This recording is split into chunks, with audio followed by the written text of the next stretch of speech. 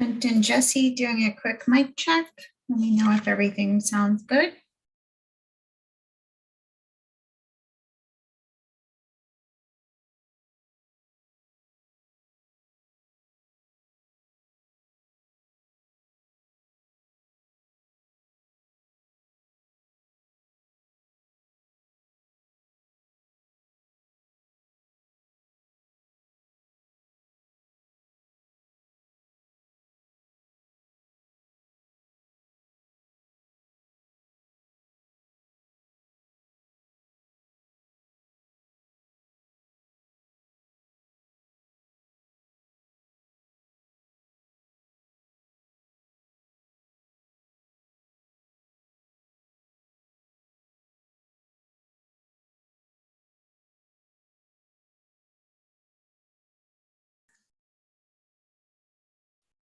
Good evening, everyone. The West Hollywood City Council meeting will begin in about 12 minutes. If everyone could remain off camera and with their mics muted until it is your turn to provide comment or present your item. Thank you very much. Melissa, forgive me, this is Aaron Green. Would it be possible just to quickly test screen share to make sure that it works for our presentation? Sure, I have to stop mine, so hold on. Okay, you should be good to screen share. Please go ahead if you'd be so kind. Do you see that? Yes, we do. The house on Sunset. All right, thanks. Thank you very much. Sure.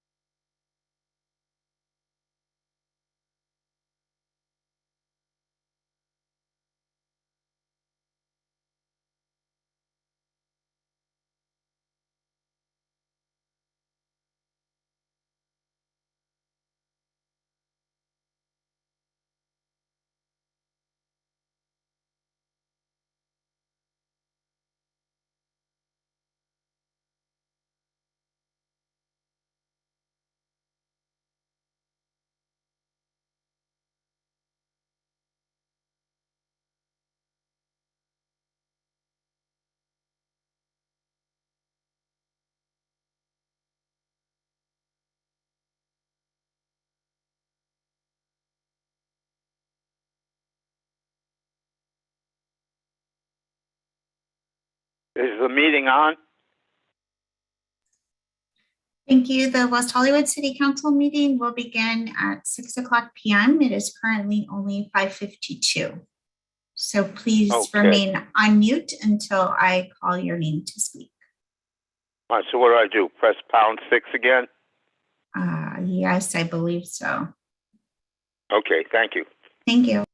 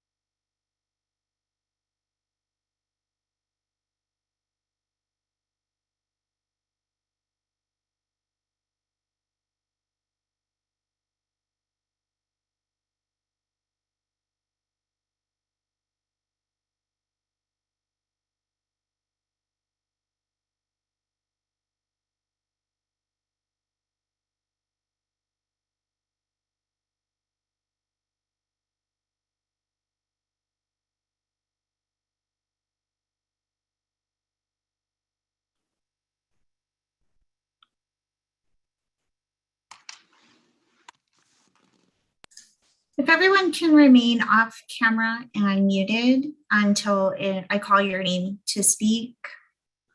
Okay. Thank you.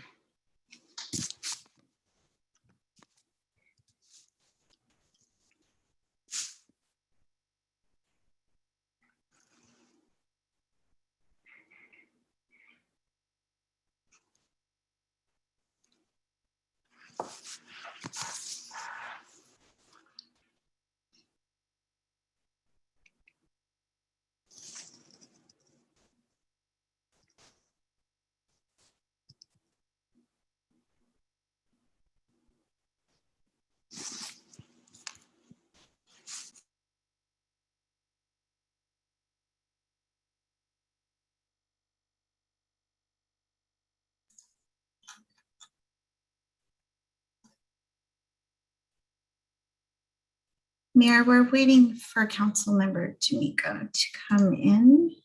Yes, I know. David's here and Lauren is here. Great. And do you think you can give your My spiel? spiel I'll start my spiel. while we're waiting? Sure.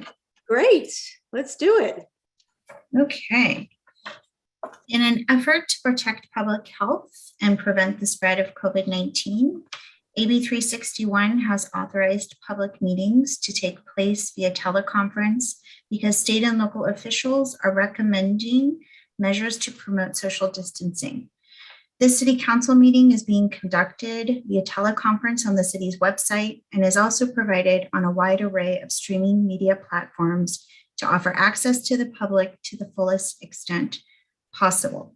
WehoTV staff have confirmed that this city council meeting is currently streaming successfully on Spectrum Channel 10 and online at weho.org/WehoTV.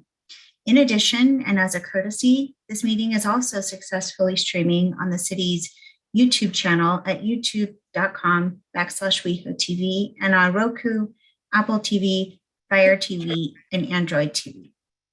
WehoTV staff monitor this broadcast on all platforms throughout the meeting and will notify the city clerk and council should broadcast disruptions arise. Please do not interrupt the live meeting by calling or texting the city council about difficulties viewing the meeting. If you are experiencing viewing difficulties while watching this live stream, please reload the page or visit weho.org/WehoTV to access our official live stream and to view a list of other available streaming options. In addition, you may call in to listen to this meeting by dialing 669-900-6833, and tonight's meeting ID is 856-2012-6461, and then press the pound sign. Please understand that internet speeds, device reliability, third-party platform reliability, and individual or personal technical issues are out of the scope of this broadcast. WehoTV staff has published a guide at weho.org/WehoTV to troubleshoot your connection. If you are having difficulties connecting to the meeting, you can also call 323-848-3151. Thank you, Madam City Clerk. Is Councilmember D'Amico on yet? He is not. Okay, let's give him another minute or two.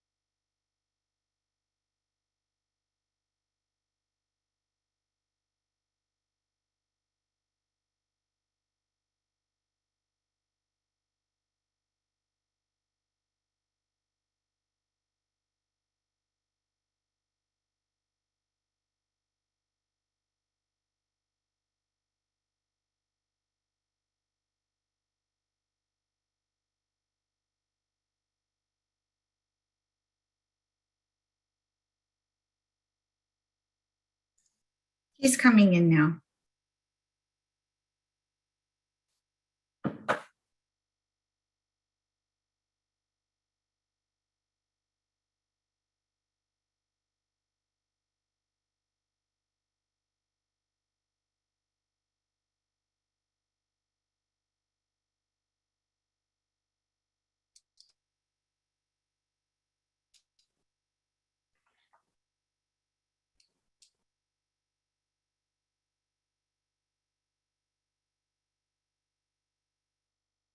And there he is. Okay.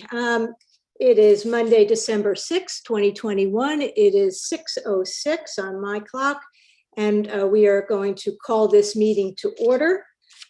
Is Andrew Solomon here to to lead us in the Pledge of Allegiance? Hi, thank you, Mayor Meister. Happy to lead everyone in the pledge. If you could place your hand over your heart and repeat along with me. I pledge allegiance to the flag of the United States of America and to the republic for which it stands, one nation, under God, indivisible, with liberty and justice for all. Thank you. Thank you, Andrew. Madam City Clerk, if we can have a roll call, please. Thank you, Mayor. Councilmember D'Amico. He's here. He's waving at us. Okay. Well, Yes, sorry. Thank you. Councilmember Erickson. Here. Councilmember Horvath. Here. Mayor Pro Tem Shine. Present. Mayor Meister. present. We have a quorum. Thank you. Madam City Attorney, can we have a report of closed session agenda? Yes, good evening. The City Council convened a closed session at 5:30 this evening via teleconference. There were no members of the public scheduled to speak on the closed session agenda. The council discussed the one item of business, conference with real property negotiators, and took no reportable action. The closed session finished up at 5:56. That concludes my report. Thank you. Thank you, Lauren. If we can now work on the approval of the agenda, are there any changes from staff? Yes, Mayor, staff is requesting that item 4C be tabled. Okay, we will table item 4C. Anything else? I know we have a very robust agenda today. Councilmember Erickson. Thank you so much, Mayor. I was wondering if we could move 5A, the text community platform item, to consent. And my colleagues, okay with that? And I have one more if possible. I was going to see if we could move 4A with person delivery, and I just have a comment that I was going to make about going to another board during my comments. That's it. I'd rather discuss that item if that's okay. Leave it at 4A. Sure. Councilmember Horvath? Your hand was raised? Okay, your hand's down. Okay. With that, can we get approval of a motion to approve the agenda? I'll make the motion. So moved. I'll second it. Madam City Clerk? Thank you. We have a motion on the floor by Councilmember D'Amico, seconded by Mayor Meister, to approve this evening's agenda as amended. Councilmember D'Amico. Yes. Councilmember Erickson. Yes. Councilmember Horvath. Aye. Mayor Pro Tem Shine. Yes. Mayor Meister. Yes. Okay, we have an agenda. Adjournment motions. Do any of my colleagues have an adjournment motion? Okay, your hand was up first, Councilmember Erickson. Thank you very much, Madam Mayor. I have 4 adjournment motions tonight. They were all the students tragically killed at the Michigan High School last week. They are Hannah St. Juliana, who was 14, Tate Meyer, who was 16, Madison Baldwin, who was 17, and Justin Schilling, who was 17 as well, all tragically killed by one of their students, one of their classmates. Thank you, Councilmember Erickson. Councilmember Horvath? No? Mayor Pro Tem? Same. Mayor Pro Tem? Yes, thank you, Mayor. I'd like to adjourn in the memory of Arthur Berg, who is West Hollywood resident Kevin Berg's father. Arthur Berg passed on Friday, November 19th, 2021. Art was born in Bradford, Pennsylvania in 1946, a son of the late Carl Berg and Kalela Smith Berg. He was a proud veteran of the United States Coast Guard, serving in Alaska, the Caribbean, as well as on the Coast Guard Cutter Eagle, and had many wonderful stories about his adventures in the service. He worked various managerial positions with the 3 major HVAC manufacturers, from mountain climbing in the Himalayas to solo backpacking in Alaska, kayaking, sailing, horseback riding, fox hunting, and fly fishing for rainbow trout. He did it all. Art was known for his love of life, God, and his family. He always started a story with, "Did I ever tell you about the time?" Surviving are his wife of almost 39 years, Lisa Herberg, 5 children, Kevin, Aaron, Nicole, Annika, Maggie, and Isaiah Berg. 1 granddaughter, Evelyn Berg, 3 sisters, Betty Knapp, Donna Master, Jim, and Diane Peace, Bill, and numerous nieces, nephews, and great nieces and nephews. He was preceded in death by his brother, Carl Berg Jr. Thank you, Mayor Pro Tem. Councilmember D'Amico? I have several. First, I'd like to adjourn in memory of Barbara Krupa. Barbara was a very active community member for many years. She served on the city's senior advisory board from 1999 to 2018. Barbara was an energetic woman. She had a huge smile that would light up the room. She was really like family to many people in our West Hollywood community, and she will be missed by all of us. I'd also like to adjourn in memory of Margaret Nishiporik.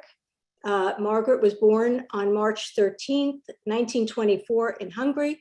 During World War II, she met her husband while in a refugee camp. They married in Italy and later immigrated to Canada, where their 3 children were born. In 1969, they moved to Southern California. Later in life, Margaret moved into West Hollywood, where she spent her final 32 years enjoying cooking, gardening, and taking long walks in the neighborhood.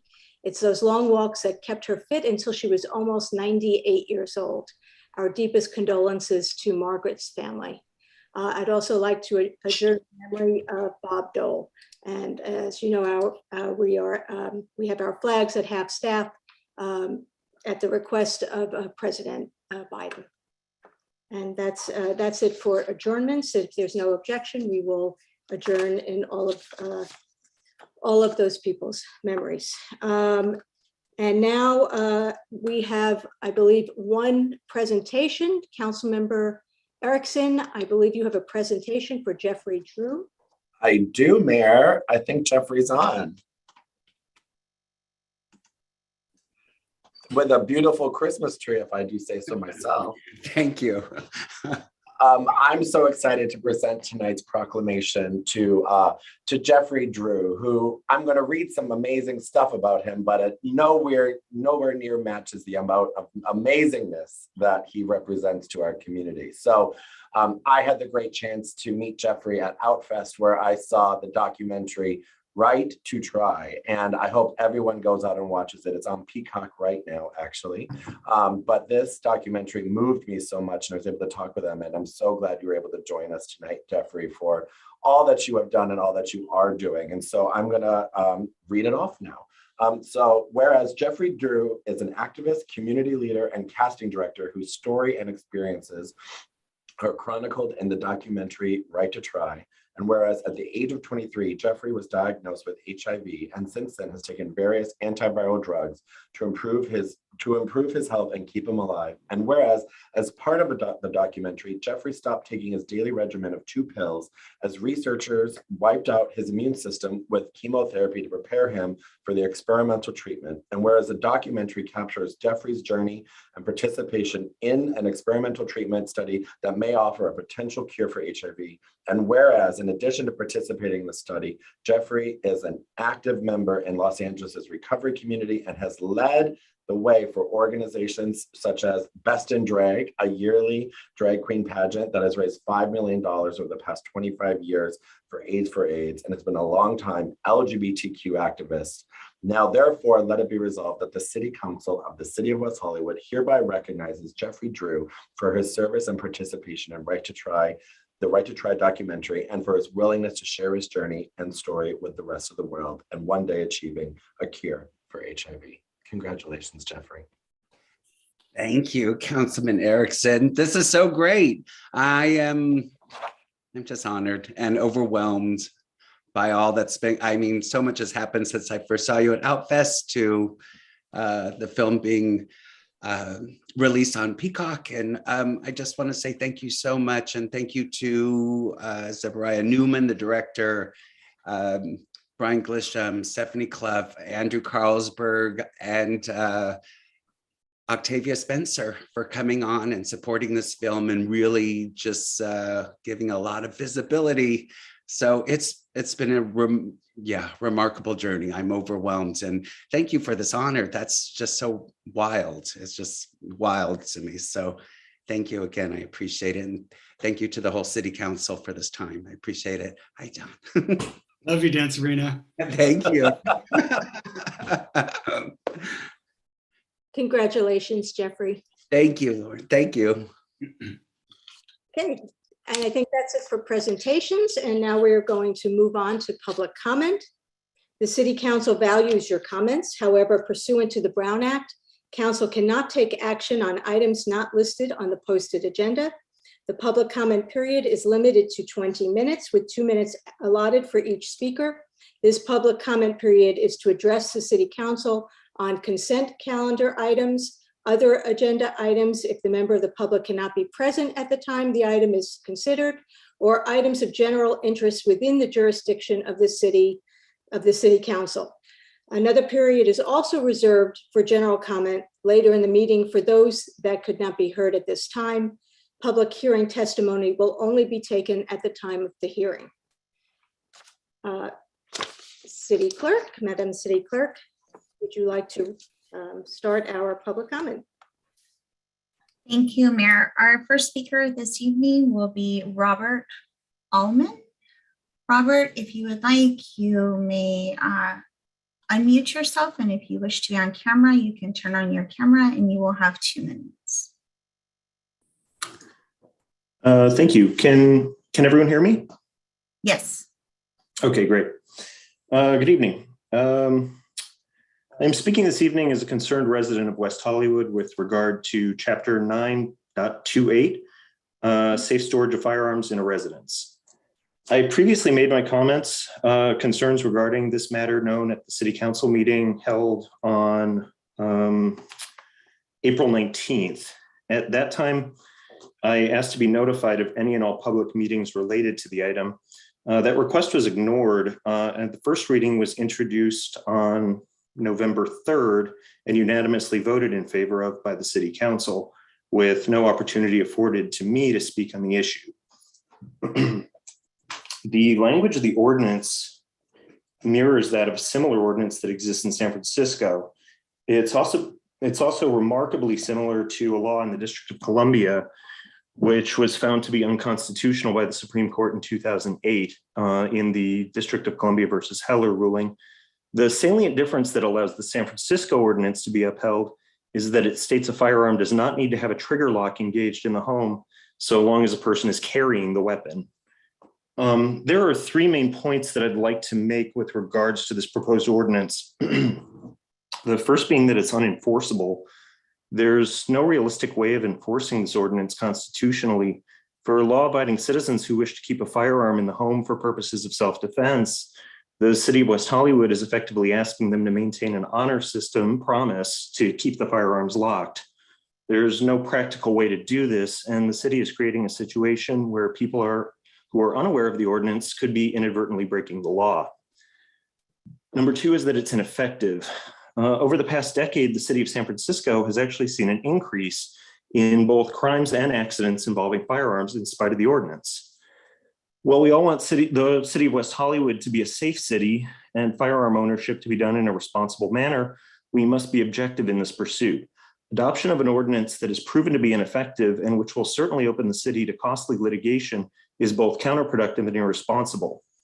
And number three, it is dangerous. Again, referencing the difference between this ordinance and the DC ordinance, which was deemed unconstitutional, what is being proposed here is actually that residents who do not wish to keep their firearms locked should legally carry them at all times in their homes. This is absurd and potentially very dangerous. Trigger locks are— Mr. Ullman, Yes. your 2 minutes are up. Okay, thank you very much. Thank you. Our next speaker this evening will be Callie Rogers. Callie, please press *6, and if you would like, you may turn on your camera and you will have 2 minutes to provide comment. Hi, I joined on Zoom instead, so I hope you all can hear me. My name is Callie Rogers, and I've been a West Hollywood resident for about 8 years. And I am calling to express my support for agenda item 2N regarding the pickleball clinics. Pickleball, as you all know, hopefully know, is the fastest growing sport in the country. And I personally believe that West Hollywood is one of the most progressive cities in the country. So I think they're a perfect match. I was so excited to see that clinics were on the agenda. I've made so many friends in West Hollywood playing pickleball. I seriously feel like I'm a third grader back on the playground again. It's an amazing community building sport, and I'm just so grateful. So thank you, Councilmember John Erickson and Mayor Pro Tem Seppi Shine. I know you guys have been supporting it, and I'm just really appreciative and very excited. So that's all I have today. I'll keep it short, but thank you for hearing me out, and I'm excited to see more pickleball. Thank you, Callie. Our next speaker is Jeffrey Barton. Jeffrey, please press *6 or turn on. Go ahead, Jeffrey. You'll have 2 minutes. Hi, everyone. I didn't realize there was a 2-minute limit, so I'll try to talk quickly. My name is Jeff Barton. I live in a building at on Doheny at Sunset, and I wanted to speak to the proposed Chapter 9.28 Safe Storage of Firearms in a Residence.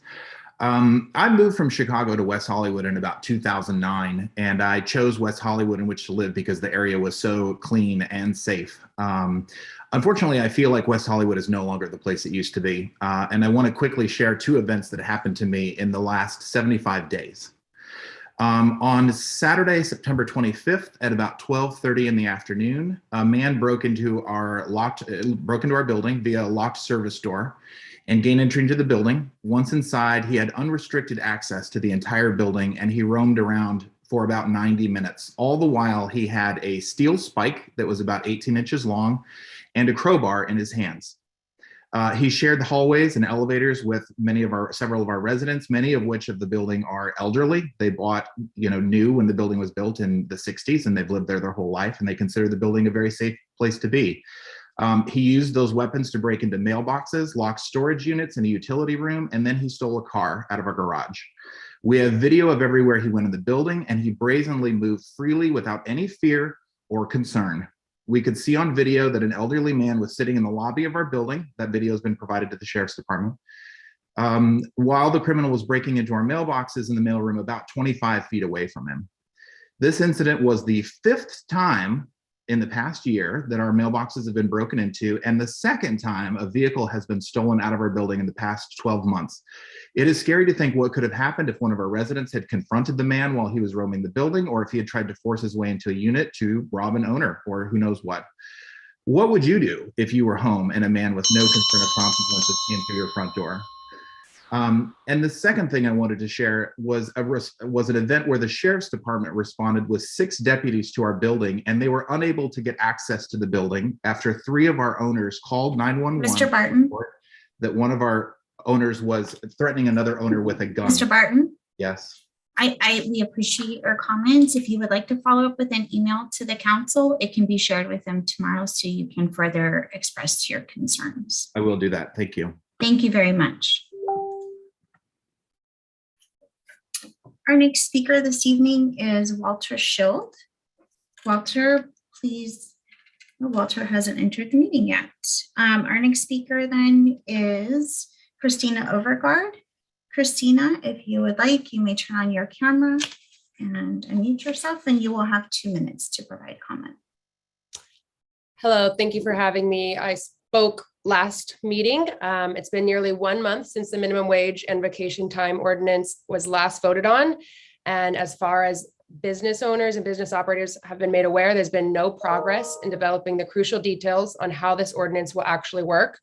The city council and city staff as well has assured all business owners and operators that the details will be worked out, but with less than 1 month towards our first implementation, we are still left with dozens of questions.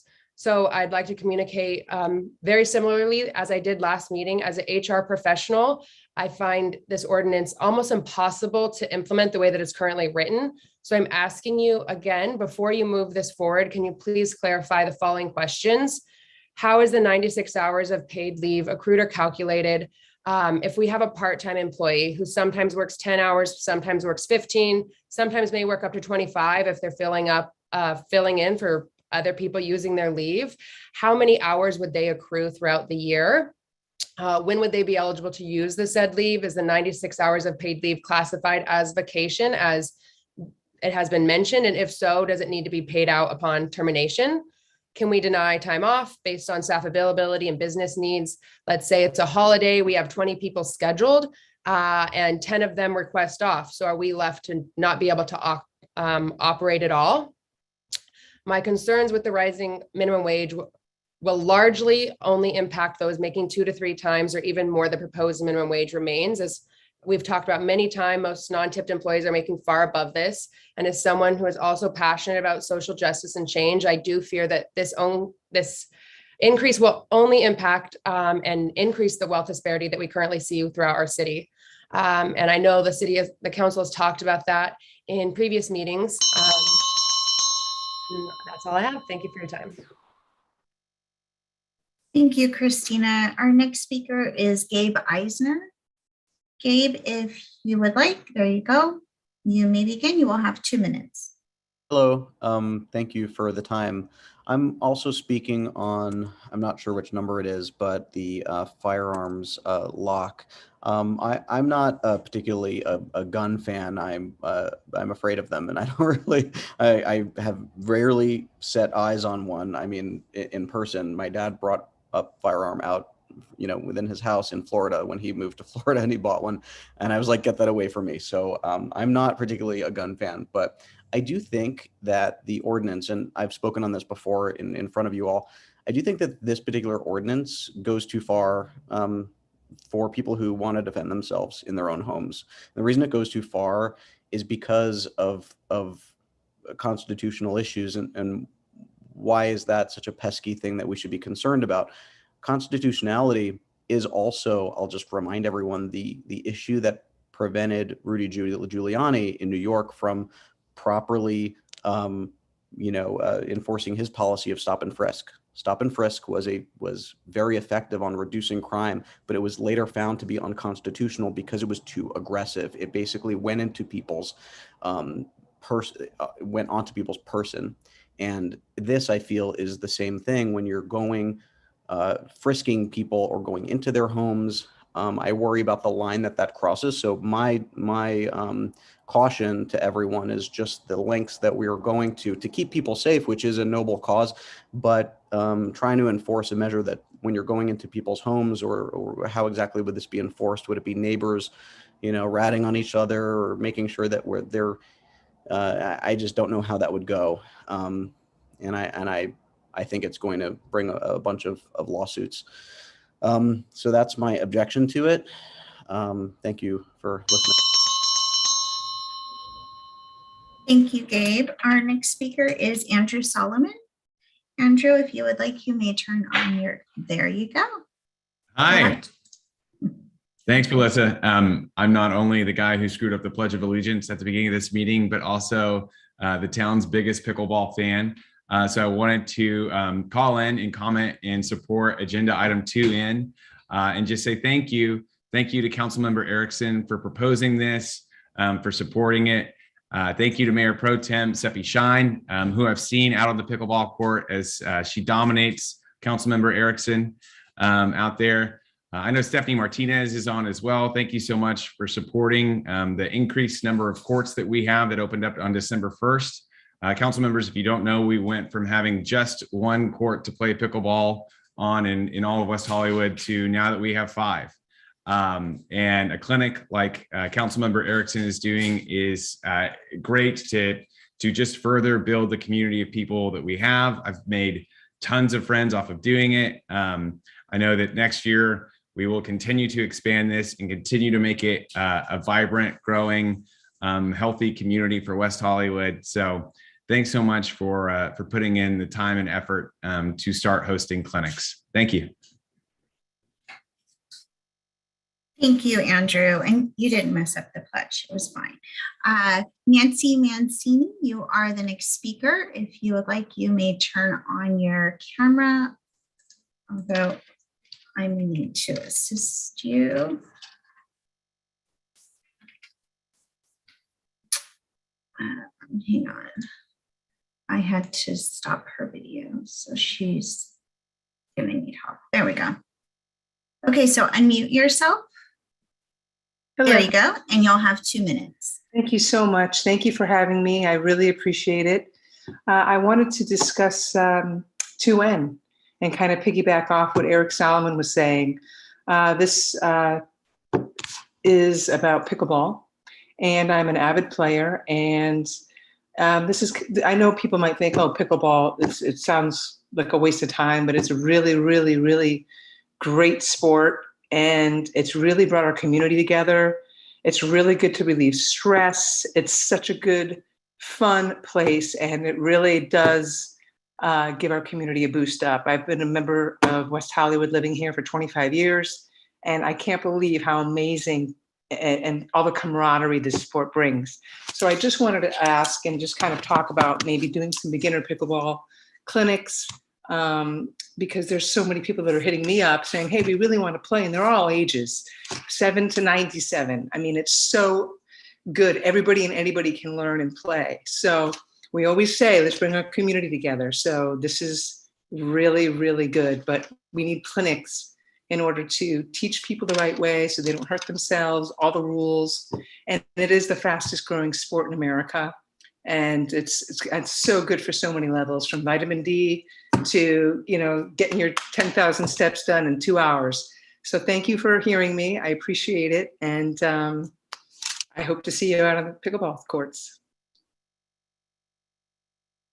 Thank you, Nancy. I see that Walter Schultz came into the meeting. So Walter, if you would like to turn on your camera and unmute yourself, you will have 2 minutes to provide comment.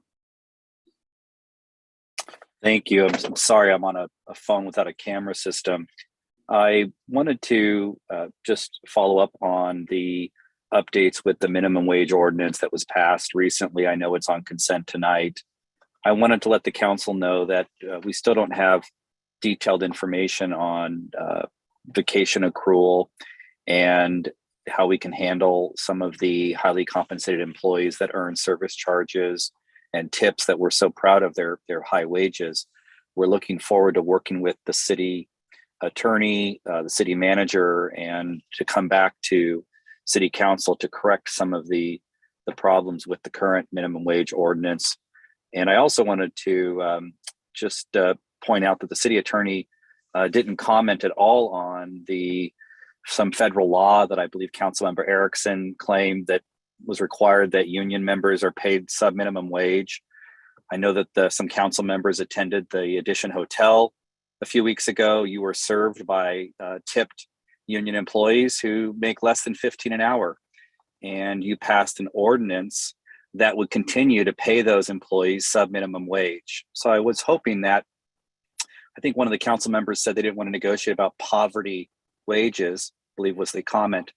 But those hardworking, great staff at the W Hotel, I think they deserve to be paid the same as everyone else that you voted for the raise.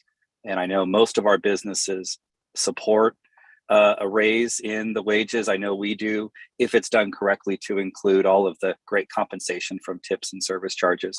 So I hope that Councilmember Erickson can have the city attorney correct that claim that there's some law that requires union workers to be paid less than minimum wage. There's no law about that. And we can get that corrected and then work with the city staff to include all of the service charge and tip wages so we can pay everyone more. Thank you for the listening to my comments on that. Thank you. Thank you, Walter. Our next speaker is Adam Darvish. Adam, if you would like, you may turn on your camera and unmute yourself, and you will have 2 minutes to provide comment.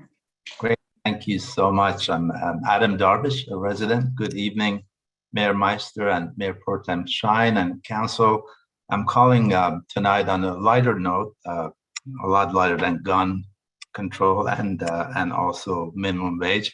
This is about pets and pet waste stations that I've talked about in the past. And I, as a pet lover, as a dog lover, I think they add a lot to our culture in this city and make it more pleasant for visitors, for all of us. I'm hoping that we come up with a process to educate pet owners about their responsibilities to pick up after themselves. But it goes beyond that. I guess they don't have a space in that immediate area where they live to take their dogs. So they, the sidewalks, the front of our gates are places where the dog has no choice to go. The smell of the urine is getting almost intolerable. It's really, it's not just aesthetic, it's the smell and the fume. And I don't know what kind of health issues I have to look at, what kind of bacteria grows on sidewalks. But I myself clean my sidewalk every 2 days and I have no issues with that.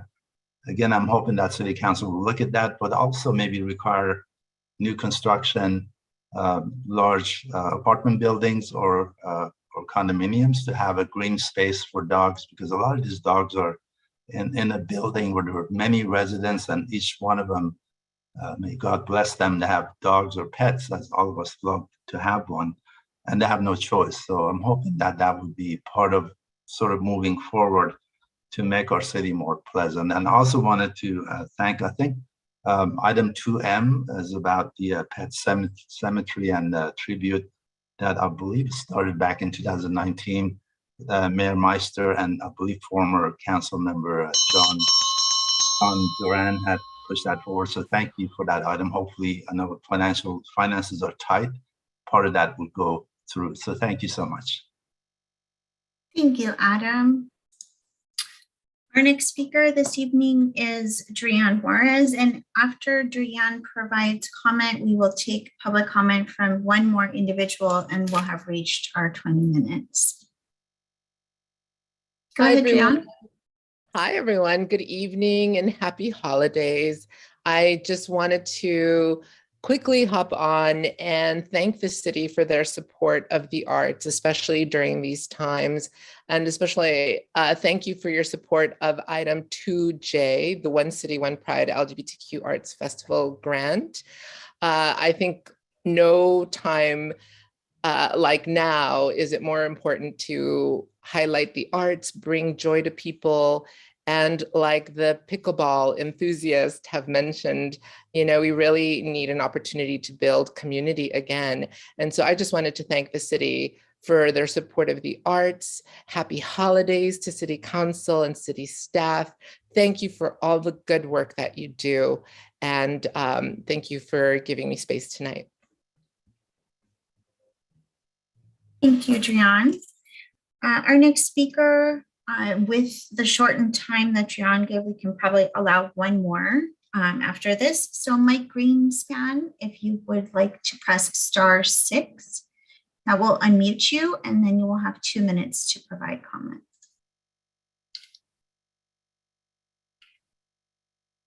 And he is no longer in the meeting, so I'll move to the next individual.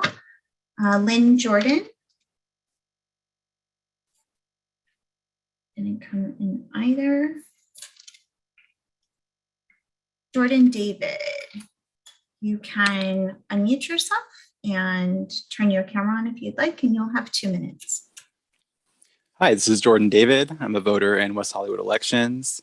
The city pledges allegiance to ongoing genocide, slavery, and imperialism at each meeting. Despite items brought forward, there has been a failure to acknowledge the land we're on and the labor that built it. I'd like to recommend the city adopts the following words written by Dr. Melina Abdullah with adaptations for West Hollywood. This land on which we inhabit is physically situated in the original ancestral homelands of the Tongva people. We pay respects to the Tongva and all Indigenous people, past, present, and future, and their continuing presence in the homeland and throughout their historical diaspora. We pay homage to those who were stolen from Africa, placed in bondage, falsely named as chattel, and forced into labor, who were called slaves, but never submitted to such, and have always been fully human, with an unbroken connection to the divine and to each other. We honor our African ancestors for the still unpaid labor which built what is now the Americas. To both our Indigenous and African forebears, we commit to the continued struggle for liberation and reparations, for it is only through freedom and justice that we truly give honor. Thank you.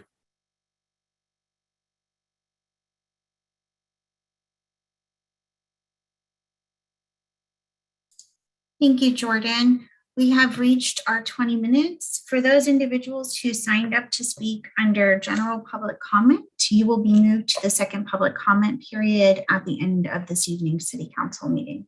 Thank you. Thank you, Madam City Clerk. And now we are on to council member comments and meeting attendance reports. Who would like to begin? Okay, Mayor Pro Tem Shine. Thank you, Mayor. I hope everyone had a lovely holiday. I'm saddened to report that a recent victim who is a community member was potentially drugged and sexually assaulted while attending one of our nightlife establishments this weekend. He was unaccounted for over an hour and then found naked, incapacitated, and taken to Cedars Hospital. At Cedars, a rape kit was not done, and it is unclear if he was tested for date rape drugs or not. Upon learning about this, myself and Councilmember Erickson learned that Cedars does not do rape kits on anyone, and instead refers victims to another facility. In this instance, I found out today that Cedars actually didn't refer him to where they usually refer victims, which is the Santa Monica Rape Treatment Center. This community member went to Men's Health Foundation on his own and received some needed guidance. Additionally, when said victim went to the sheriff's station to file a police report, he was told that he was probably just had too many drinks and maybe has a drinking problem, and dissuaded from filing a police report. There have been way too many reports and communications made to us from residents and community members about the Los Angeles Sheriff's Department deputies in our city discouraging or not taking police reports. I've heard this from residents, a commissioner who experienced assault and battery about a year or a couple of years ago now, and now this victim. After I called Captain Ramirez, he made sure that this victim was contacted and a report was finally taken today. I have spoken about this issue with Captain Ramirez before, and he has assured me that deputies take reports and don't discourage people from filing. But after all of these numerous people have come forward and given their experiences, I am not satisfied with Captain Ramirez's assurances that deputies actually do take police reports, which is their job. When our residents and officials have had the opposite experience, I would like the captain, our public safety director, the Public Safety Commission, and the city manager to work together to come up with something substantive to show this practice is being changed. And I would like a report back about the progress every 3 months until this issue is handled. Additionally, it is mind-boggling to me that our emergency ambulances take victims to Cedars, where I assume a toxicology report is or maybe isn't taken. I am not certain, and I would like our city manager to find out and report back if if that is standard protocol for these victims of potential sexual assault and potential druggings. I want to know what the protocol is at Cedars. Is a tox report done for date rape drugs each and every time? Also, it is really double traumatizing to ask someone to go to a second location. In this instance, Santa Monica Rape Treatment Center should have been the referral, to then go and get a rape kit done somewhere else. Most of the time, these victims end up not even doing that. We as a city need to figure out something more convenient for victims of sexual assault and violence in our city. I would like to direct our social services staff to come up with something that actually makes sense for our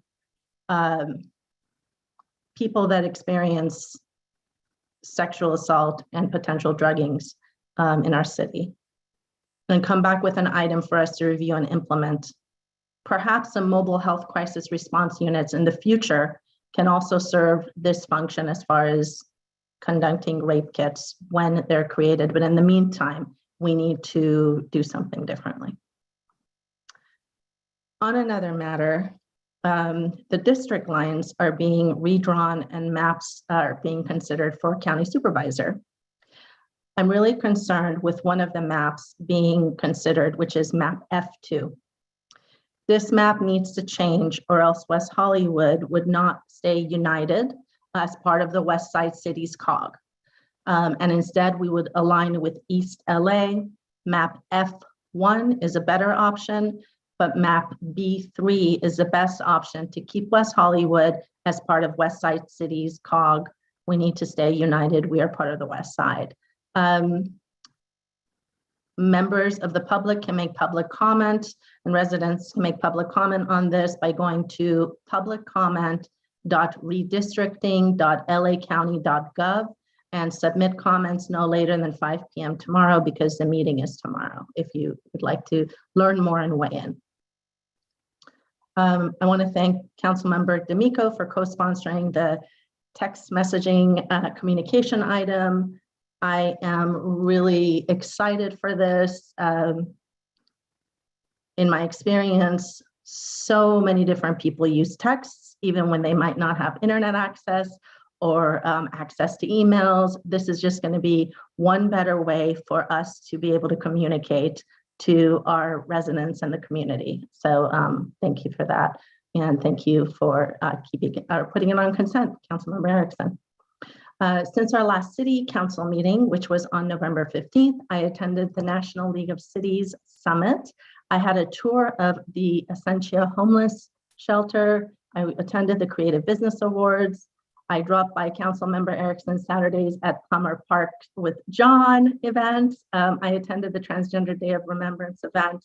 I participated in our Pride Subcommittee meeting, and I also attended the Victory Fund International LGBTQ Elected Officials Leadership Summit in Washington, D.C., which was amazing. And I also, at the event, spoke on a panel about housing and homelessness, and everyone was very impressed with the things we've done as a city and what we have in store and what we're doing as a city with regard to housing and homelessness. So that's all from me. Thank you, Mayor. Thank you, Mayor Pro Tem. Councilmember Horvath. Thank you, Mayor. First, with items on the agenda, it's clear we've been keeping our public facilities commissioners busy, and I want to thank them for their work. With regard to item 2I, I'd like to know when staff will be initiating recommendations based on the report that is in our agenda tonight. It's great that we have identified these opportunities, but it would be better if we come up with an action plan for them.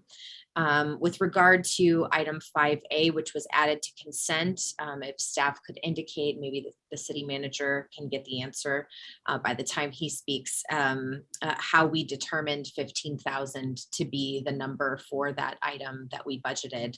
I just want to make sure if we are launching this program that it's set up to succeed, and I want to make sure that's enough to help it succeed.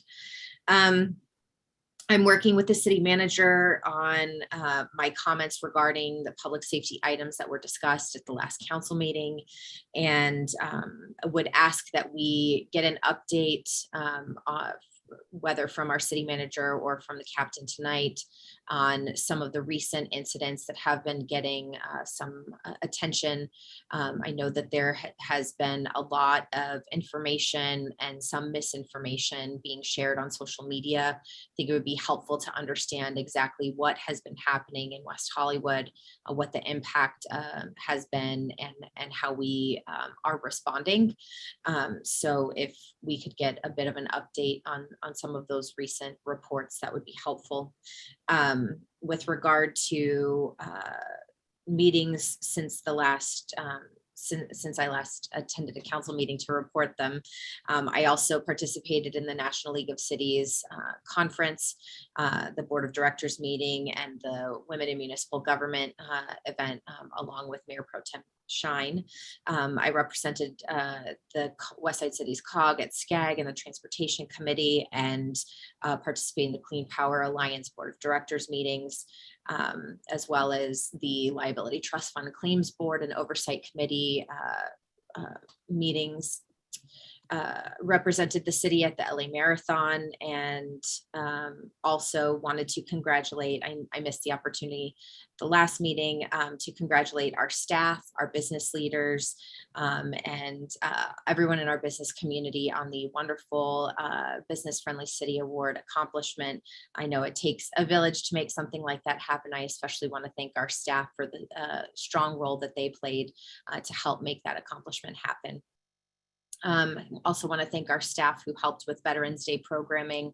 And I know that we always have wonderful participation from the community. I know it's a virtual event this year, but hopefully next year in person. And it was a wonderful display at the Veterans Memorial. I represented the city at the Grit and Gratitude Citizens Climate Lobby Conference, as well as the Wallace Memorial Service for Healthcare Workers. I also want to congratulate all of the nominees and award winners at the West Hollywood Chamber Creative City Awards. It was a well-attended event, and especially want to congratulate David Cooley on his Lifetime Achievement Award. Earlier in the day, he was also recognized by LA County, and it's wonderful to know that the work of many of our business leaders continues to be recognized. I participated in the Cal CCA annual meeting, many events for World AIDS Day, and I want to thank all of the organizations that held space for everyone to participate. World AIDS Day was especially moving this year, and I want to thank everyone from COLAMI to FAM to our Human Services Commissioners and staff with the Paul Stark Warrior Awards. I think I mentioned COLAMI and AIDS Healthcare Foundation, just to name a few. And finally, I wanted to mention that I attended the City of Justice Lane Awards, and our city was recognized from the stage by Deputy Secretary of Labor, Julie Sue, for our recent accomplishments on the minimum wage. I know there were comments about that tonight, and I just wanted to make very clear, I don't believe that anything about the minimum wage is on our agenda tonight, though we should continue to have the conversation to make sure if there are businesses that have questions about what the ordinance calls for, that they get answers to those questions. But it's nice to know that we were getting national recognition for the work that we're doing here. Thank you, Mayor. Thank you very much. Who would like to go next? Councilor. Sure, I'll go. I don't have much to say. You all are very busy. I went to work every day for 8 or 9 hours a day, but I did have a nice Thanksgiving, and did manage to get to a couple of incredibly memorable events, including the transgender T-Door, and also the World AIDS Day, a couple of World AIDS Day events, including our own and one at COLAMI.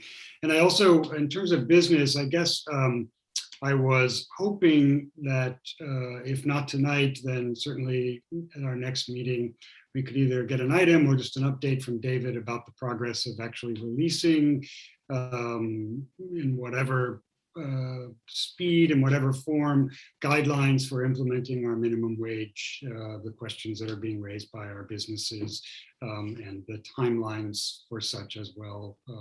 Because certainly they should have all the information they need in order to do what they need to do. And I have been following up offline regarding that. And I know our liaison, John Leonard, has said that they've been working on those things with Paulo and others. So I imagine if it's not done, it's very close. And I hope we can get that released to the public.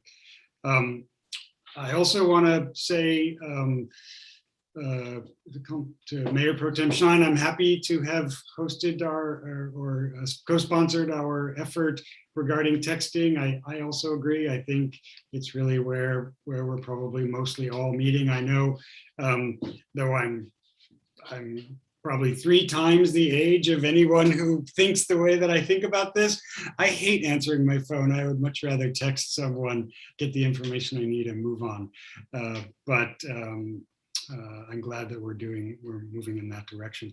And finally, I too want to add my voice to what is now an ongoing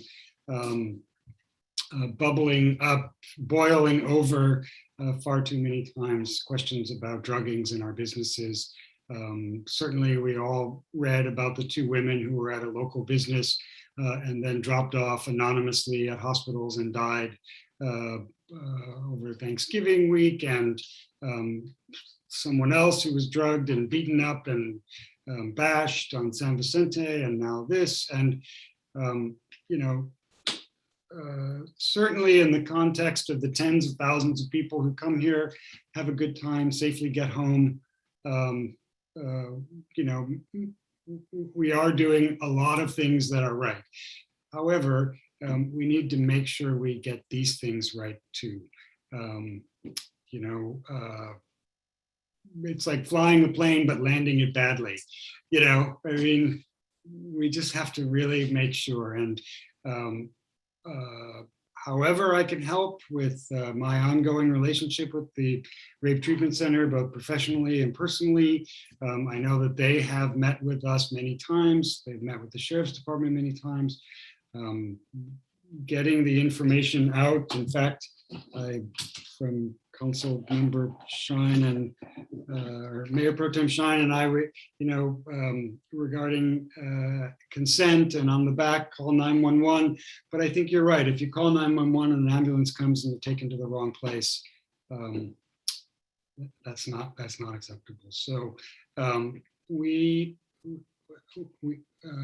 can't do enough until it is fully resolved. And so I encourage our captain to perhaps speak this evening, but if not, as the mayor said, the Mayor Pro Tem said, we need to have a plan, and we need to get that plan into action, and then we need to know that that plan in action is working. So I thank you, Seppi, for bringing that forward. Thank you, Mayor. Okay, and Councilmember Erickson. Thanks so much, Mayor. In regards to public comment regarding, I think, Mr. Schild, if you would like to go to nlrb.gov, you can learn more about the National Labor Relations Act and how cities and government agencies can't get involved in collective bargaining agreements as it is preempted. And in regards to CBAs in the city, there are no workers making a sub-minimum wage, to use your own words. But I'm happy to go review my comments about what I said the last time, because I don't think I said what you said, but happy to review them. But I would encourage you to go to nlrb.gov if you have questions about that. Additionally, I want to thank the city for all the stuff that they've been doing. It's been a very busy few weeks since our last meeting, I feel like. But in addition, we have our French Marketplace groundbreaking this Thursday at 11 a.m. I want to invite members of the community to. It would be great to see that. This Wednesday, we are hosting a Human Rights Speaker Series event for Pray Away, which is a film on Netflix, which will be moderated by, I guess, myself, and we'll have the filmmakers and participants in the film. It's free, it's at noon. And our Green City Awards, which is also Wednesday at 6:30 p.m. There's so much going on. I want to thank Hunter Hellenic from Gym Bar, who was able to bring a proclamation to this past weekend. He's been going back to Hawaii, but I'm really thankful for all the work that he's always done for one of our most amazing businesses. We have so many here in the city, but we're gonna all miss him, but he'll be back often. And so I was able to go tell him that we loved him. So that was a really great thing to do. And it was a lot of fun. I want to wish everyone a happy belated Hanukkah and Thanksgiving. I want to thank my colleague. He was brilliant at the Kolami event, at the World AIDS Day event. It was really great to see the city as well as so many members of our community there. The Paul Stark Warrior Awards was amazingly presented again by our city. I was able to present to Desiree Soul, but congratulations to all of our honorees at that event. And I also too attended the AIDS Healthcare Foundation World AIDS Day event. And then also attended and participated in How to Get Started in Politics at USC Dorns Life. I also attended the NLC City Summit Virtual Conference, the CCA Ledge Committee meeting. I attended the Unique Women's Coalition Transgiving Day event where I represented the city and saw our co-sponsorship of that go over swimmingly. It was so great to see the community come together. I want to thank everyone that came out a couple of weeks ago to my Plummer Park event. The next one is this Saturday. I attended the SCAG 12th Annual SoCal Summit. I see what you mean, John, now. I think I just want to go to work and not do, no, I'm joking. But and also I too attended the Lane Awards where we couldn't get past the door. Many individuals were coming up and talking to us and congratulating us for our momentous work that we did on the minimum wage. So thank you to all that. I also want to encourage members of the community to register for Boom. It's already coming. Yes, Boom. Go to boomweho.com to register. I know more stuff will be coming out about that.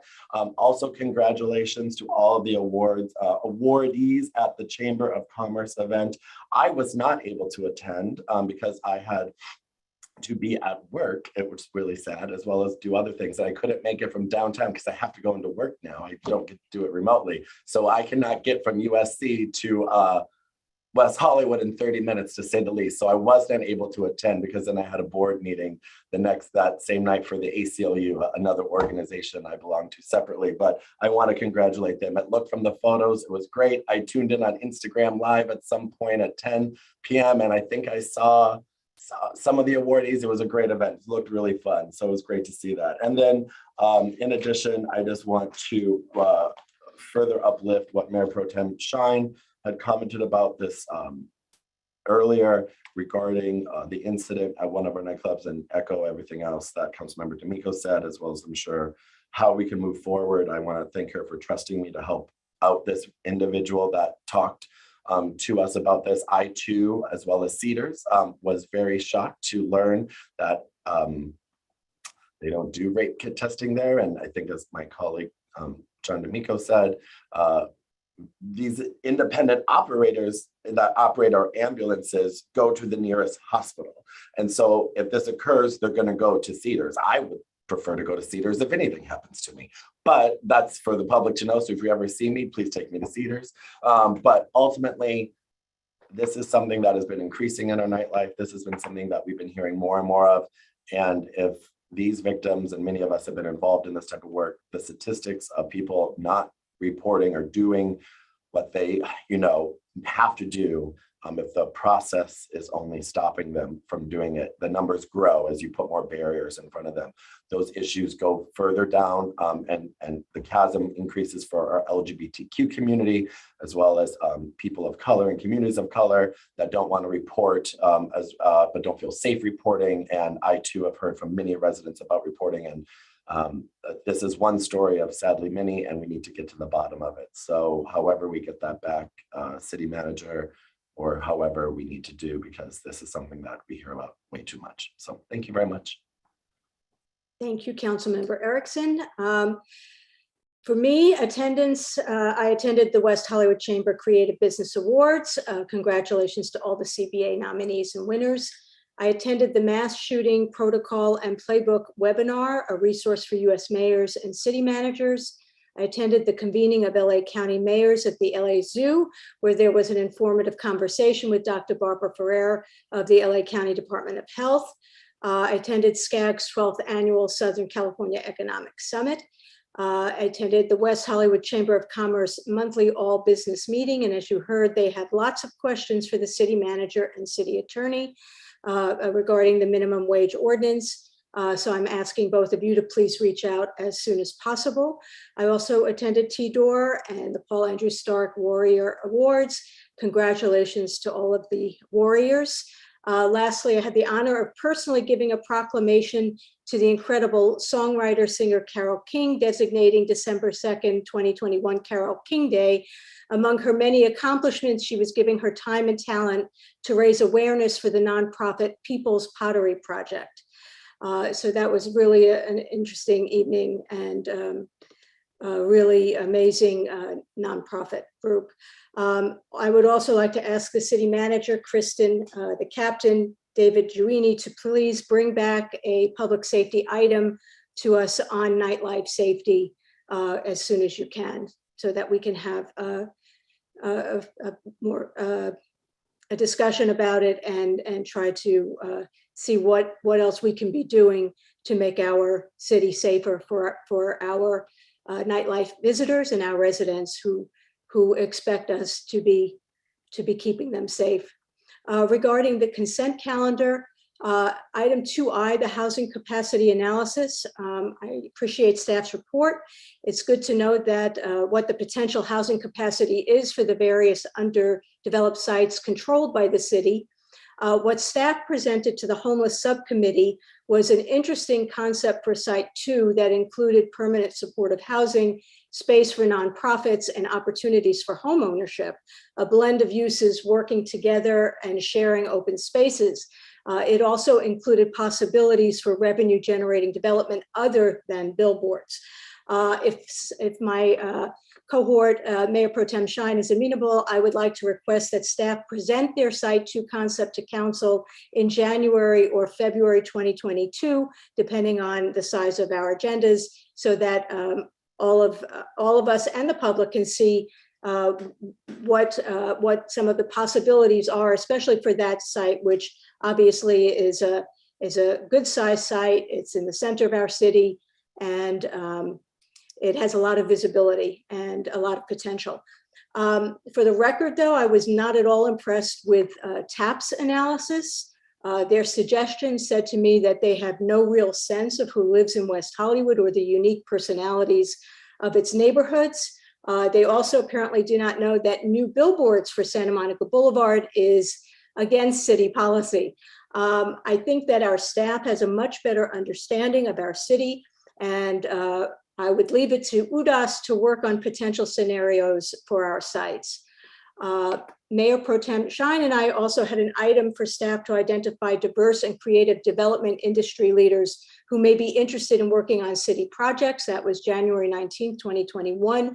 At some point, I'd like to know what the status of that list is. Regarding 2I, the proposed, oh no, it's 2L, proposed suicide memorial update. I know it says it in the report, but I want to be very clear. Councilmember D'Amico requested that staff talk to suicide prevention organizations and mental health professionals when this item was approved to be explored. I only consented to this item as an exploration, assuming this would happen and we would have their feedback. In addition, we asked for feedback from commissions and boards. When we asked staff to go to commission and boards, I, for one, was not looking for votes necessarily. I was looking for a discussion. I don't believe that they discussed whether or not this was a good idea, but rather what it should look like and where it should be located. So to me, that does not cover what was approved in the item. So I'm hoping that as Public Facilities Commission and Public Facilities staff go back to the public, that we get a more robust feedback from the community. I also think it was the same for the pet memorial. We want feedback from the community on the idea, not just the what and the where. In terms of incorporating the pet tribute into a redesign of Hart Park or Plummer Park or something, capital project that we're working on, for me, that's obviously the fiscally responsible thing to do. And I'm glad that we're thinking in those terms. And I would suggest that maybe 2L, that we have the same idea in mind when if it should move forward. Announcements, Wednesday, December 8th at 6:30 p.m. The Public Facilities Commission will be hosting their virtual Green City Award ceremony and Urban Forest Preservation Champion Award. I want to say congratulations to Heidi Schooler, Bikes and Hikes LA Fairing, and Angie Beckett. And I look forward to Wednesday evening for that event, which is always, I think this is the second or third annual, but it's a nice event. So I'm really looking forward to that. And now if we could please get the city manager's report. Thank you, Mayor. So I have a few updates for staff before I get into the comments or requests from council. The resurfacing of the 3 tennis courts at the 5-story parking structure and the 2 basketball courts at the north end of West Hollywood Park begins December 13th through the end of January. There has been an open call for artists for the Pride mural at City Hall, and that has been released, and the deadline to apply is February 9th. More information is on the weho.org/arts website. The California COVID-19 rent program provides financial assistance to renters and landlords impacted by COVID-19. To apply for assistance, go to housingiskey.com. West Hollywood COVID-19 rental assistance is also available to residents financially impacted by COVID-19. Information is available on the city's website at weho.org under the Social Services Division. And just a reminder that the #1 way to protect yourselves and others from COVID-19 and the various variants is to get vaccinated or a booster. Vaccines are available to people 5 and older. For more information, go to vaccinatelacounty.com. Regarding some of your comments, so item 5A, the texting item. Mayor Pro Tem Shine did work closely with communications and our Community and Legislative Affairs Division on this program, and the budget that they came up with $15,000. So we do feel comfortable that it will cover the program. 8,000 to 9,000 is for the platform itself, and the other 6,000 to 7,000 is for marketing and advertising. If for some reason it's not enough, we'll certainly come back to council for more if needed. Related to 2I, the housing capacity item, that staff is actually coming back in March with an item for that regarding that. Related to the minimum wage, we did put a frequently asked questions up on the city's website. It's at weho.org/wage. We are beginning to meet with the businesses and the hotels. We're meeting with the hotels this week regarding the hotel ordinance and the hotel wage with the GMs from the hotels. We'll be meeting with the non-hotel businesses next week. So what does go into effect for non-hotel businesses is the wage itself on January 1st, 2022. So wages for small businesses, depending on size, would go up from the $13 or $14 an hour to $15 an hour, and wages for larger businesses would go up from the $14 an hour to $15.50 per hour.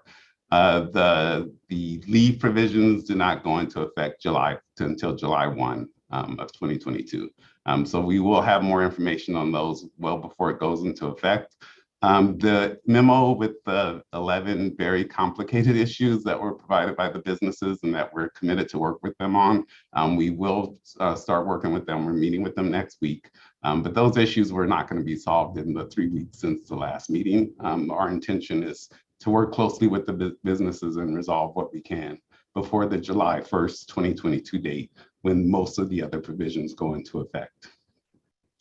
With respect to the public safety, so Captain Ed Ramirez is on with us, and I will let him talk. But from the staff perspective, on tonight's agenda, there is a second reading of the mandated training related to drugs and sexual assaults for employees of alcohol serving businesses that must be completed by April 1st of 2022. Staff will also follow up on all the items from the Mayor Pro Tem and Mayor and council members related to the druggings and some of the items you asked us to bring back. But we do have Ed here, so he'll talk with us tonight to provide an update on the sheriff's process related to the rape kits and police reports, as well as some of the recent news about the follow home robberies in and around Westwood. West Hollywood. Ed, I'm sorry, do you have a question, Councilmember Erickson, before? Yes, and I apologize, Mayor. I was wondering if, because I told them ahead of time, after Ed, if Steve Campbell could give an update on the park reopening, because I've been getting lots of inquiries about it. So if you wouldn't mind just giving a brief one, that'd be great. Yes, do that. Ed, are you there? Yeah, I'm here. First off, I'd like to apologize for not being on camera. The computer I'm currently using does not have a camera attached to it, so I'll just be here voice. In regards to the unfortunate alleged sexual assault incident, although I'm not at liberty to discuss any specifics, I did tonight hear various statements that were not consistent with what the complainant subsequently reported to deputy personnel. However, that said, we have had multiple conversations, both myself, Lieutenant Mulder, my lieutenants, and my sergeants have had multiple conversations with all of our personnel, either through face-to-face dialogue, briefings, and our emails regarding the proper handling of individuals who feel they may have or have been sexually assaulted. This entails taking a police report, transporting the person to a contracted rape treatment center where laboratory and physical evidence is collected, inventoried, and given to the deputy for processing by our sheriff's crime lab personnel. All West Hollywood personnel have been instructed to, at minimum, take a suspicious circumstances, possible sexual assault report, and to err on the side of caution and to follow up on that may lead to follow up on any new evidence that may come to light at a later date. That said, this did not occur as we had personnel not assigned to West Hollywood Station, unfortunately working in the dispatch area that particular evening to cover an overtime shift for a deputy who was on vacation. When this was brought to my attention, I immediately had West Hollywood personnel contact the complainant and a report was taken. Due to reasons pertaining to availability of the complainant, arrangements have been made to visit the treatment center tomorrow afternoon. That said, the complainant was very happy with our service and our professionalism. I just wish it had occurred when the person came to the desk, not a day or two after the fact. As always, we will strive to do a better job with listening, protecting, and looking out for the safety and security of the community entrusted to our care. We apologize to the complainant, and he was very understanding regarding the situation. And in regards to the incidents regarding the druggings at the numerous druggings we hear about in the city of West Hollywood, we have and just recently did a joint undercover operation regarding nightlife safety, and that includes the allegations of drink spiking and the pickpocketing and the thefts of purses and personal property.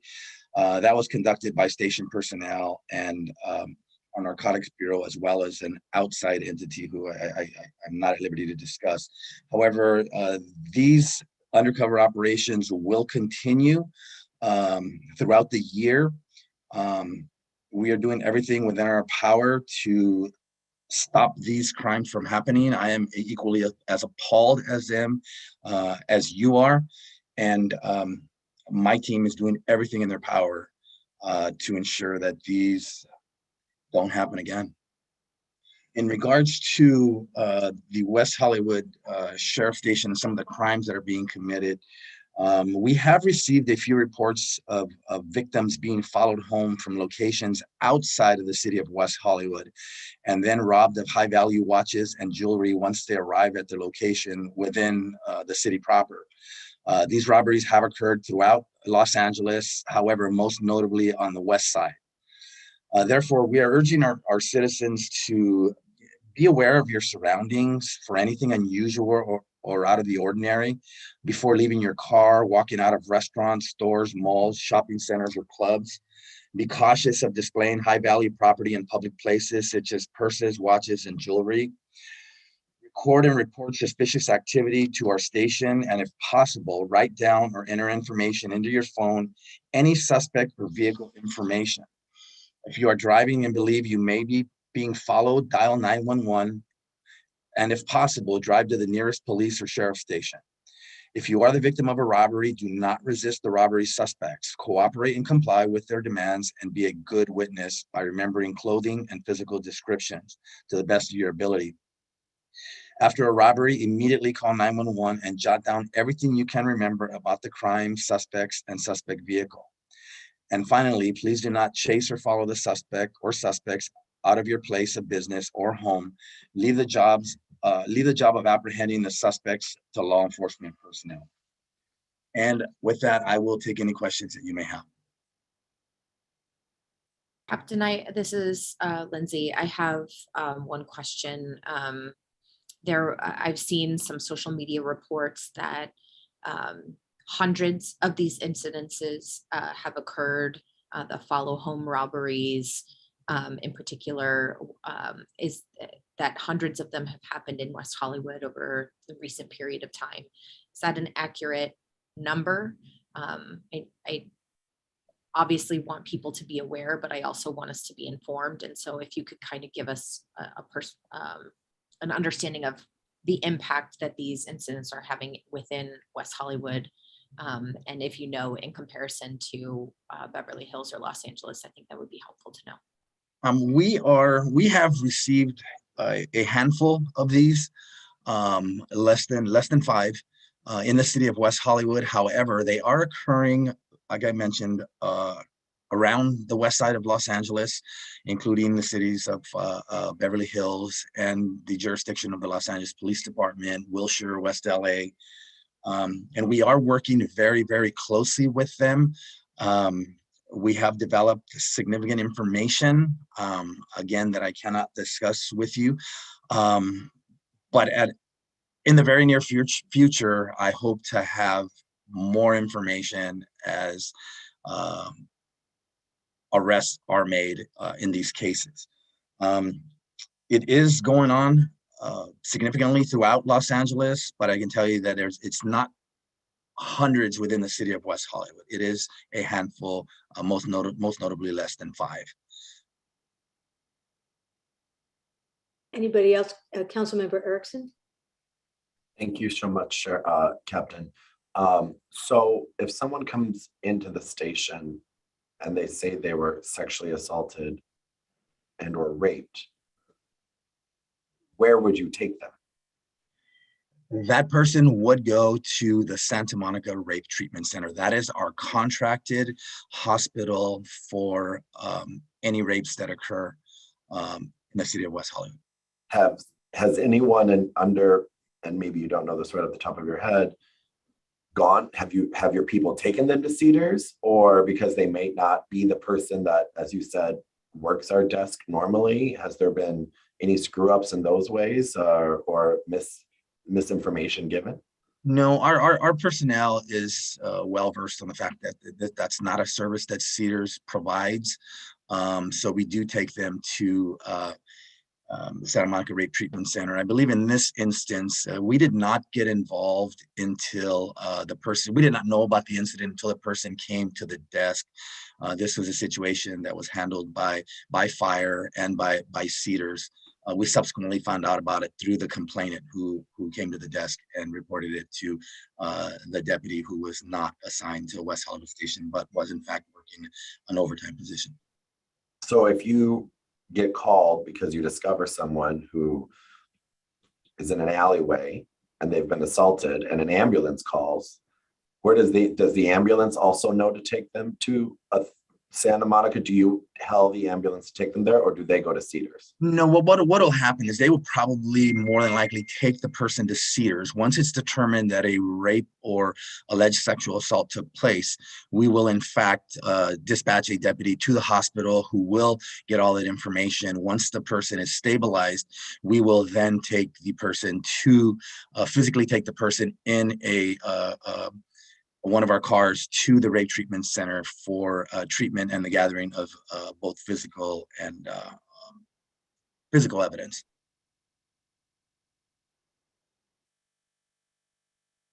John, this is John D'Amico. There's often a need to medically stabilize the individual prior to doing the second, what is often the second step, which is investigating the rape medically.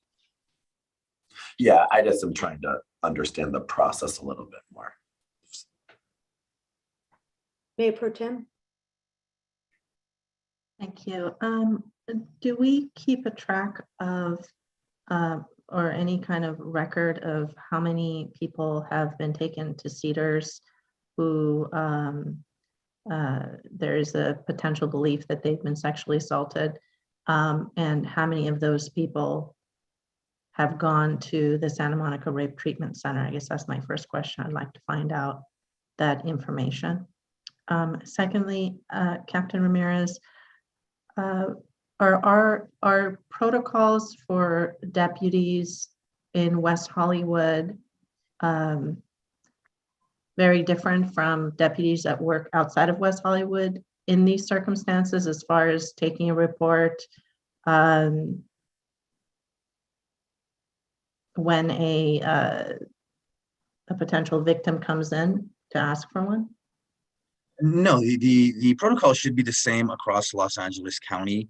We have both Lieutenant Mulder and I have a special relationship with our deputies, and we dialogue with them regularly, and we just press home the fact that these issues are important to us and it's important to the community, and we constantly remind them to stay on top of their game and to ensure we're doing what's right to protect our citizens. In regards to the statistics, I don't have them with me at hand, but I am taking notes, and I will more than happily get with my crime analyst to see if those are numbers that he keeps. Most certainly, we do know how many people that we do send to the Santa Monica Rape Treatment Center. I do not have the numbers in front of me in regards to how many people may have gone to Cedars initially.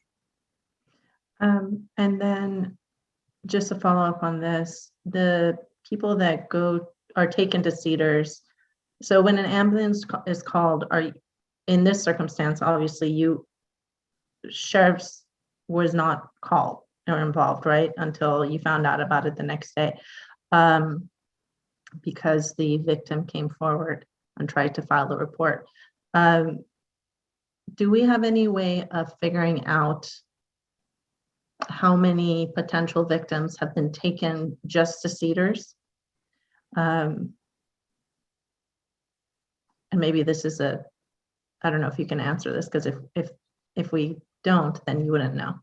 But in other words, how many potential victims of sexual assault are taken to Cedars, and then there's no connection to or no call made to the sheriff's in conjunction with that, versus the statistic that I asked for before?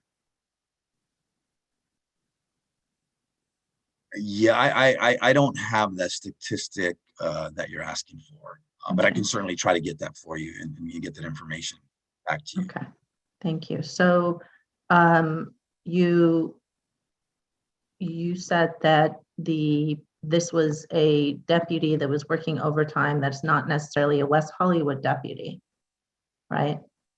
That is correct. They are not assigned to West Hollywood Station. Okay. How often do we get deputies that aren't assigned to the West Hollywood Station in the station, because in these positions? Yeah, it's not very often. As with most of corporate America or most businesses, deputies tend or like to take the holidays off to be with family and friends, and this is that time of year. And unfortunately, we didn't have the coverage. We do not like to go without coverage. So rather than run short, we will reach out to other stations to see if they would like to work the overtime position, so we aren't short. And we are covering our contract minutes. So if you say the protocols weren't different than other cities, this deputy, if they were in their own city, I don't know if they're just a floaters, and there may not be such a thing, they didn't follow protocol that they should have, period, right? I cannot speak for the person. I wish to talk to that individual and find out why it wasn't handled in the manner that the sheriff department expects. But we also have protocols in place to discuss that and discipline implementation that we could utilize to ensure that this doesn't happen again. Good. But I have not spoken to the deputy. Great, thank you. And is there a training, like a little manual or something that deputies that are here temporarily for situations like this, where they can read on the things that are West Hollywood specific, or know what the culture that you are setting is for them? You know, we don't necessarily have that, but as I sit here and I listen to you speak, I am my mind is racing, and I believe it's probably in our best interest to utilize some kind of mechanism where the person who goes out to deal with the public is a deputy assigned to the city of West Hollywood. So my intention is to put our collective heads together between Lieutenant Mulder and myself and my operations team to figure out how we do that to ensure that this doesn't happen again. Great.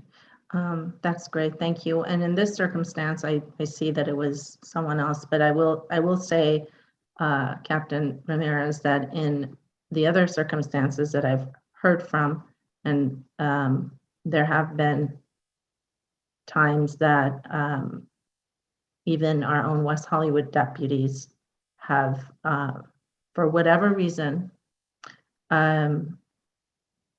not taken a police report, where I personally feel like it should have been taken, or kind of discouraged. And I guess I would like to find out what the process is of filing a police report, what it means for the deputy, how much time goes into it, what happens after that, to really understand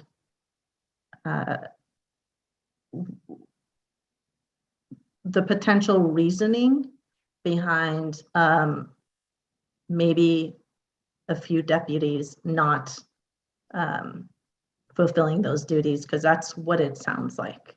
And maybe, you know, this is a continued discussion. I appreciate you, you know, the things running through your head and wanting to come up with solutions, which is what I'm looking for. And I look forward to your work with the city manager and the Public Safety Commission and Kristen Cook and Lieutenant Mulder to come up with something for us in the future, near future, to address this.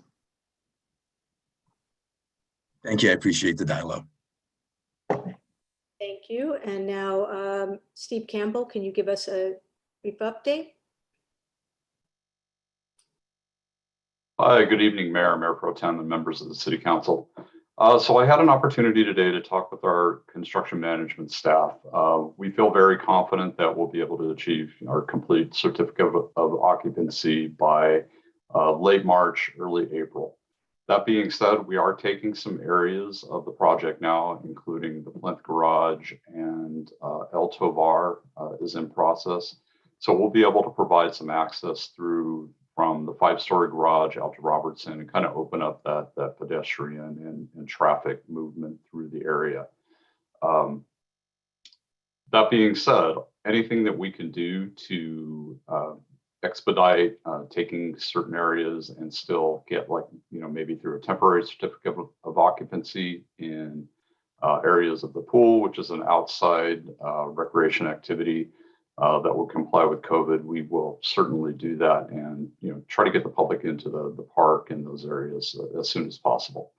We have a couple of issues that are ongoing right now with the playground, and we hope to have those resolved within the next few weeks, and that we can have further discussion as to taking occupancy of the park and playgrounds. So if anybody has any questions, I'm happy to take them. Any other questions? Okay, hearing none. David, do you have anything else you want to add to your city manager? Yes, so I just got one other thing that I think I missed earlier. So the Urban Design and Architecture Studio can return with an item in January to discuss the property at 8120 Santa Monica. For your request, Mayor. Great, thank you so much. Okay, so I think at this point, we're ready to hear the fiscal impact on the consent calendar, including item 5A. Thank you, Mayor. The fiscal impact on tonight's consent calendar, as you mentioned, with the addition of item 5A, is $161,869 in expenditures, $0 in revenue, and $5,941 in waived fees. So moved. Second. We have a motion and a second on the floor. However, before I do a roll call vote, we did have the first reading of an ordinance as item 2O that I'd like to read into the record, which is an ordinance of the City of West Hollywood, amending ordinance number 21-1159 to fix a numbering error and renumber West Hollywood Municipal Code Article 3, Chapter 5.128, Hotel Worker Protection as Chapter 5.127, and retaining existing Article 4, Chapter 5.128, Avenues of Art and Design Business Improvement District, and renaming Article 3 of Title 5 of the West Hollywood Municipal Code. Having read that into the record, I will take a roll call vote. Councilmember D'Amico. Yes. Thank you. Councilmember Erickson. Yes. Councilmember Horvath. Aye. Mayor Pro Tem Shine. Yes. Mayor Meister. Yes. The motion passes. Wonderful. Okay, so now we are moving on to our first public hearing, item 3A, appeal of the Planning Commission's approvals and permits to demolish all structures on 3 abutting residential parcels, combined parcels, and construct a new 5-story 18-unit apartment building with 3 units of affordable housing at 1301, 1307 Fairfax Avenue and 7909 Fountain Avenue. The public hearing is now open. Are there any disclosures from members? I met with a representative for the applicant prior to tonight's meeting. Thank you, Councilmember Horvath. Councilmember Erickson? Yes, I met with the representatives for the applicant as well as the appellant. And I walked by the neighborhood and drive by it very frequently. Thank you. Mayor Pro Tem. I also drive by the neighborhood, and those are my only disclosures. Councilmember D'Amico? I want to be super clear. I read all the emails that I received from everyone who sent an email about this and communicated very briefly with Mr. Levin regarding a particular point regarding the number of affordable housing units. Thank you. And I received correspondence from both the appellant and, but I did not have any conversations with either one. Okay, so. Could I just, Madam Mayor, could I just add one thing? Could everybody confirm for the record, anyone who had in-person or telephonic meetings, that everything they discussed was within the staff report or within the written record of the appeal? Councilmember Horvath? Yes. Councilmember Erickson, okay. All right. Thank you. Okay. So now let's see, Madam City Clerk, how is this hearing noticed? It was noticed as required by law, with the notice being posted and mailed on November 24th. Thank you. And I assume our staff is here. Will the staff representative please introduce yourself and present the staff report? Good evening, Mayor Meister and members of the City Council. I'm Adrian Guile with the City Court and Planning Division. Let me set up a PowerPoint. One moment, please.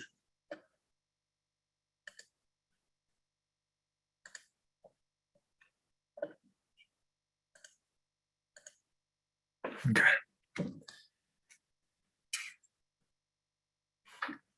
The item before you tonight is the appeal of the Planning Commission's approval to demolish 3 single-family residences on 3 lots and construct a 5-story 18-unit apartment building with 3 units of affordable housing located at 1301, 1307 Fairfax and 7909 Fountain Avenue.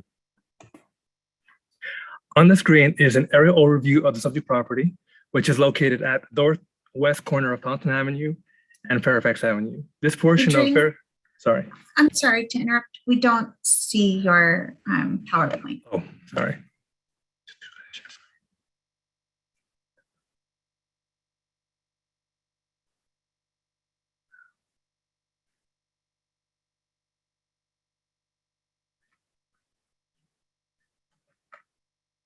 What do you see now? It just says Oh, there you go. Adrian Okay. Guy. Oh, there we go. Now it's coming up. Perfect. Now? All right. Okay.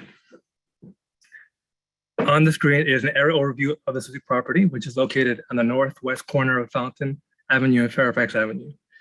This portion of Fairfax Avenue, north of Santa Monica Boulevard, is developed with a wide variety of uses, including multifamily residential buildings, a post office, 2 churches, and 1 elementary school. A new housing model is being proposed as part of the project in the form of group housing or co-living. Co-living spaces bring together a group of people, likely strangers, in a shared space. The co-living units would have private bedrooms and bathrooms, but would have shared kitchen, living, dining, and laundry spaces. Basic housekeeping necessities and supplies are restocked by housekeeping staff and are included in the rent along with utilities and maintenance. There are 10 5-bedroom units, 5 4-bedroom units, and 3 affordable 1-bedroom units located on the first floor. This housing model will bring more diverse options for affordable housing to West Hollywood, serving the community who works in the area and addressing the pressing need for housing in the region. The proposed project includes a subterranean garage extending 2 levels below grade. Vehicular access to the lower parking level is on the north side of the property, where there is a single lane ramp from Fairfax Avenue. The subterranean garage would provide 32 parking spaces. All the parking in the garage is side by side. The P1 level also contains 2 delivery parking spaces at the base of the ramp to serve the transfer of goods and servicing of the building. On August 5th, 2021, the Planning Commission continued the item to September 2nd, 2021, to allow the applicant an opportunity to address the Commission's concerns with the project. Prior to the second continued public hearing, the applicant had worked with staff to address the concerns raised at the previous hearing and provided an updated narrative and revised project plans. The project applicant had remedied those concerns as part of the redesign to a degree that could be appropriately approved and developed with development standards waivers and concessions required under state density bonus law. After a long and thorough deliberation, the commission voted 3-2 to approve the project. An appeal of the Planning Commission decision was filed by Jerry Patashkian and Nick Hodgendike on September 10, 2021. The appeal asserts that there was new information, inaccurate or unsupported findings, and errors of fact in the commission's approval of the project. Staff understands that the appellant does not agree with the city's development standards, secret thresholds and determinations, and other aspects of the project. However, the project complies with all development standards, with concessions and waivers allowed under the zoning code and state law. Staff supports the project as designed.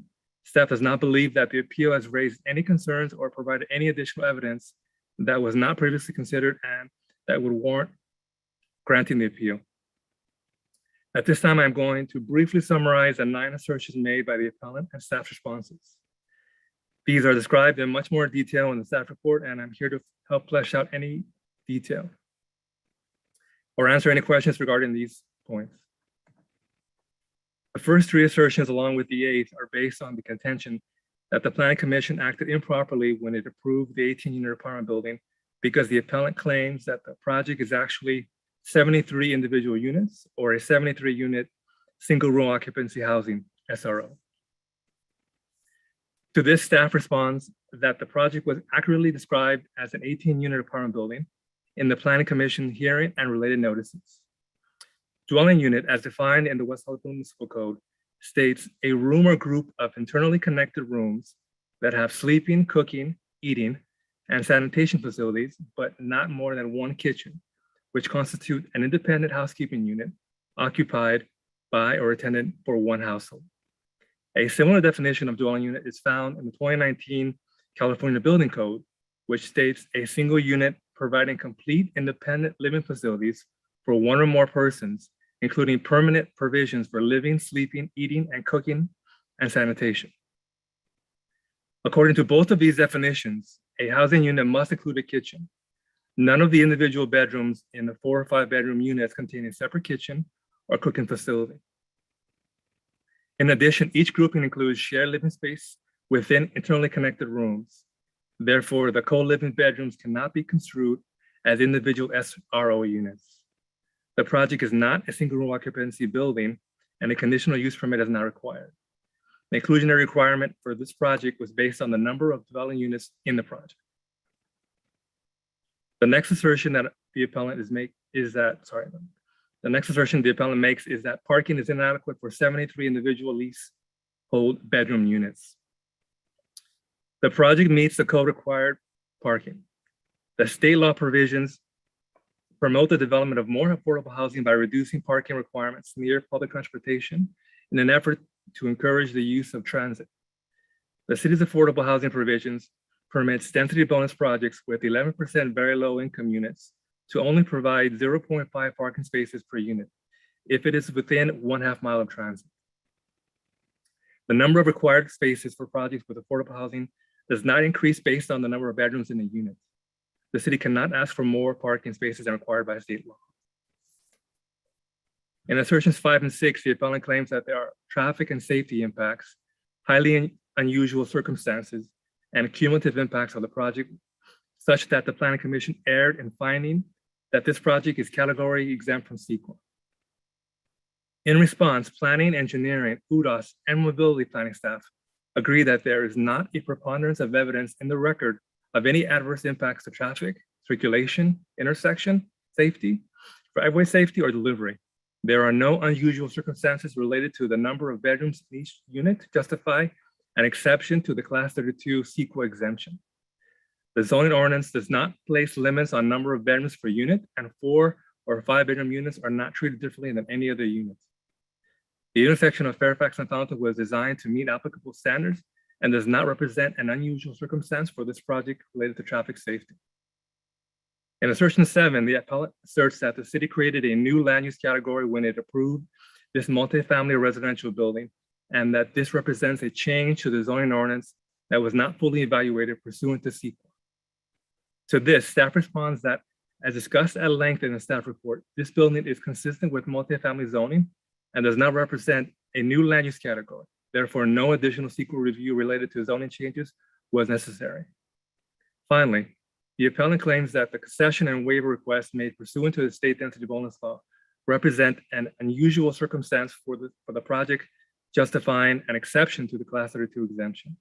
To this, staff notes that the appellant has not produced any evidence of significant effect on the environment caused by the development standard waivers, and the waivers themselves are not unusual circumstances because they are specifically permitted and unlimited under state law. Further, there have been no residential projects in recent years within the R4 zone that were found not qualify for Class 32 category exemption, with the exception of those that involve cultural resources. Based on the prior review and analysis of the assertions in the appeal, it is staff's assessment that the project meets all the findings required for the approval of a demolition permit, development permit, and density bonus project. Furthermore, project approval was warranted as the project is in compliance with applicable R4 zoning district objective zoning standards, the West Hollywood general plan goals and policies, and the applicable requirements for a housing development of this type under the California Density Bonus Law and the Housing Accountability Act. The lower cost housing model is intended to attract a population of occupants that want a lower cost housing option. Staff recommends upholding the Planning Commission's decision to approve the project entitlements and deny the appeal. Thank you. Okay, thank you. Are there any questions for staff? Yes, I see Mayor Pro Tem. Yes, Adrian, I think you accidentally skipped over assertion 8. Can you review that, please? It was combined with assertion 1. One, 2, 3, I and, see you. Yeah, and 8. Okay, thank you. you, Councilmember Erickson. Thank you, Mayor. I have a question for Allison. Yep, I'm here. How can I help? Thanks, Allison. I didn't see you on the wheel I'm of fortune or whatever way game down. we call I'm this, here. whatever this is. Could you explain, in your opinion, why clustering the affordable units does better to serve the inclusionary housing program? Sure. Yeah, this was discussed at Planning Commission, but you know, a number of the folks in our inclusionary program are senior or have other services provided to them. And you know, in our discussions, you know, there are folks that come in and out of those buildings for the inclusionary residents, and having close access to the front door and being able to come in and out and serve those folks, we saw as an advantage for our inclusionary population. Councilmember Horvath. Thank you. I have 3 questions. My first is, with this project, when it is completed, can you tell me the widths of the sidewalks on both Fountain and on Fairfax? Give me 1 second.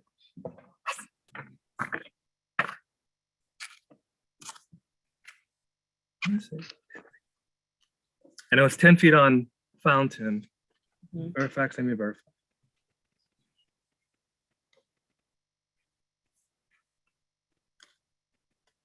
Do you know what it currently is on Fountain? On Fountain, currently it's only 5 feet. Okay.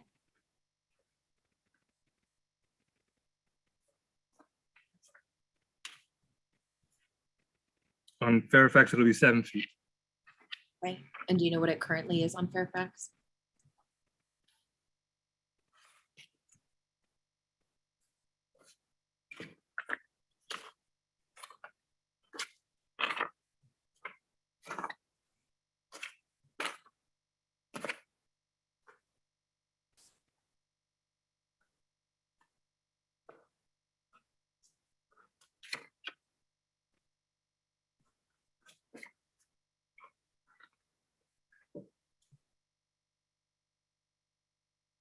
Seven. Okay. And my second question has to do with SRO. I know there's been a lot of mention around this issue, and we've gotten a lot of correspondence about it. If you could please explain why this is not, why staff believes this is not an SRO. I believe that was what was presented to Planning Commission. If you could state that here as well.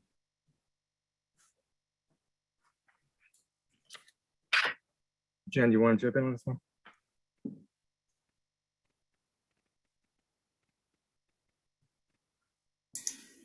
Sure. So this building has clusters of bedrooms that are included in a pod that's considered one unit. That unit has one kitchen. And so consistent with what Adrian presented in his staff report, that is a dwelling unit. It's a housing unit by our zoning code definition and the building code definition. An SRO, or a single room occupancy, is a set of rooms that generally have more of the rooms, or a person rents just that one room. They don't rent that room as a collection with the living spaces that are shared and things like that. I will admit that there's a lot of overlap in this definition. That's what we talked about in the Planning Commission hearing as well. But in this case, it meets the definition of a multifamily building, and it meets the intent of what the multifamily building and the housing units within it are intending to do. And it is what the applicant has applied for. So we did not apply the SRO designation zoning standards. We applied the multifamily housing development standards as well. So I hope that answers your question. I don't know if there's a follow-up. I'll also jump in just a little bit. Yeah. Typically a single room occupancy building has common hallways and all the individual bedrooms open onto that common hallway. In this particular case, there's a common hallway, and then there's a door, and then there's another group of with a kitchen, living area, and bedrooms. So it's not like every bedroom opens onto a common hallway that everybody in the building can access. So that's a difference in how it's designed interior, or the interior design. Okay. And my last question, I know that the city council has previously given direction to staff regarding definitions of new types of housing. I think this would be included in that. You know, based on your experience working on this project, if we had a definition for this type of housing or some sort of policy regarding this type of housing, is there something that you would have us consider that that hasn't currently been presented to us in the staff report for our consideration?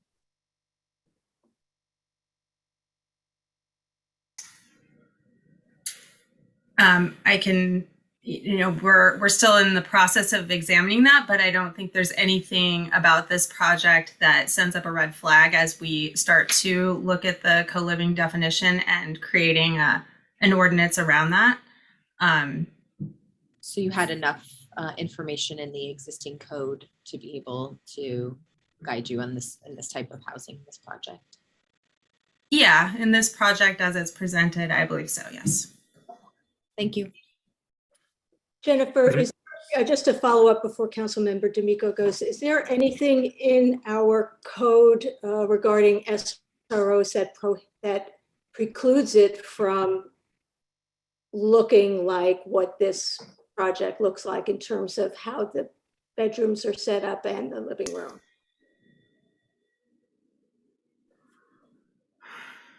We didn't look at this in terms of an SRO, so I can't speak. You're muted. Sorry about that. So gives me another chance. We didn't look at it with that lens as much as we would if it came in as an SRO. But we did, of course, we looked at it because we're trying to answer this question all along. So I don't know that there's anything that precludes an SRO from looking like this. However, if this project was an SRO as presented, it would be, I believe it would be over density. So this project could not be proposed as an SRO. And just one quick question. Sorry, Councilmember D'Amico. Is the private space equivalent to what we usually expect for multifamily housing? Are you talking about the outdoor private space? Yes. I believe so, but Adrian can confirm.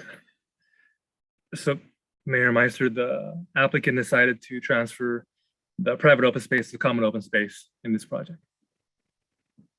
I'm sorry?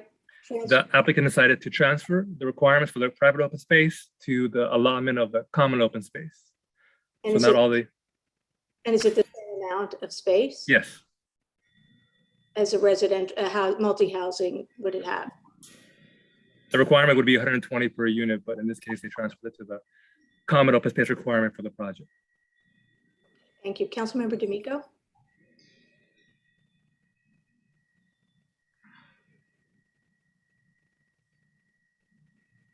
You're on mute. Councilmember D'Amico, you're on mute. Sorry. Mute button. What? So does this project not have to follow the maximum unit size? I thought was 1,500 square feet average. It does. And so these, what is it? 8 units are 1,500 square feet. There. The 15 units of co-living meet the average. Which is 1,200, correct? Sorry, 1,200 in the R4. Right. And so all of the bedrooms are rented separately? Correct. Are all the rents the same for every bedroom, and will they be the same for every bedroom, or can they all be set individually? We would need to ask the operator that.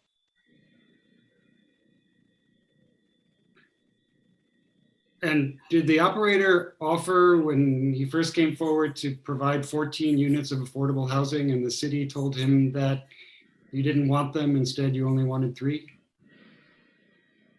Because you didn't know how to operate the bedrooms at different rents?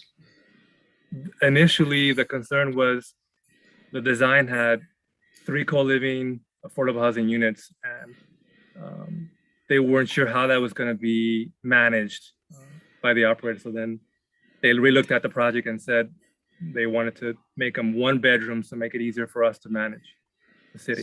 So we lost 11 units of affordable housing because we had a year and a half of design and 2 years of construction to figure out how to rent out 11 units. We couldn't do that. I think it was more than that, if I can jump in. I think there were questions around, and Allison, will defer to you in a moment, but I think there were questions around the operations, but there were also questions around the demand and how it served our existing need. And I think that's where Allison might be able to jump in. Yeah, so this is also at the start of the RENA process. And so certainly one aspect that we learned in this process is that, beds don't count for RENA, kitchens count. So in this project, we're getting, it's not really the number of beds you're getting, you're getting 3 units regardless. The other, consideration we had is we looked around at other cities that have inclusionary requirements and how they're applying that to co-living and the difficulty they're having in leasing up those units. And so we also did some internal conversations with folks on our list. And we are concerned that it would be difficult with our current list to lease up the co-living. That is not to say that we couldn't lease them up. We would likely have an independent lottery for those units that would be very much separated from our current inclusionary list if we couldn't meet the demand. And so that was certainly part of the conversation. And it eventually, there is this other route and the developer chose to pursue that route. So, but still we have bedrooms that are being leased separately. Why can't we just say that 14 of them need to be affordable? If they have separate leases and they can have separate rent amounts. That's correct. And so another conversation with the developer is how we would apply the level of affordability, because a bed is not a unit. And so our current inclusionary zoning and what other cities have done is they've applied a co-living unit as a percentage of a studio, for example. And it would be a negotiation with the city and the developer on what that percentage would be. It would also mean that a percentage of the income of a studio. So if our very low income studios rent for a certain amount, the people that would be in the inclusionary co-living unit would be at a certain even lower percentage. And so there was some concern that we're getting into lower income brackets, but we're not providing any on-site services, which you would typically see in a 100% affordable project when you start getting into those lower incomes. This project would not have any on-site services for the folks if we were indeed targeting lower incomes, because we have a smaller unit size and a lower rent amount. But we're still not providing affordable housing units. Well, they're providing 3 affordable inclusionary units. So they're going to be able to rent $1,200 bedrooms to working people, but we can't rent $600 bedrooms to working people. So we just decided to get rid of 11 affordable living opportunities. I'm super frustrated. It can't only always be the city council that's interested in making affordable housing. It's really frustrating. It's like mind-boggling to me that they came to you and said they want to do this, and we said, no, just give us 3. I can't believe it. I just can't believe we would even think about doing that. And then we would turn it into an actual building, and then we would turn it into a policy, and now people across the city can make 73 units and put 1,800 square feet of affordable housing into a building that is, as big as this is. I mean, we're just not thinking. I don't know how to say it any clearer than we're not thinking, especially given the fact that the developer came forward and offered to do it. So I guess what I also want to know is, if you have 27 parking spots in the bottom of a 20-unit building, can you rent the parking spots separately?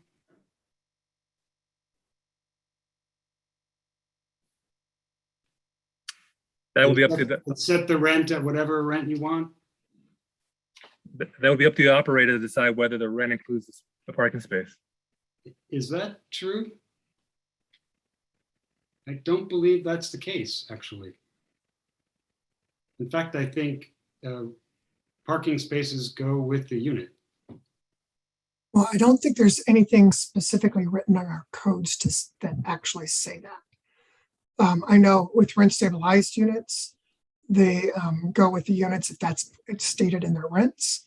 But for new construction, I don't believe it's specifically called out.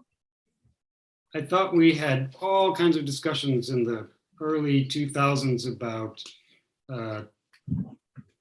projects needing to separate the ownership of the parking and the land and the commercial, and never being able to separate the parking from the units, just the ownership of the parking. I know we've talked about unbundling parking off and on, if that's what you're talking about.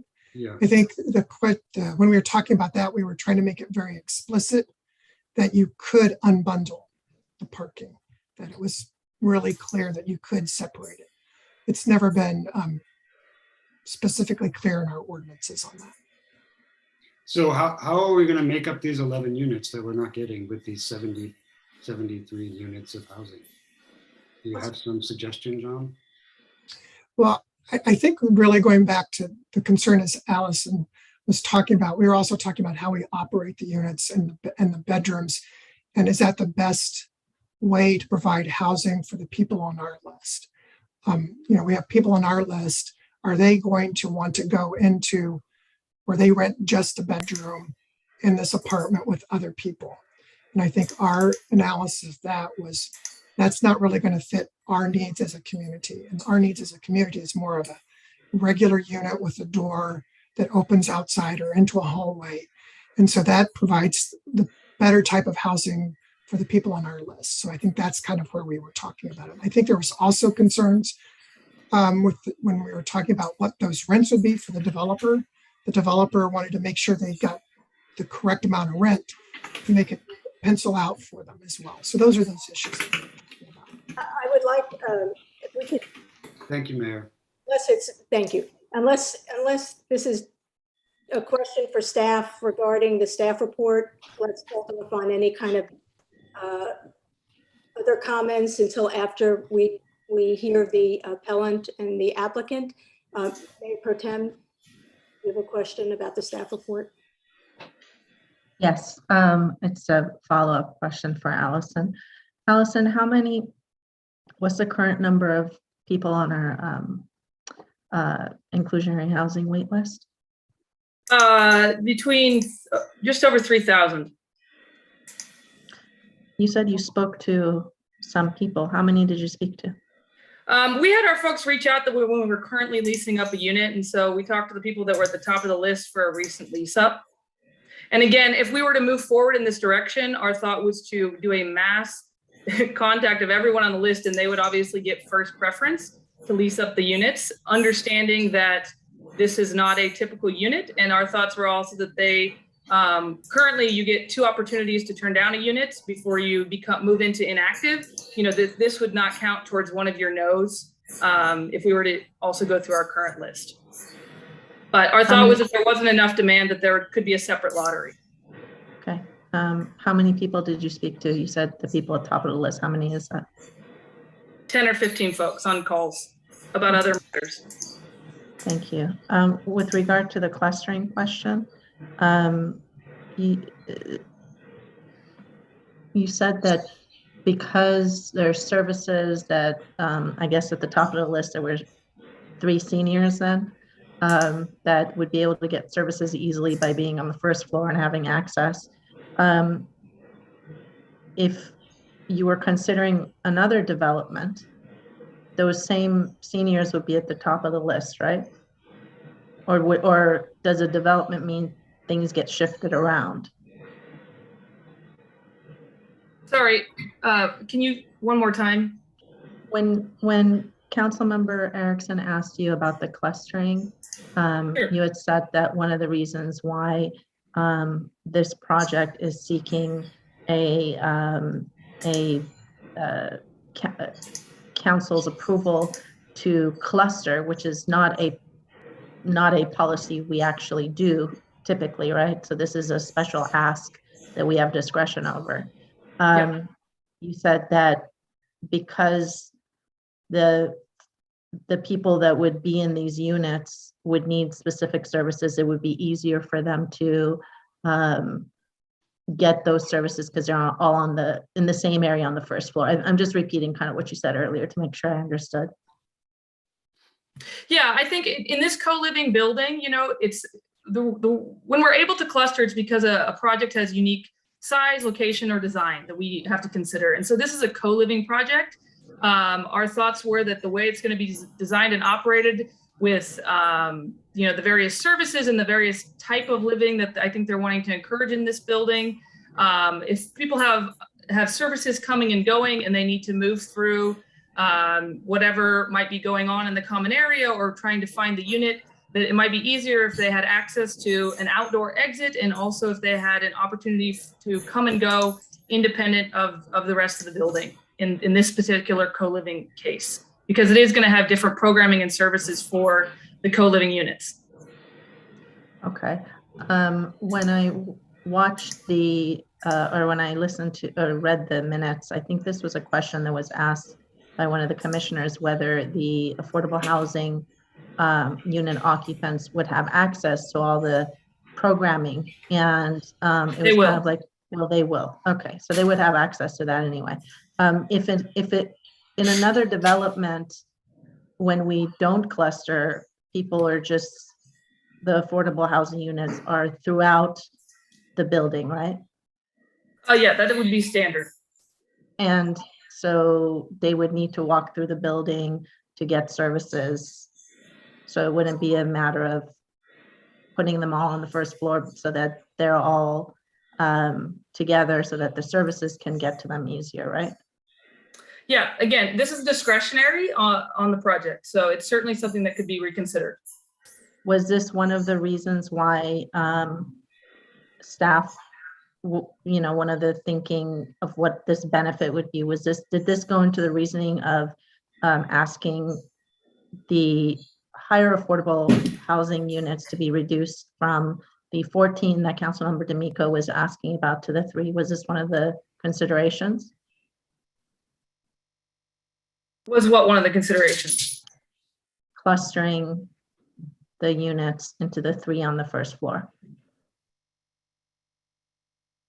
I'm not sure I understand the question. Was it because the type of unit delivered is different, therefore that's why we're considering clustering? Is that the question? No, my question. Oh. Yeah, so originally when the applicant came forward, they were proposing to do 14 affordable housing units. Yeah, 14 beds. 14 beds, okay. So 14 different leaseholders, that's 14 people that would Yes. have affordable housing from our list of 3,000, okay. So was clustering, that benefit that you're saying of having everyone on that first floor and getting services easily, was that part of the reason why staff felt to go from 14 to 3?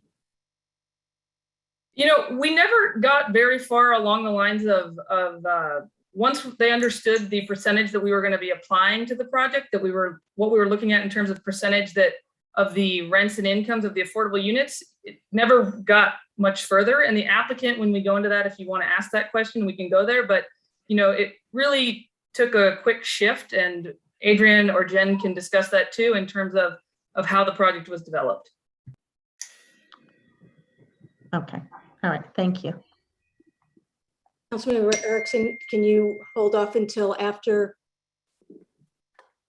Mayor Pro Tem asked the question I was going to ask. Okay, all right. And then I just have a quick question before we go into our public hearing. Adrian, of the units, the co-living units, how many are 5 bedrooms? How many are 4 bedrooms? How many are 3 bedrooms? How many are 2 bedrooms? So we have 10 5 bedrooms and 5 4 bedrooms. Okay, so why is it then that the affordable units, which if we assume that it makes sense for them to be clustered, why aren't they 3-bedroom units or 4-bedroom units or 5-bedroom units? That was a decision the applicant decided to make. That was a decision the applicant decided to make. Okay, all right, let's go into our public hearing. If the appellant is ready. Before we do that, I want to ask Jennifer to clarify what originally went to the Planning Commission. Sure. So the first hearing from the the first time this came before the Planning Commission, the recommendation did include those 14 beds. And the discussion at the Planning Commission resulted in the applicant, and for all the reasons we've already discussed, resulted in the applicant coming back with the current configuration. So I just wanted to make sure that that was clear, that, you know, staff did recommend this with the 14 beds, and the change was made after that first hearing for the continued item. And, you know, and obviously we recommend it the way it is now for all the reasons that we talked about, but just wanted to make sure that that was said. Okay, thank you. So if we can now go to the appellant. The appellant. Mr. Murdoch, there we go. He's coming up. 5 minutes to make your presentation. Okay, thank you very much. It's a pleasure to be here. I would like to really dive right into what Mr. Councilman D'Amico was talking about, and that is the percentage of affordable units. You did give up 14 individual leased units under this project. And after you went through all those questions, what it came down to was the developer decided to change it from 14 bedrooms to 3 apartments. And part of the reason for that, as your staff just told you, was they were not happy with the reduction in rents that staff and housing were requiring as a percentage of affordable apartments. So let me just put that into a legal context. Providing 3 units in this building with 70 other individual leasehold units does not add up to 20%. So let's focus on that, because all of these waivers that you're being required by your staff and state law to grant as to height and setbacks and all of the issues. In fact, the average size does not meet your code. It exceeds the 1,200 square feet. It's 1,315 for the co-living units. So that's another waiver. But all of those waivers rely on your providing the density to get the density bonus. Now, if you don't provide the 20%, those waivers are not required. What you would have here is simply a SRO building with 73 units, 70 of which would be true SRO units, and 3 of which are apartments, 1-bedroom apartments. Now, I know that you've all read the letters and the emails, and so I'm not going to belabor the legal definitions, except to point out that this distinction being made by Mr. Levin, that now the WeHo code does literally apply as an SRO. This is an SRO under your code, that's for sure. But under state codes, it's something else. It's what they're calling a sleeping unit, or it can't be a dwelling unit because it's a sleeping unit. And then he quotes half of the section of what is a dwelling unit and leaves out the other half that says, for example, and then it includes exactly what you have here, an SRO unit. So even under that code section cited by Mr. Levin, you have an SRO unit, which is a dwelling unit. So what's the point of all that is that you have 73 individual leases. We don't have 18 apartments. I think you can look at the correspondence from the public. Everybody understands this. It's not 18 apartments. If it were, we wouldn't be here. There is a big difference between 18 apartments and 73 individually leased bedroom units. Every one of those 73 units is restricted by the conditions in the resolution to 1 occupant. So that means 73 unrelated individuals, all mature adults with their own lease, are going to inhabit this building, and staff and the applicant are saying, well, we only need 30 parking spaces for those 73 people. Well, where does that come from? There's no logic in that at all. What it comes from is the state code saying, if you have a bonus density, you can have 0.5 spaces per unit. So they said, well, we have 18 units. That only means we need 9 spaces, but we're going to be generous and give them 30 spaces. But it's not an 18 unit building. It's a 73 unit building. And when you look at the code for a 73 unit SRO, you need 51 spaces. Actually 54 if you count the 3 apartments. You need at least more than 50 spaces. So let's just put it that way. And that's just presuming that some people are not going to have cars. There's no evidence that these 73 people are not going to have cars.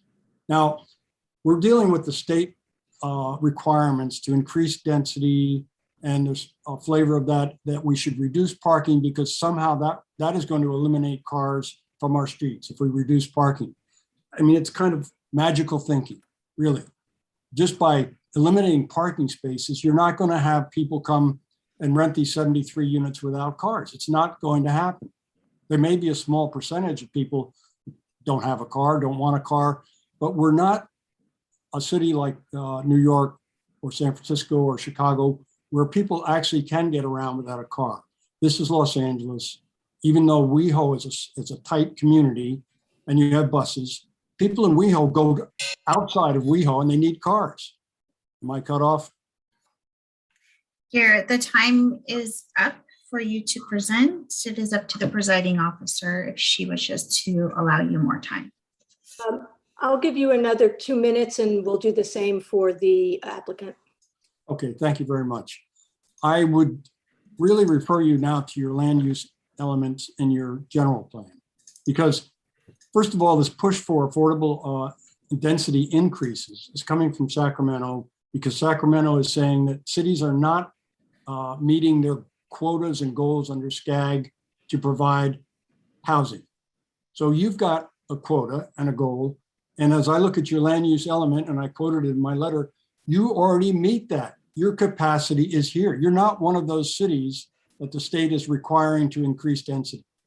So, and that figure that I quoted in my letter includes this parcel at 18 apartments. It doesn't include 18 apartments being called apartments when there are actually 73 individual units. So you don't need this additional density to meet your SCAG and RHNA goals. You already met them. So what I'm asking you to do then is go back to your general plan and look at some of the goals that you've set, which was to protect the residential areas of the city from overdevelopment. But you're not doing that. If you approve this project, you're just pouring traffic onto the most dangerous intersection in your city. Take a look at some of the emails that came in just today. I think I counted 27, all of them opposing this project, except for Mr. Levin, who submitted 2 letters. So, you know, the residents in the area know what the traffic is like. They know that there's not enough parking and they don't approve this project. And you don't have to give these waivers and densities if you decide, if you agree, this is really 73 SRO units, or I should say 70 plus 3 apartments. And then what that means is you are required to do a CUP, or the applicant is, I should say, required to process a conditional use permit. And that takes you out of this morass of waivers and concessions because you have a chance to look at the application, hold public hearings on what those ramifications are, and then decide how many waivers and concessions are appropriate, but only after you have that public hearing for a conditional use permit. So thank you, Mr. Murdoch. Thank you very much. I hope there are questions that I can answer. Does anyone have any questions for the appellant at this time? Okay, thank you, Mr. Murdoch. We're going to go on to the applicant. The applicant will have 7 minutes if they'll please introduce themselves and who they are representing. Edward Levin, Levin Morris Architects, resident of West Hollywood. We also have Sherry Bonstell here. I think I probably want to address the SRO question. I think that's really critical. Mr. Murdoch wants you to ignore the building code. The building code is part of your municipal code. It is state law. Under state law, these cannot be SROs. They are dwelling units as defined by the building code and your zoning ordinance. And what state law tells you, the building code tells you, is that units, bedrooms that are part of a dwelling unit can't be sleeping units, which is what SROs are. This is not a matter for debate. Mr. Murdoch, with all due respect, does not understand the building code. He does not understand the relationship of the building code to the Fair Housing Act and to our zoning ordinance. These cannot be SROs. There is no legal way to interpret them as that. Would we have preferred to provide our co-living units, our affordable units as co-living? Yes. We were not able to do so. I'd love to have a conversation about that. We were as frustrated about that as Councilmember D'Amico, but this is simply, we were unable to do that. And so we had to default back to, because we have a density between 11 and 20 units, that we are allowed to provide the affordable units as one bedrooms at 650 square feet. That's a function of your zoning ordinance for that base density. We'd prefer it to be otherwise. This is what we're able to do. These are not SROs. They cannot be SROs. They're dwelling units. We have 18 dwelling units as defined by the zoning ordinance and state law and federal Fair Housing Act. This is clear. There is no debate about that. There's no question that the affordable units, we were not able to incorporate them into the design on the typical floors. Ordinarily, we don't cluster in our projects. We believe in income integration, which is why we wanted to be able to do the affordable units as co-living. We weren't able to work that out with staff for all legal issues. So we had to scramble around at the last minute and change the project. Again, this is something that the city needs to do. We need to find a better way to deal with co-living as far as affordable percentages. But you cannot, as Mr. Murdoch is doing, interchangeably use the term dwelling unit and SRO. They are separate. They are not the same. And there is no way that these can be counted as individual units per bedroom. They simply can't. I'll be happy to answer any questions you have about that. This is not a question, a legal question that is open to debate per state law or federal Fair Housing Act law. With that, I'd like to have Ms. Bonstell, our attorney, address some of the other issues involved in this case. Mayor, Good evening. I have a quick question for Ed, if that's all right. If we can stop the timer, I'd be happy to. Thanks. Ed, I was surprised to hear that these bedrooms are limited to one person. Are they allowed to have overnight guests? Yes, they are. They simply, obviously you can't control someone having an overnight guest. What we did not want was to have them by base definition be double occupancy. But if somebody gets into a relationship, then they have to move out of their apartment? The operator for this building is common. They have some facilities that allow for double occupancy that are better set up for it. And they, as a condition of the lease, they can negotiate that and they can move those individuals to a different building. Obviously, there's a limit to how much we can control that, but that is a function of the lease. That's a case of the lease. Again, we're concerned that the building services be able to handle the number of people. A question was asked earlier about our common open space or our general open space. We have essentially 3 times the required amount of open space in this building. There is open space associated with each one of the units for private open space, but the total overall private and common open space is 3 times the required amount.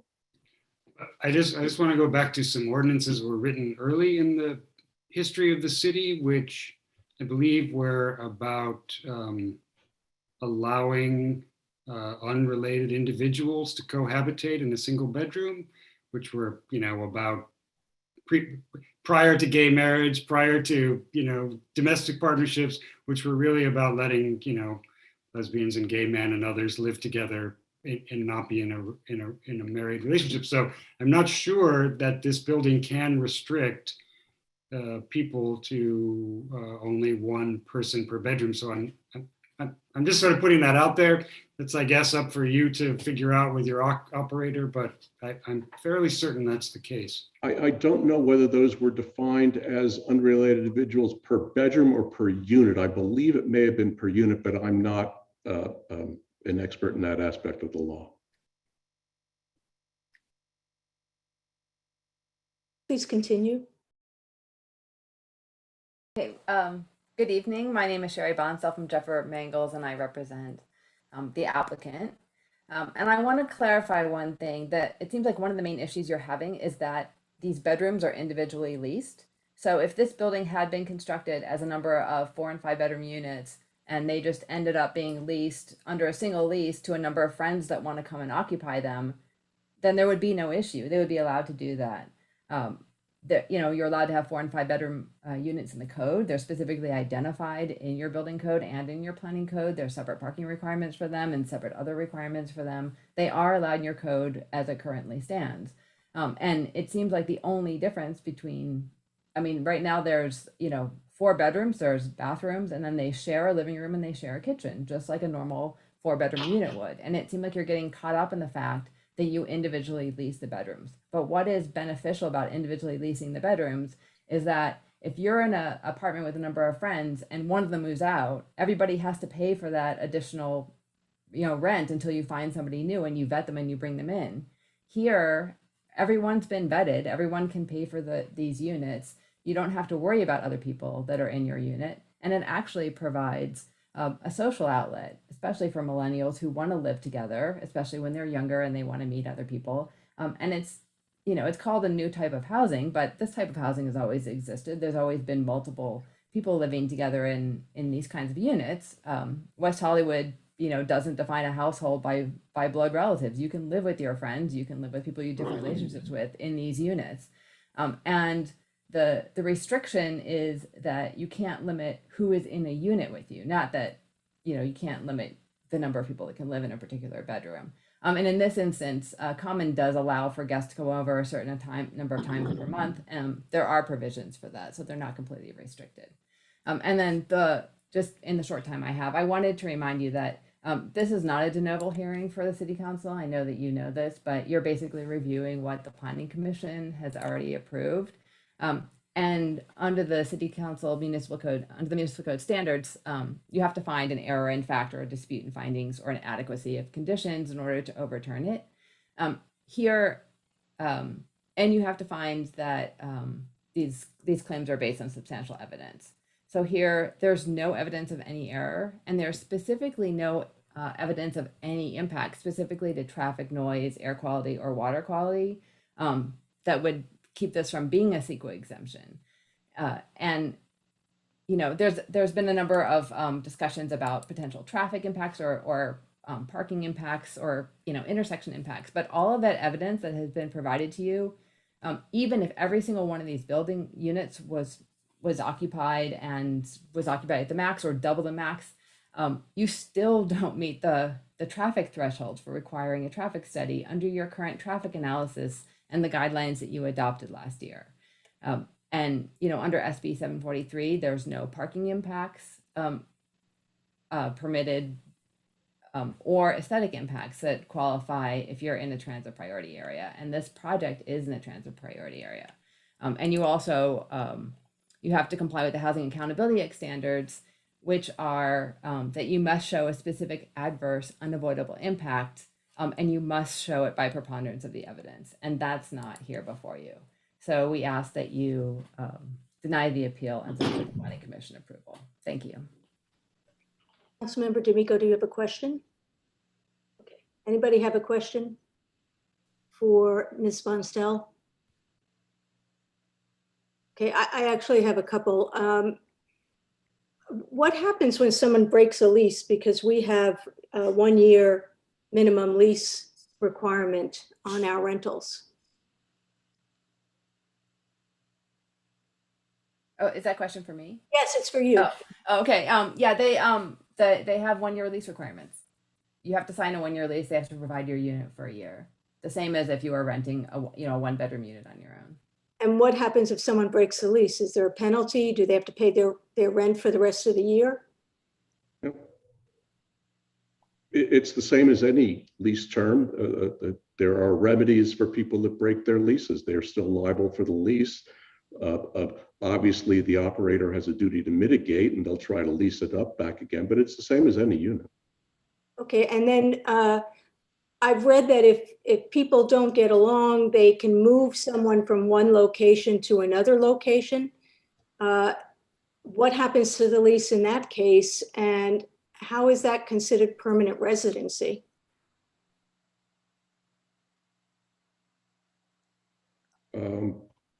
I don't think I understand the question. So you're saying it's the same as if you were in a lease with any other roommate and you didn't go along and you decided to move out in less than a year.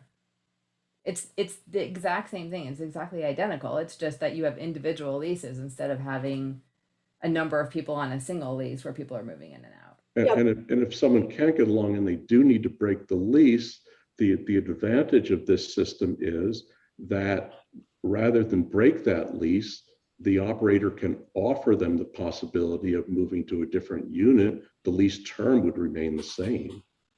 But it's the same as any, so again, it's the same as any situation. I'm talking about that there are apparently a number of different locations with this operator. And so if somebody doesn't, they don't get along with their roommates, they want to be moved to another location. That's not like a typical dwelling with a lease. Well, this is not a membership-based type of situation. You have a lease, you have a single lease, and the tenant is responsible for that lease, and they're responsible to stay. And if they're not getting along with their roommates, they can move out if they want. And it just so happens that this operator has other locations, so they could potentially move into them. But just like anybody else in any other apartment, they could move to a different apartment building if they can find a different unit. Having multiple locations is a benefit just because they will know the pool of available units that are available. It's not the same as a membership kind of organization where you literally just go from place to place. It's completely different. And you have a lease, you have a 1-year lease, and the intent is that you would stay in your room for the entire term. And so do they have individual mailboxes? Do they share a mailbox? I mean, I'm just trying to get a sense of it as a dwelling unit. Well, each unit has its own mailbox, but whether there is any provision for sub boxes, that's not within our control or the operator's control. That's really up to the postmaster. Basically, there will be a mailbox per unit. All right, and then the affordable units, do they have access to the lobby without having to leave their units? Two of them have direct rear doors. The third one, the one on the corner, Planning Commission asked this question, and we said we could do that. It would require reconfiguration of the kitchen in there, and it wouldn't be as good. Right now, the door is undercover, and you've got about 6 feet from that door to the front door of the building. We offered at one point to be able to change the configuration of that so that was a direct connection with the third unit, and Planning Commission decided on balance not to ask for that. The other two units, they have two doors. They have a door that goes to the street with a little entry porch, and then they have a rear door that goes into the main lobby. Okay, so the whole idea of the clustering on the first floor because of the services and the whatever, then that one unit doesn't have direct access to the lobby. Okay, the clustering, the zoning ordinance allows clustering for a number of reasons. it allows the Planning Commission to approve clustering if the design, if it's a function of the design, or if it's a function of the benefit to the city. Because we have 4-bedroom units, in a normal building, we don't do this. All of our other buildings, we have units interspersed on various floors, typically first, second, and third floors. Because we have larger and smaller units, we're able to do that rather fungibly. In this case, because of the typical floor plan having 4 units on it around a central core, there was no way for us practically to be able to put a 650 square foot 1-bedroom in the middle of a typical floor.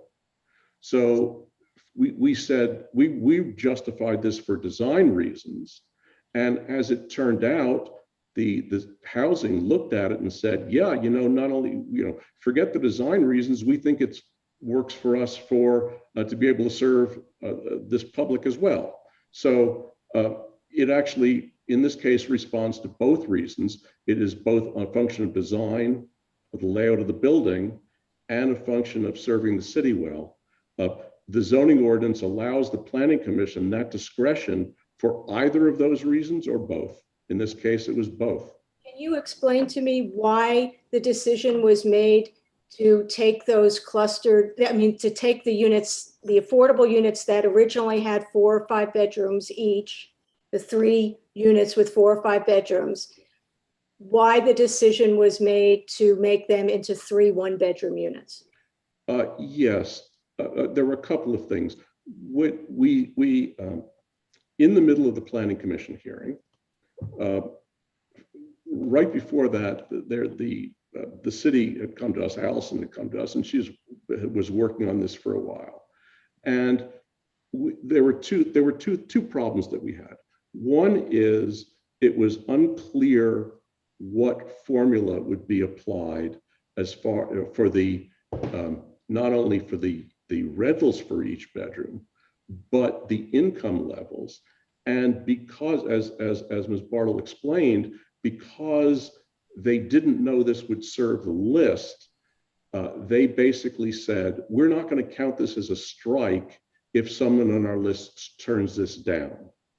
Planning Commission then started to discuss a provision whereby none of the market rate units, none of the market rate bedrooms could be rented before all of the affordable housing bedrooms could be were rented, and they would have to be rented in the circumstance where there were unlimited refusals. So there was no guarantee that the housing couldn't tell us that they could in fact rent 14 bedrooms individually. Because again, as Ms. Bartle explained, their list is geared towards 1-bedroom or 2-bedroom or studio units, not to shared units. So they couldn't give us any reasonable assurance that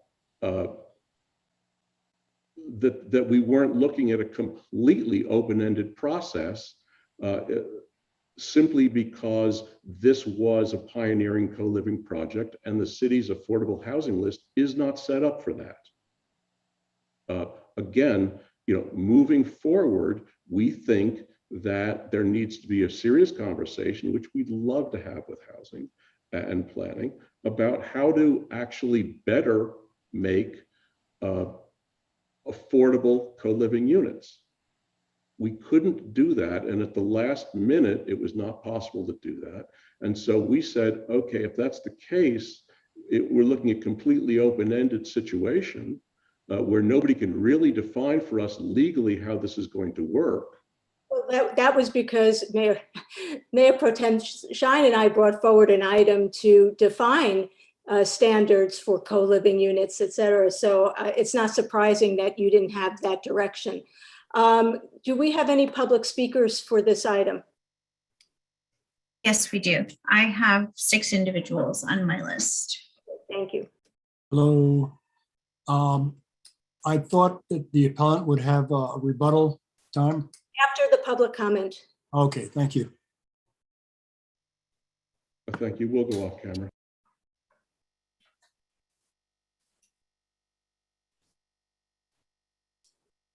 Madam City Clerk? Yeah, it's fitting that Karen O'Keefe has turned on her camera because she is the first speaker for this item. So Karen, you will have 2 minutes. Thank you. Thank you. Good evening. I'm Karen O'Keefe of West Hollywood. I'm excited by this innovative housing proposal, and I urge the council to reject the appeal. Right now, by and large, housing in West Hollywood is only affordable to people who are my age or older, people who moved in here back before prices were exorbitant, and the small percent of people that win the lottery and get one of those designated affordable housing units. Meanwhile, there are more than 40,000 Angelenos who are unhoused and many, many more who are rent burdened. Without affordable market rate housing, we're not going to be a welcoming city. Our sky-high rents shut the door on young people who are fleeing from states with anti-LGBTQ laws and anti-choice states. They shut the door on refugees, immigrants, and workers who don't want soul-crushing commutes. The appeal complains about the number of parking spots, but given the climate crisis, our disgusting air quality, and the housing affordability crisis, the modest number of spots is a feature, not a bug. My husband and I are among the 11% of West Hollywood households that are car-free. We couldn't find a single apartment that didn't have a parking spot, so we're forced to absorb the very high cost of one. Cities that care about the air we breathe and the planet that is our home need to prioritize housing human beings, not forcing low-income renters to pay for the storage of automobiles that they don't need or want. I live a short walk from this location. We've gotten on just fine with no car for 10 years, and so can our new neighbors. On the issue of affordability, this is not government housing, so of course it has to pencil out. This doesn't seem to have been a factor, but if more designated affordable housing units were required, presumably the cost of subsidizing those units would be passed on to other moderate or low income residents. I'm all for designated affordable housing, but I find it extremely backwards to do it on the backs of other struggling renters. It should be on the backs of the wealthy instead. Please don't stand in the way of this desperately needed housing. Stand up for the climate, stand up for the housing affordability crisis, and do our part. That's it. Night. Thank you, Karen. Our next speaker this evening is Leslie O'Toole. Leslie, if you would like, you may turn on your camera. I see you coming on now, and you will have 2 minutes to provide testimony. Thank you very much. Hello, Mayor and Council members. Firstly, thank you for your service. I want to add a quick point no one has noted. We have no metro service here and only an extremely patchy bus service. Bus ridership here has been declining in recent years, and that's no surprise. We are not a transit priority area, as the applicant's attorney appears to think. She also may like to view the City of West Hollywood's Fountain Avenue traffic study, or consider that you, the council members, and your predecessors have been so concerned about safety on Fountain that you commissioned a traffic study. John Murdoch is absolutely right. People will not rent here if they cannot park because our public transport is not suitable for any professional person with a job. It's also apparently unsuitable for any adult who might have a future interest in being in a relationship. Seriously, there are so many questions and concerns here, but my greatest concern is safety. I live seconds from this intersection at Orange Grove and Fountain on Fountain Avenue. There is a serious accident here at least once a month. This application was approved on September the 2nd by a laughable single vote. In the, 3 months since the hearing, there have been 3 serious accidents here. I've emailed you all photos of these. They were on October the 5th, the 12th, and November the 13th. Obviously, alcohol and high speed play a factor, invariably speed, and of course, the number of cars. The October the 12th accident took place at 2:30 p.m. on a Tuesday. As you know, this project site is steps from Larchmont Charter School's elementary campus. Scores of children aged approximately 5 to 10 walk to this school, are transported by their parents in cars, the vast majority at this intersection. But it's not just weekdays when we literally take our lives into our hands crossing this intersection at Fountain and Fairfax. At 10 a.m. on Sunday morning, I was walking to Mass at St. Ambrose on the southwest corner, a historical resource, by the way, celebrating its centenary this year. Mayor Meister, I note that you have talked about promoting historical resources on your bio on the website. Ms. O'Toole? Yep. If you could wrap up your thought, you have. I just wanted to say, I was about to cross the site from the northwest corner of Fountain and Fairfax, this site address. I had the white go pedestrian light. I was about to step in that crosswalk, and at 10 a.m. on a Sunday morning, a speeding car traveling west on Fountain blew the red light. I always check to make sure people stop. If you think a child is going to do that, you are very wrong. I ask that you make the only human, sensible, rational decision here and grant this appeal. It is not a question of if a person will die here. It is a question of when. Thank you for your time. Bye-bye. Thank you. Our next speaker this evening is Genevieve Morrill. Thank you, Madam Clerk. Good evening, Mayor and Madam Pro Tempore, members of the City Council. Genevieve Morrill, President CEO for the West Hollywood Council and West Hollywood Chamber of Commerce, sorry. We're speaking tonight in support of this Fairfax project, another innovative masterpiece by 11 Morris Architects. And this previous speaker, I don't think housing is causing traffic issues. And it sounds like we need to have some traffic and safety measures on Fountain. This is a brilliant business model and smartly approved. And I want to talk about a program I went to some years back at LAEDC, and there was a USC professor who was talking about a study that had been done and it was called Boomer to Millennial. And it was really talking about how shared economies was the new thing at the time, and how really more projects like this that really more predicted of shared living, co-op work environments, et cetera, were going to be coming up on the pipeline. And this is a perfect example of that. And it's a project that we need. It is a purely something that will provide shared, it's a seed for creating shared living and co-op work environments that is needed, and kind of a workplace type of housing that's needed. The Planning Commission smartly approved. There was no justification. The staff looked into the appeal. They were thoughtful and thorough, just as 11 Architects has been, in providing you all the reasons this is appropriate use for the site, and a detailed response to the claims of this appeal, proving the merits of the project are genuine as intended.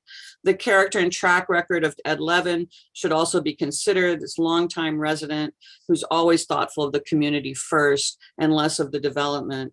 He's first a citizen and second an architect, and does the right thing for the city he cares about. This is expensive land, and we have to get creative. We embrace all walks of life, all types of housing. We should look at all different types, inclusion or exclusive. Which are we? We need to have all types. And just because one type isn't what somebody wants in this site, it doesn't mean that that type isn't needed and really required. Thank you. Thank you. Appreciate it. Our next speaker this evening is Kathy Gora. Kathy, if you would please press *6 to unmute yourself. You will have 2 minutes to provide testimony. Oh, hi. Good evening to the City Council. The city argues that this SRO project is affordable housing, though we have never seen a schedule of proposed rents and a menu of a la carte amenities that would increase that base rent. We do know from the Planning Commission meeting that the 30-some parking places will cost extra and that the overflow will have to park on the street. Developers tell us this project will have free weekly maid service and free Wi-Fi. Some people even say that such tight quarters among strangers is actually good because tenants won't feel lonesome. One of their internet ads says that they will help stop COVID by keeping extra cleaning supplies in each unit. As manager of the building next door in Fairfax, there are studio units currently for lease from $1,550 to $1,695, including utilities and parking for most, though not all tenants. Some park on the streets, and nearly everyone that rents the studio apartments next door either have a car or in the process of getting a car. The ones without quickly realize the advantages to having one, especially since there are many entry-level jobs that require one such as meal deliveries, and ride sharing. Bottom line, these SRO units are not traditional apartments. They are not necessarily low income, and the gross density of tenants and guests will dump dozens more cars on the street, creating less parking and more hazardous driving conditions at the intersection. This project does nothing for the quality of life in the neighborhood. Hyperdensity without increased parking facilities or better public transportation is ludicrous. Regardless of a vision of a future carless city, we need a place to park today. Neighbors here know not to walk in the area after dark, and we all hear the accidents at this intersection that are all too frequent. There is almost no parking after dark, and the gross negligence of the owner-developers of the 3 houses on Fairfax and Fountain has only contributed to crime in the area. The resultant hyperdensity will result in a very lucrative rental model, and it will surely usher in many more projects like this throughout the city. And furthermore, the city's hands are not tied on this. Thank you. Thank you. Our next speaker this evening is Keith Kaplan. Keith, if you are on video, or you may go ahead. I see that you unmuted. Yes, and I am on video now too. Good afternoon or good evening. Thank you.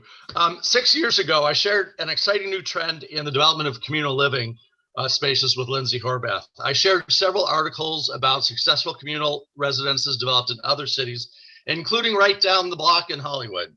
Shortly after Lauren Meister was elected to City Council, I also shared this information with her, and we discussed opportunities to address our housing affordability issues.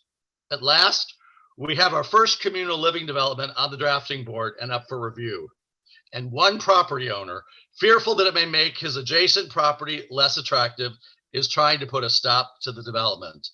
This is why throughout Southern California, we are handcuffed in our ability to develop affordable housing. I urge you not to let this happen. Our city, the creative city, the city that prides itself on social justice, is already way behind on innovations in housing to address affordability and housing shortages. This project is sorely needed and long overdue. It will allow young workers options to live in the city. It will enable our seniors to stay in the community that has been their home for so many years. And if you look right down the block in Hollywood, you will see an answer to some of the questions that you guys have raised in terms of who will live here. They have been successful, very successful in attracting residents. I urge you to show your leadership. Take this important step to address housing affordability issues, and please deny this appeal. Thank you. Thank you, Keith. Our next speaker on this item is Walter Schill. Walter, you will have 2 minutes. Thank you. I am supportive of the development. My kids attended Fountain Day for many years, and they're in West Hollywood Elementary now. I spend a lot of time on Fountain and agree that more certainly can be done for traffic accidents and safety. But we can't have everything perfect all the time. We need new housing and denser housing in the city. I have employees at our West Hollywood restaurant and managers that find it difficult. I have a few that walk to work. That's rare. And I know some parents can walk to our West Hollywood Elementary School. Many do drive along Fountain every day. So I think that the city would benefit from this. We need new and more housing. And we have both employees and guests, I can tell you, that don't drive a car, that do walk or Uber or ride a bike, actually, believe it or not, to work down on Melrose. And I think the city should take some innovative steps and allow wonderful housing. The renderings look great. And I think a lot has been done to address some of the concerns. So I hope the appeal is denied and we can see this great project come forward. Thank you. Thank you, Walter. The next person I have listed is Kristen Cummins. Kristen, if you are in the meeting, please unmute yourself by pressing *6, and you will have 2 minutes to provide comment. Okay, I don't see Kristen coming on, so I just want to ask if there is anyone else in the meeting who wishes to speak on the appeal. Please use the raised hand feature and we will call you. Okay, seeing none, Mayor. Thank you.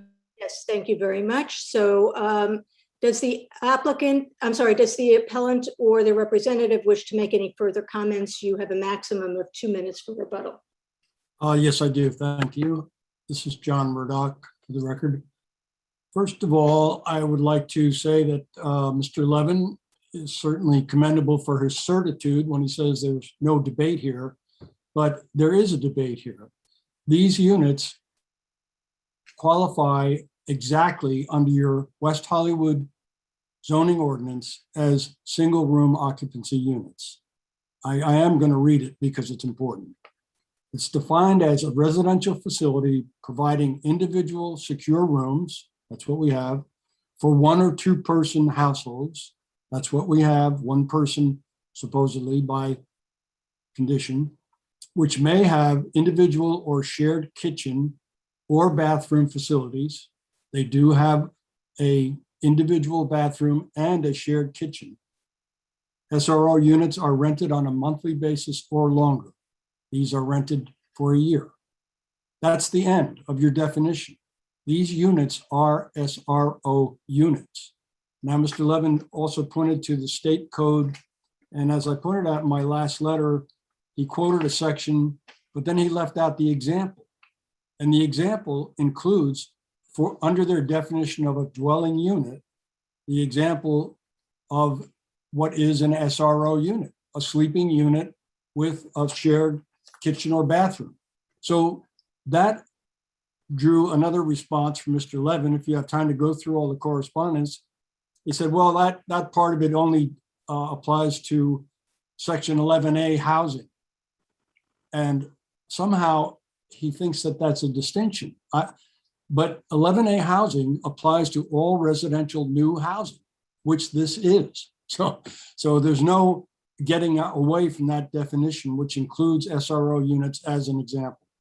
So let me also say that the issue of affordable housing is important to everyone. So why are we cutting down the number of affordable units to allow the developer to get away with 70 market rate units and 3 affordable leases? It doesn't add up. Mr. Murdoch, if you could wrap up your thought, your 2 minutes are up. I will end it there, and I commend you to look to the last thing that Mr. Levin said, which was we need to amend our code in order to fit this project. Well, that's the backwards way of doing things. You have to stop the project, then amend the code and allow them to apply for a conditional use permit. Thank you. Thank you. Now, if we can please have the applicant, do you want to provide rebuttal testimony? Yes. I'll speak. You can sorry. speak. I'll speak just briefly. I'm not going to debate the California Building Code definitions with Mr. Murdoch. I've been a licensed architect for 38 years. He has no basis on which to question my interpretation of the building code. It is as clear cut as I say it is.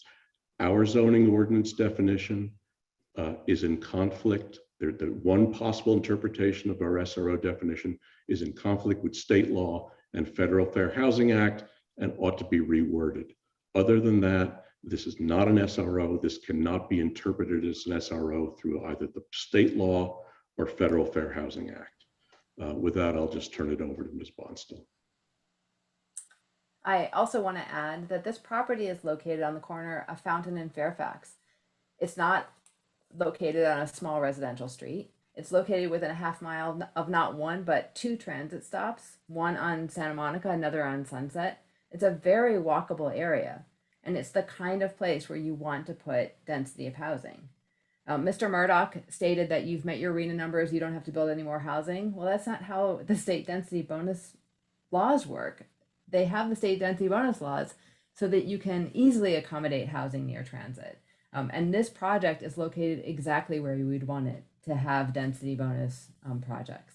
The applicant did propose to have, the 3 affordable units have multiple rooms in them and have them, leased out as co-living. And procedurally, they were not able to make that happen, but the same 3 units are still there. They just are now 1-bedroom units. And so they fully comply with the requirements for density bonus under West Hollywood's laws and the state law. And as I said before, you have to find a specific adverse impact by a preponderance of the evidence that is caused by this project in order to support the appeal and overturn the approval of the Planning Commission. Thank you very much. Thank you. Do any of my colleagues have questions for the appellant or the applicant at this time? Councilmember D'Amico. I just have two questions for Ed, or I'm sorry, I forgot their attorney's name. Sure. I'm very concerned about limiting the number of people per bedroom. If someone gets pregnant or adopts a child, then they're basically evicting themselves. Someone falls in love, they're basically evicting themselves. I just can't, in all good conscience, believe that that's a good setup for our city to establish. And so I'm interested in if you are willing to move forward without having that requirement of one person per bedroom. And then second, I think there's a question regarding parking, and I don't know if this was passed by the Planning Commission, but I do think the city should not allow visitor parking passes or residential parking passes for that address, except for perhaps the affordable units. I'd be happy to address both of those.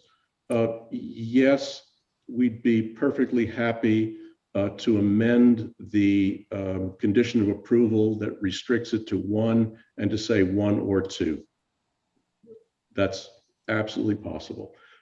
There is also in this, for this project, the standard condition of approval that the Planning Commission always imposes, that there not be visitor permits. That's just the standard condition for all. I didn't know if that was still standard or not. Yeah, it still is. It's been applied to this project. We're fine. We are fine with both of those, Councilmember D'Amico. Okay, any other questions at this time? It's 9:06, so I'm thinking that we should go ahead and take a little break. We'll leave the public hearing open, if that's okay, Lauren Langer, as long as we don't talk. Yes, that's fine. I would just remind the council members not to talk to each other during the break. Right, and it's 9:07.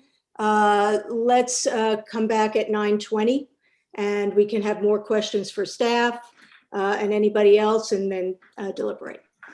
Okay, see you then.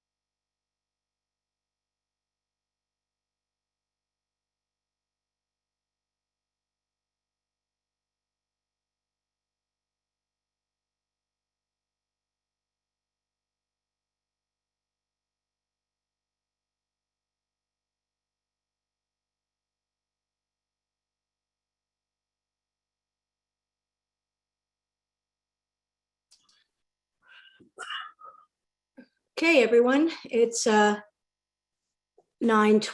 and we found out that we do have one more public commenter, so I'm going to go ahead and let them speak, 2 minutes, and then we'll go to questions of staff and anything else we need to talk about, okay? Thank you, Mayor. Actually, she hasn't come back into the meeting, so I will text you if I hear from her. Okay, well, I think we're going to be done by then. Thank you. All righty. I have some questions for staff, so I'm going to go ahead and ask those questions. Staff, Adrian, in the report, you say that the city zoning ordinance explicitly anticipates 4 and 5 bedroom apartment units, but did the city zoning ordinance explicitly anticipate state law, which cuts the amount of parking spaces considerably? In other words, our ordinance was written before state law cut our parking requirements in half. Is that correct? You're on mute, or you're not speaking. That is correct. Okay, can you tell me how many multifamily housing projects the city has approved that include 4 or 5 bedrooms? I'd have to do some research for that. Okay, well, maybe you can get back to us before I finish my questions. I'd like to ask about the staging of garbage pickup and deliveries and rideshare, since it's been brought up that that Fairfax Fountain Corner is unsafe, and apparently it's a red curb, and then the driveway is off of a red curb, and then there also has to be garbage pickup, deliveries, ride share. Where's this all being staged? Trash is going to be in the trash location is on the first level of parking. We conferred with Athens as far as access to trash of the site, and they felt that the proposed design would work for them. They would have the trash truck stage on Fairfax. It would be in front of the driveway, and it would also be in portion of the neighboring driveway, but it'd only be momentarily while the crew went down to get the bin, the pickup. Okay, so Athens is not going down into the parking garage. It's The staying. scout will come up and drop it off at the curbside for Okay. pickup for Athens. And what about the deliveries for the 73 plus residents? Or is that? There are 2 spaces dedicated to deliveries for either for service in the building or for deliveries at other residents in the building. There is a height limit of the truck, so if it's more than 8 feet, it'll have to be parked somewhere along Fairfax, where they can find parking to deliver packages to the building. But there aren't any meters, are there, over there? They're just parking permits, so it's just like any other building along Fairfax that's nearby. They got to find parking to service, provide packages to neighboring buildings. So how does this happen where there's a right turn lane on a corner? I mean, it's in the right turn lane, is that right? Where the entrance is of the parking garage? Is that right? It's a right turn lane where people. There's a right turn lane from Fairfax to Fountain, right? Right, but I'm saying right where the driveway is. Is that correct? That's how it is today. There's a driveway now for a building on Fairfax. So was there ever, because there are 73 individuals that are going to be living here, was it considered to have maybe a protective pocket? For a right turn? No, for the delivery, garbage pickup, deliveries, ride share. We mentioned it to the applicant's team, but as far as accommodating that, that was the 2 spaces they provided in the garage. Okay, you mentioned it, but they didn't like it, so they are not doing it. That's basically what you're telling me. It's not required for the project. They provided what they thought they could within the building. Okay. Can SROs count for RENA? SROs? SROs are seen as housing units. I'd have to ask Allison if we count. It's again, it goes back to the kitchen. So it would depend how many kitchens there are. So the way this is designed, if it was considered SROs, they would be 18 SRO units. And again, there's 18 kitchens. So it would go back as currently designed. This building has 18 kitchens, or I believe 18 kitchens. So you get 18 credits no matter how you define them. Okay, because on the Department of Housing and Community Development, their FAQs, there's a question, what counts as a permitted housing unit? And it says, the question is, do single resident occupancy units count towards RENA progress? And the answer is SRO units can be counted if the units are operated as separate living quarters and occupied, will be occupied by persons who consider the unit their usual place of residence rather than temporary motels. So it sounds to me like SRO units individually can be counted towards RENA, whereas co-living units, the bedrooms, cannot, because the SRO bedrooms are units versus the bedrooms in a co-living situation, which are bedrooms. Is that right?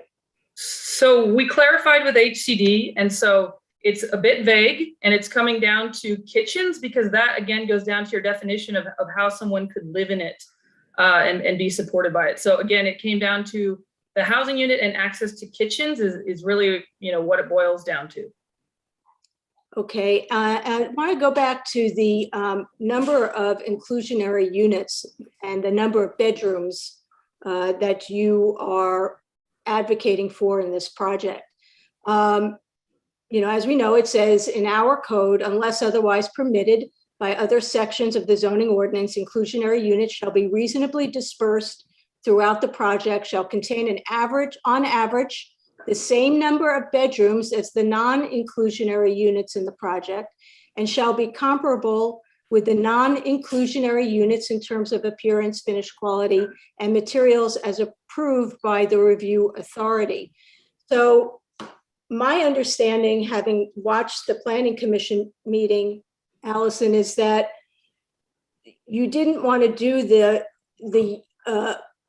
the co-living units for the affordable because those units would have been considered one household, right? And then you would have to figure their income based on that one household. Is that correct? Again, and I think Ed explained it better than I did. We're happy to do whatever the applicant wanted, and they had both options. And so we were willing to, look at our list and find anyone on there that could live in these units or do a separate lottery. There was concern when the condition was added by some members of the Planning Commission that the inclusionary units would have to be leased up first.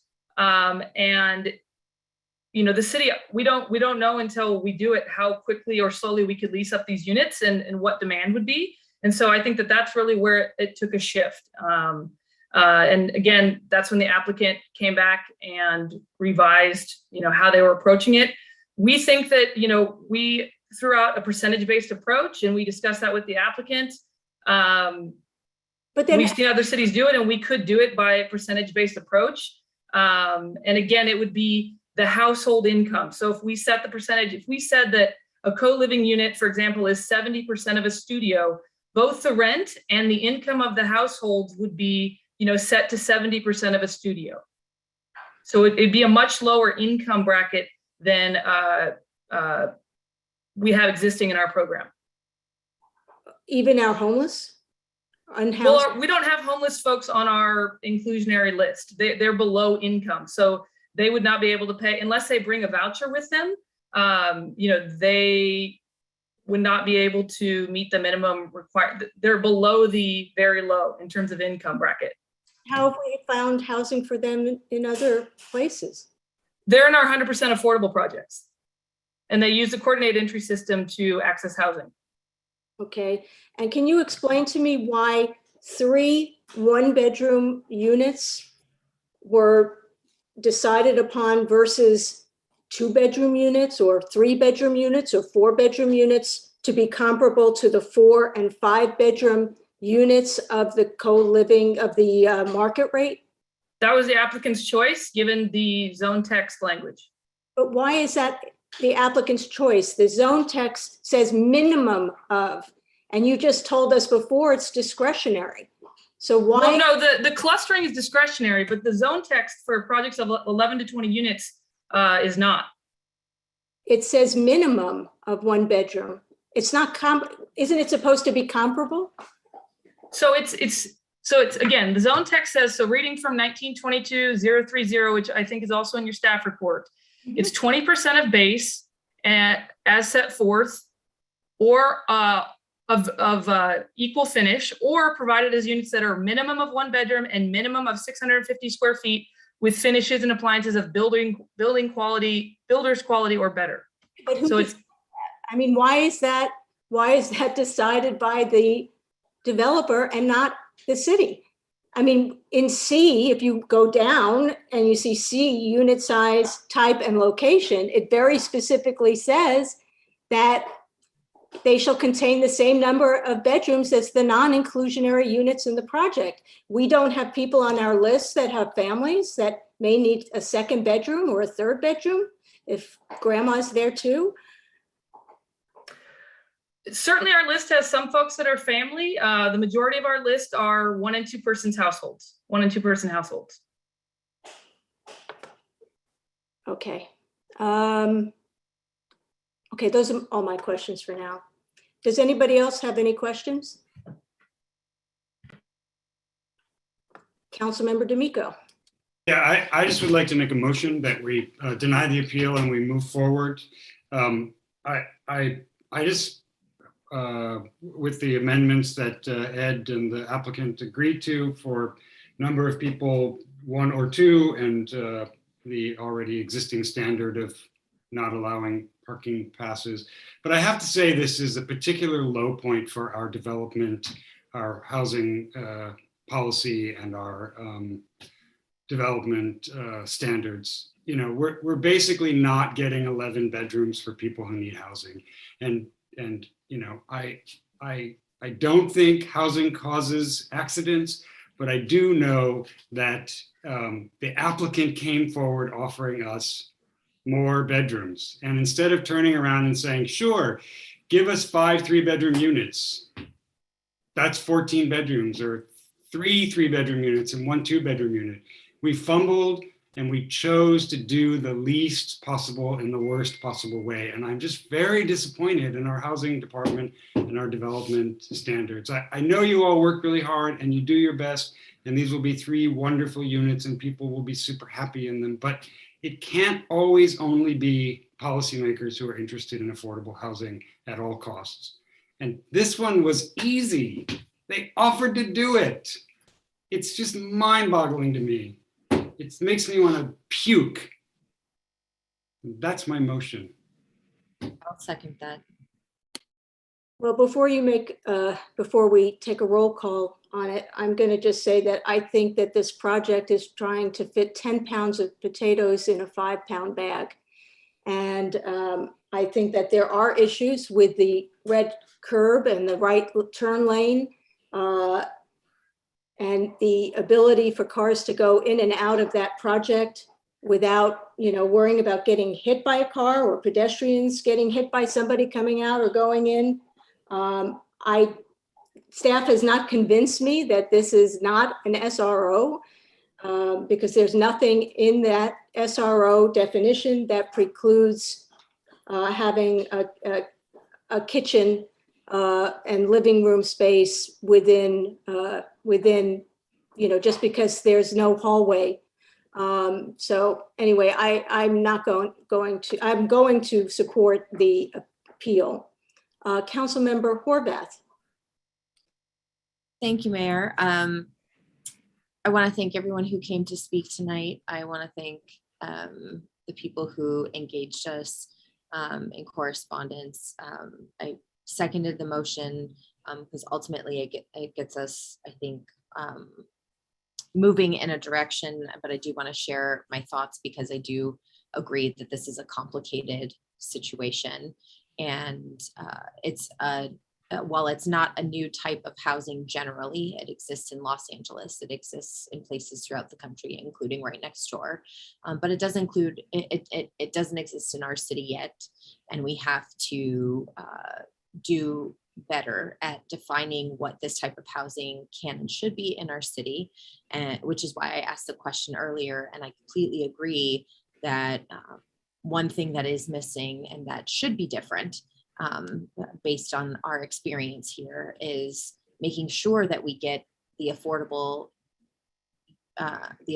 component that we are seeking, not settling for a minimum. I understand that there may be preferences by people who will be on that list about what type of housing they choose to live in. But there are many more people who are eager to be in housing immediately as quickly as possible.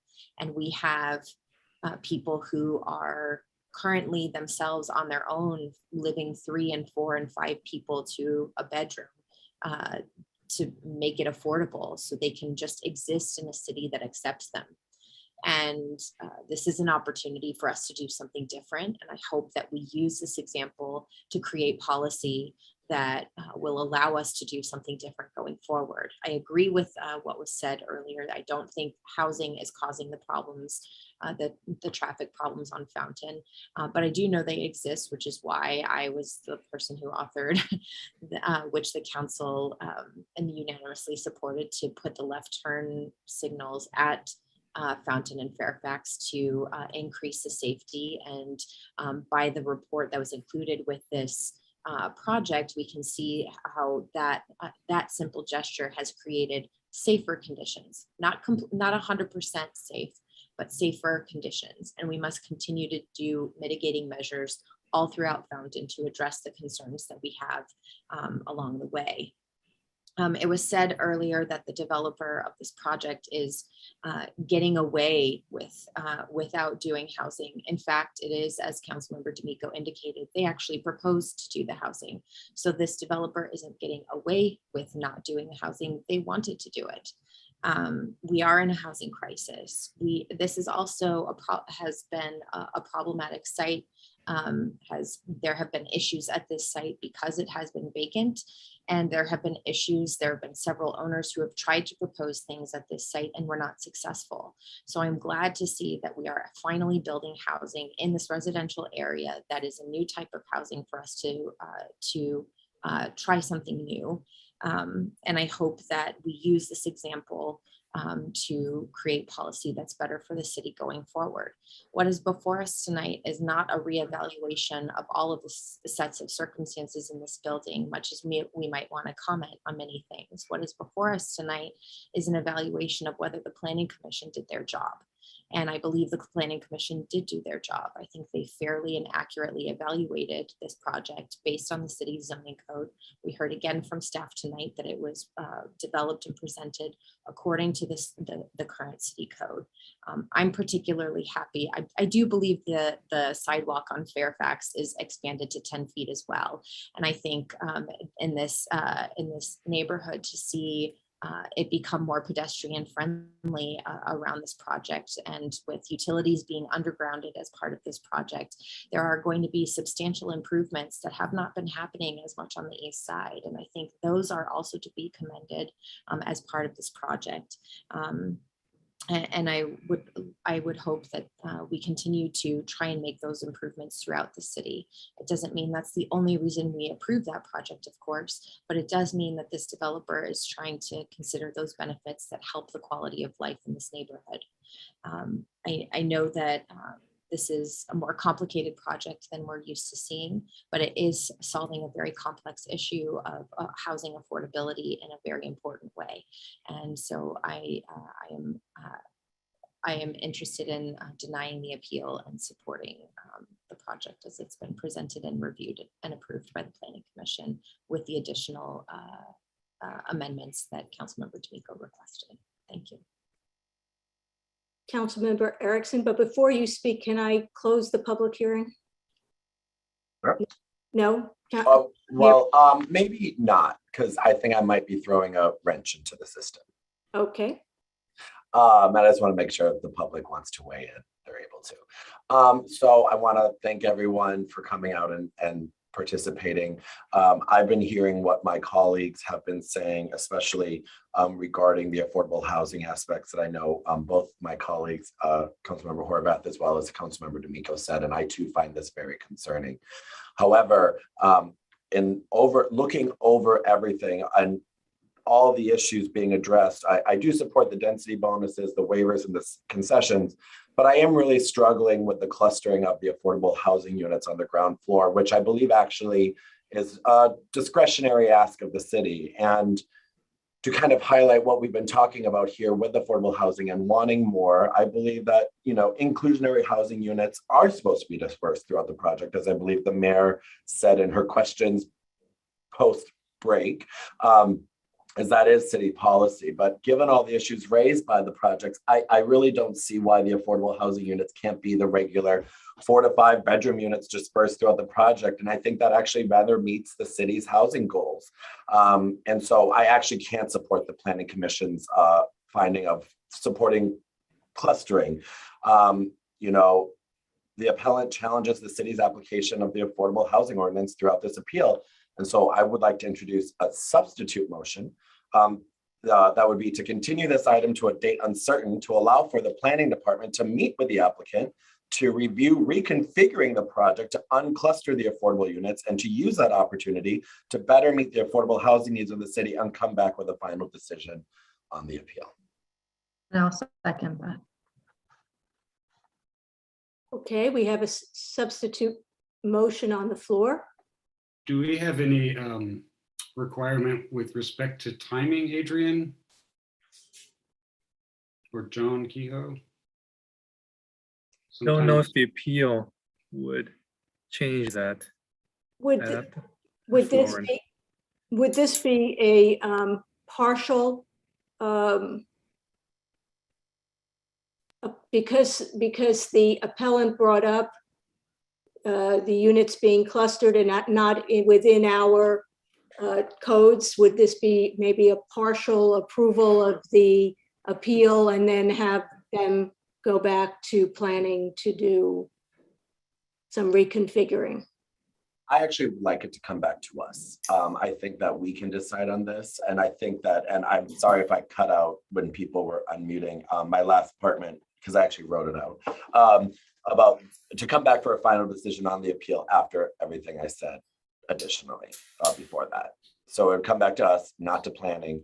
But I think what my colleague, Councilmember D'Amico said, what all of us have actually said, I'm sorry, is that we can get more housing. We can get more affordable housing, and the clustering aspect out of all things is something I actually am struggling with. And I think that if we give, as we've all heard, especially Ed Levin said it himself during his commentary and answers, that they would be open to doing this, that they came to the city to figure this out. And so I think that for the overall appeal after all this, Mayor, for it to come back and we would decide all day. And I don't know, Lauren Langer, if you wanted to tie into all that. Weigh in, Lauren. Well, wait, am I muted? Okay. The first question was about timing, and I'll say this. When the project was before the Planning Commission, I think there were strict time constraints leading up to the Permit Streamlining Act deadline. And but the city did make a final decision. So I think it's okay for the appeal decision makers to take the time to get this right. That being said, I think under state law, housing projects can't have more than 5 hearings. I think we know that's a fact. And I don't think that approval of housing projects should be unreasonably delayed by any reason. So there's definitely state law that wants to get these projects approved quickly and get the housing built. And so there's definitely a push from the state to not unreasonably delay housing projects. But I think if the council has questions or something that needs to be revisited that hasn't perfectly been answered tonight, there's probably an opportunity for staff to look at that and come back and talk to the applicant and come back at a future meeting. Oh, sorry, Lauren, is the procedure that we call a roll call on the substitute motion that's been made? Yes, a substitute. Yeah, that would go. Yes, a substitute motion would be heard first. Okay. If there's more deliberation, I'm not sure. Okay, and Mayor Pro Tem Shine? Yes, I second everything that Councilmember Erickson said. I too have really been grappling with the affordable housing number, and this motion really addresses concerns that we've all made tonight. And I think that working with staff to bring back to us a redesign in a Mayor, I think I'm echoing in someone's computer. Coming back to us in a efficient time period and still being within the 5 hearing threshold that Lauren Langer, our city attorney, said keeps us in a good space. And these are all the reasons why I support this. And I think we all get everything that we are wanting from this. Councilmember Horvath? Thank you, Mayor. I just want to be very clear what we're asking of the applicant, because as I understand the motion, it was direction to go back to staff to address the clustering, but what has been discussed is an increase. One of the many things that has been discussed is an increase in the actual number of affordable bedrooms. And so I would like to be clear what specifically you're asking them to do on this accelerated timeline. Of course, thank you, Councilmember Horvath. I think you captured it very succinctly with what I was saying, but ultimately the clustering is, I believe, a discretionary ask of the city. And so how we are looking at that would then allow them, the planning department, to meet with the applicant to review the unclustering of the affordable units and use that for a better opportunity to meet the affordable housing needs of the city. So potentially what I'm saying there is to increase the number of affordable housing units we could get by unclustering it, which would be within our discretionary authority to do that. So you're not just asking for these units as they are currently designed to be unclustered. You're actually asking for them to be redesigned to look more like the other units in the building that have multiple bedrooms. Yes, we are looking at how we can overall get more affordable housing in those ways.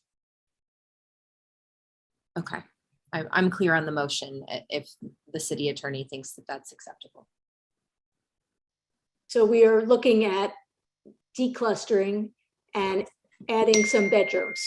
So many declusters, I apologize. Bedrooms and declustering. Can I ask a question about the adding the bedrooms?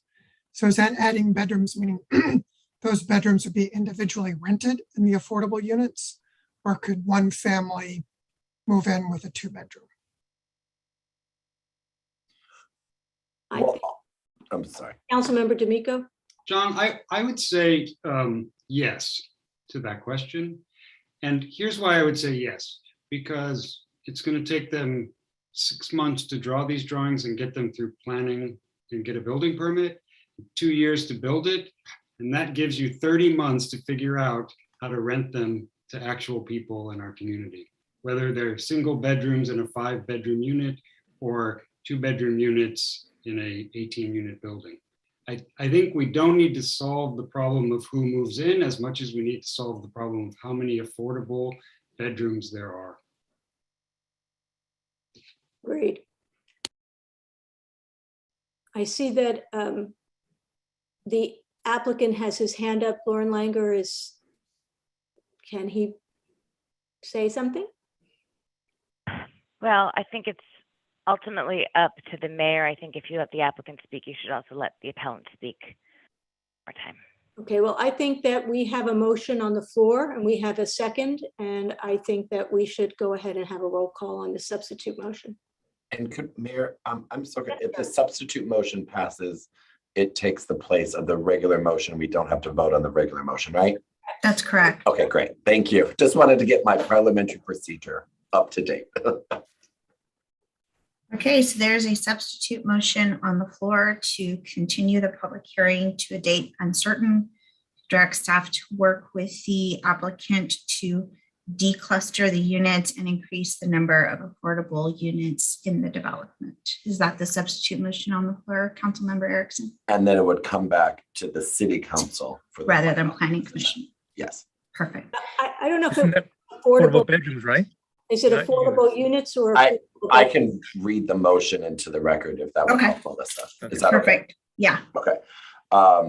Would be to continue this item to a date uncertain to allow for the planning department to meet with the applicant to review reconfiguring the project to uncluster the affordable units and use that opportunity to better meet the affordable housing needs of the city and come back to the city council for a final decision on the appeal. I think that you have to specifically say that we want an increase of bedrooms, Yeah. affordable bedrooms or affordable units. So I would add to better meet, I said affordable units. Did that not come out? Well, you said to better meet the needs, but you weren't specific as far as Increasing? increasing, right? Oh, so And increase. what I'm suggesting is there could be a combination of bedrooms or units. I mean, they may Yes. decide that they want to do 5 1-bedroom units or 10 1-bedroom units or whatever. I want to make sure that there are options in terms of increasing either the number of units, affordable units, or the number of affordable bedrooms. Does that make sense? No, it does. However,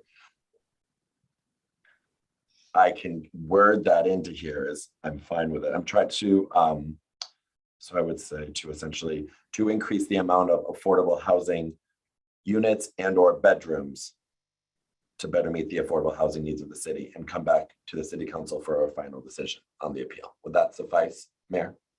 That sounds good to me. Okay. City Attorney Langer, did you have? Oh, I was just gonna say, but it's based on the not being able to support the Planning Commission's findings on the clustering, right? Yes. That's the basis for the issue. Yes. And then the number of direction is to affordable meet. units, and the number of affordable units, because that was in the appellant's case as well. Right, how the affordable housing ordinance has been applied is Yes, thank you. Those are the two findings. on appeal. Right. Okay.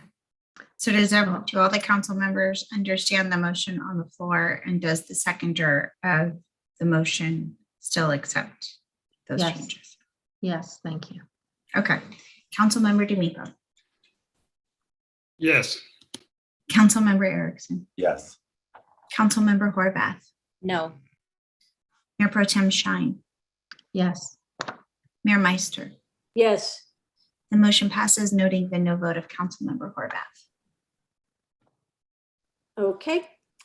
Thank you, everybody, for your patience. And we are now going to go on to our second public hearing tonight. And let me just open up my little script. Okay. We will now hear public hearing item 3B, request to permit a static on-site advertising billboard on the property located at 9165 to 69 Sunset Boulevard. The public hearing is now open. Are there any disclosures from council members? Any disclosure? I met with a representative for the applicant. Okay, anybody else? I met with the applicant and discussed all items in the staff report. Okay, thank you. Mayor Pro Tem.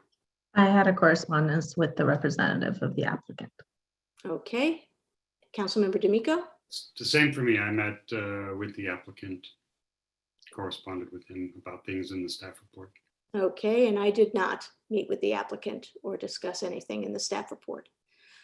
And so now, Madam City Clerk, how is this hearing noticed? It was noticed as required by law, with the notice of public hearing being posted and mailed on November 24th. Okay, thank you. Will the staff representative please introduce yourself and present the staff report? Good evening, Mayor, Council. Brian Eck, Senior Planner with the Long Range Planning Division. So the item before you is a request for a new creative billboard located at 9165 Sunset Boulevard with the approval of a development agreement, zoning map amendment, sign permit, and certificate of appropriateness. The site is located on the western end of the Sunset Strip on the north side of Sunset Boulevard between Quarry Avenue and Doheny Road. The proposed project is located above the building on the site, today known as the House on Sunset, although some may know it or remember it as the Berman Furs building. The building was originally designed by architect Paul R. Williams and built in 1936. The building is a designated historic resource, which has been immaculately restored. The proposed creative billboard would be truly unique and consists of three primary components. The first is a static three-dimensional element. This is the primary signage component.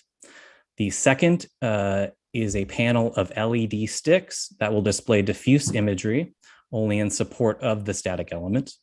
And then the third feature is the sign structure itself, which is an open gantry system meant to evoke signs from the early 20th century, which will be visibly behind the two signage elements.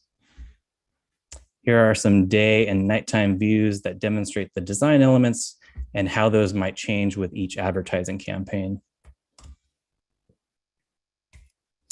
The project conforms with all the requirements and expectations for any sign seeking approval under the Sunset Arts and Advertising Program, including a few highlights.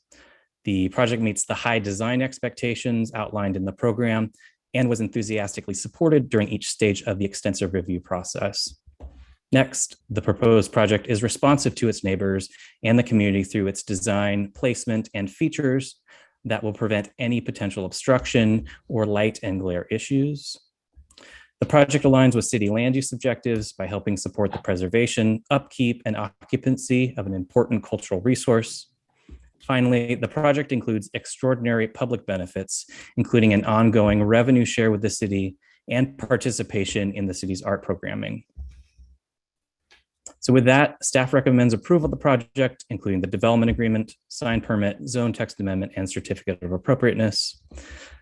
Thank you. That concludes my presentation. I am available for questions, and the applicant team is also here, and they have a brief presentation that they would like to share. Great, Brian, thank you. I do have one quick question. The billboard that is to the east of that billboard, is that existing now, or is that being proposed? Because it seems awfully close. Yeah, there is an existing billboard at the site at 9157 Sunset. Recently, council approved the conversion of that billboard from its existing static condition to a digital billboard under the program. Okay, all right, thank you. So now, are there any other questions of staff at this time? If not, if the applicant would like to address the city council, we'll have a maximum of 5 minutes to make your presentation. Who will be coming to speak with us? Aaron Green, is that you? Yes, good evening, Mayor Meister. I'm joined this evening by Yumna Siddiqui, as well as from Orange Barrel Media, as well as the full project team. I'll be very brief. This was said at Planning. I said it at Planning Commission. I think it was reinforced at Planning Commission, and I think it bears saying again. Unlike a lot of the other signs that we have seen, this one is truly unique in its configuration and with its elements. There's really nothing like this sign that exists anywhere else in the city, anywhere else in the state, as far as we've been able to tell, anywhere else in the country. This building, in addition to being a historic resource that the owner recently designated, has a tremendous history. Not only its architect, but also some of the very special tenants, like for example, Orson Welles used to live in, or used to have his penthouse in this building. I could really talk about it for quite some time, but I want Yumna Siddiqui to speak about the design itself. So Yumna, if you'd be so kind. Thank you. Thanks for allowing us to share some information on this building and this sign, which we really are excited about. We drew our inspiration from the original Behrman First sign. There was a lot of qualities of it that we wanted to maintain. We love the feeling of lightness that comes from the sign's transparency and the exposed gantry. And we also love the sculptural form of the three-dimensional letters. And we're also really inspired by classic neon spectaculars. We were excited by the way they use changing lighting effects to enhance the static content. So we wanted to capture the dynamism of these classic signs, but also respond to the scale of contemporary Sunset. So, Sunset's gotten much denser since this building was built in 1939. And the house on Sunset is going to be sandwiched between this new digital that's going to be at 9157 and the existing static sign at 9201. So our reinterpretation of a classic neon spectacular is a one-of-a-kind static, but it's also highly customizable.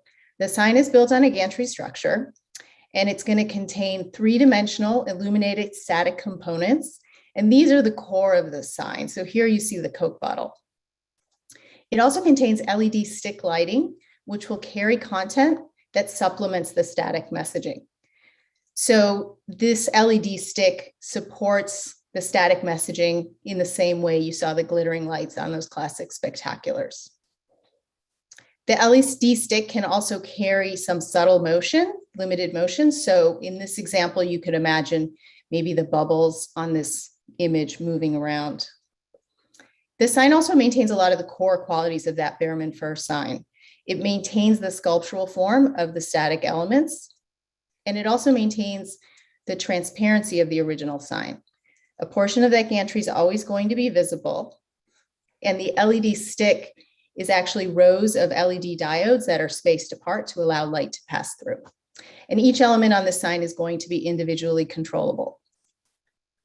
The sign will also be able to carry periodic displays of art and historic content, which will allow it to really communicate with the Western Gateway. And as Brian pointed out, the overall sign area will be 1,500 square feet with 600 square feet devoted to static content. So the sign's located at the Western Gateway to the Sunset Strip. So here's how that gateway would look once that 9157 billboard is upgraded. And our sign is really oriented to face traffic that's coming into West Hollywood. So at the street, right in front of the building, it's at about a 90-degree angle to the street.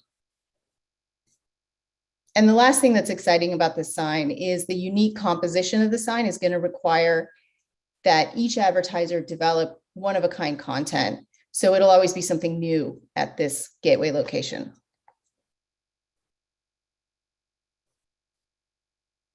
Just a couple of last quick points. One of the underpinning principles in the city's new sign program was to create opportunities for owners of historic buildings to have financial opportunities to preserve and reinvest in their buildings. And there's not a more prime example of that than this project. This is a property owner who recently purchased this building, designated it as a Mills Act contract building, and then is proposing a delicate sign that will provide the financial resources for this stunning example to exist on the Sunset Strip for at least a generation to come. I know we're running tight on time, so we're here as the full team is to answer any questions that you all might have. But I would respectfully ask that you look towards the guidance of your commissioners of both HPC and Planning Commission. Planning Commission unanimously recommended this sign. And would request your consideration for a approval of the sign as proposed, along with the development agreement and the accompanying ordinances. So thank you very much. We really appreciate it. Thank you very much. Are there any questions, Councilmember Horvath? I'm supportive, but I have two questions. I don't know if we have any speakers on this item. My two questions are, my first is about the art component and how we are addressing the city's art requirement in the development agreement, if that could be explicitly stated for the record, and when we expect to see art that is not what would typically be the commercial aspect of this sign, when we expect to see that art on this sign. That's my first question. And then the second is the piece that's on the right side that will kind of be an object that is replaced with each new advertising element. We tried a creative tall wall on the side of the 9000 Sunset building that was supposed to have elevated glass and all of these things. And then when they tried to lease the space, it was very complicated. People didn't understand how to do it. And so it ended up just becoming the tall wall that it is today on the 9000 building. So I just want to understand a little bit about the thinking that went into this sign, because obviously it's something that's different than exists on the Sunset Strip. It's something that will be uniquely asked for this sign, unlike any other sign, to create that kind of object. If you run into issues with that, what are we going to expect to be in that space? Sure, I can. I'm happy to address the second question, then I would defer to staff on the first question. So there was a lot of research that was done in terms of looking at the marketability of this sign, because as you mentioned there, council member, there really isn't one like this. In fact, that's one of the things that we're most excited about. Orange Barrel Media specializes in having unique, one-of-a-kind, spectacular signage. And I think there's no better example than the Sunset Spectacular, which, unlike your standard format of a, horizontal rectangular billboard, is unique shapes that require one-of-a-kind advertising campaigns that require one-of-a-kind art for each campaign. So when Orange Barrel was developing this sign and this typology, there were actually extensive conversations with potential advertisers about whether or not this would be viable.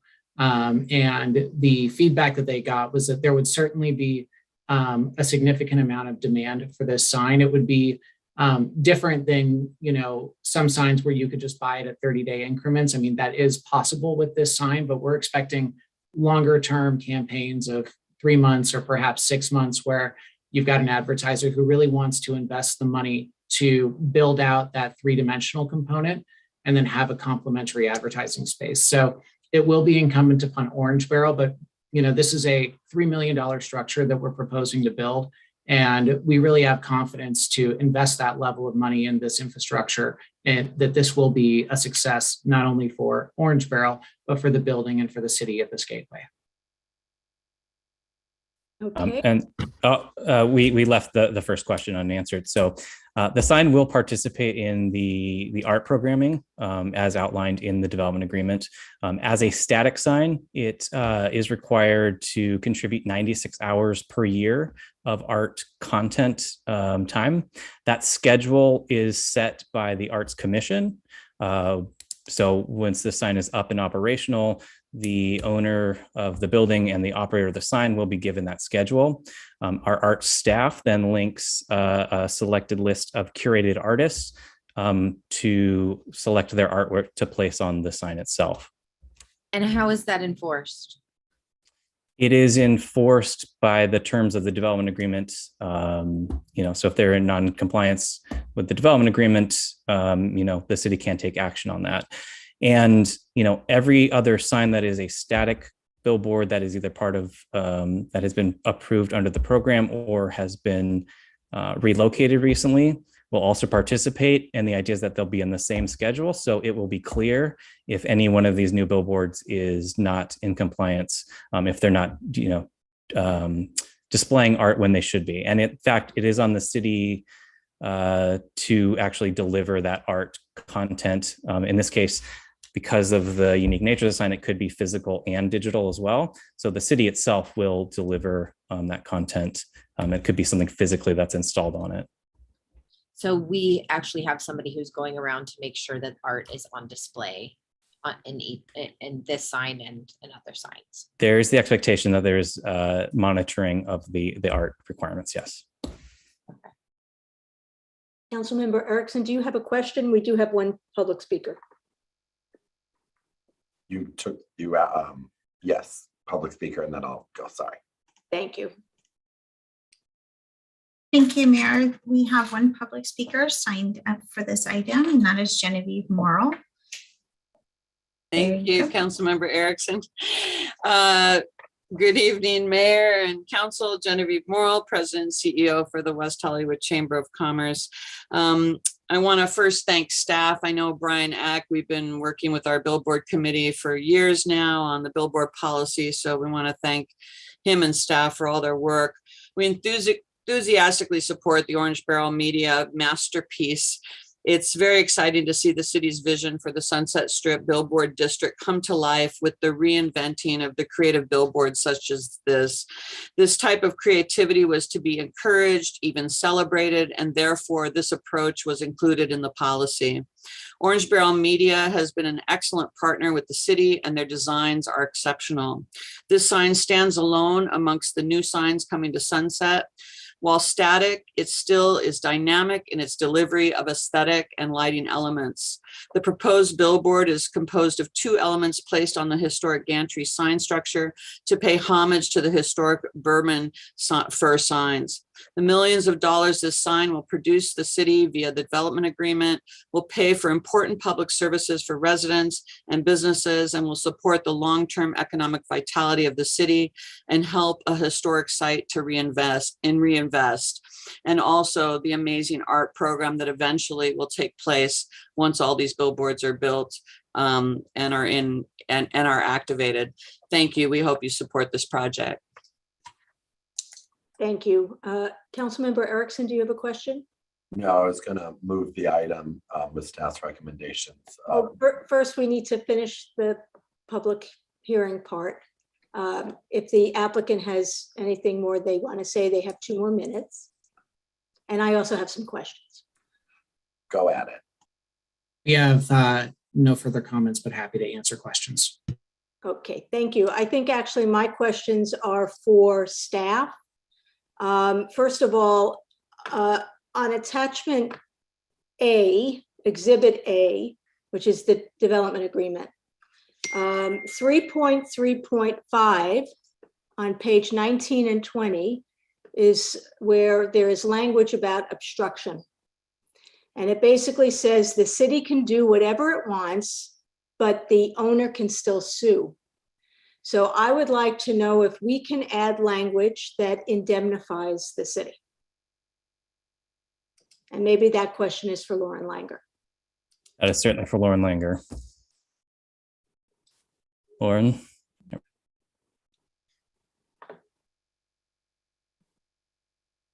Point to the section again, please. I just want to pull Yeah, up, it's make sure I have the right language. Yep, it's 3.3.5 in the DA, attachment A, exhibit A. And it's on page 19, pages 19 and 20. And it talks about obstruction. And it basically says the city can do what it wants, but the owner can still sue. So my feeling is that we need to include language that indemnifies the city. And of course, the DA is not loading, so give me just a moment. Yeah, no problem. The other, I know, yeah, there's a pretty strict indemnification provision in another term of the agreement, which I want to just glance at and see if it would cover that. Yeah, good. And then my Just other, give me a minute. yeah. And this might be for, well, I think it's probably for either Brian or you, but on 3.3.6, which I assume is on page 20, talks about allowing the applicant to renegotiate fees. And I don't think that that should be an option.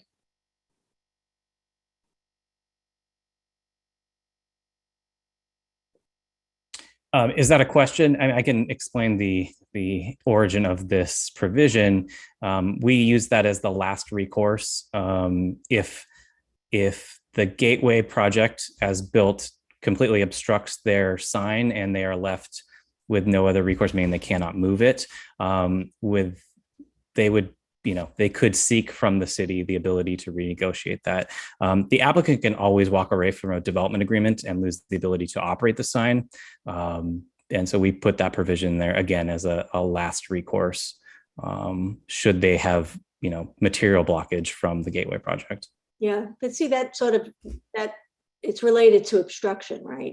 And that concerns me. It's like,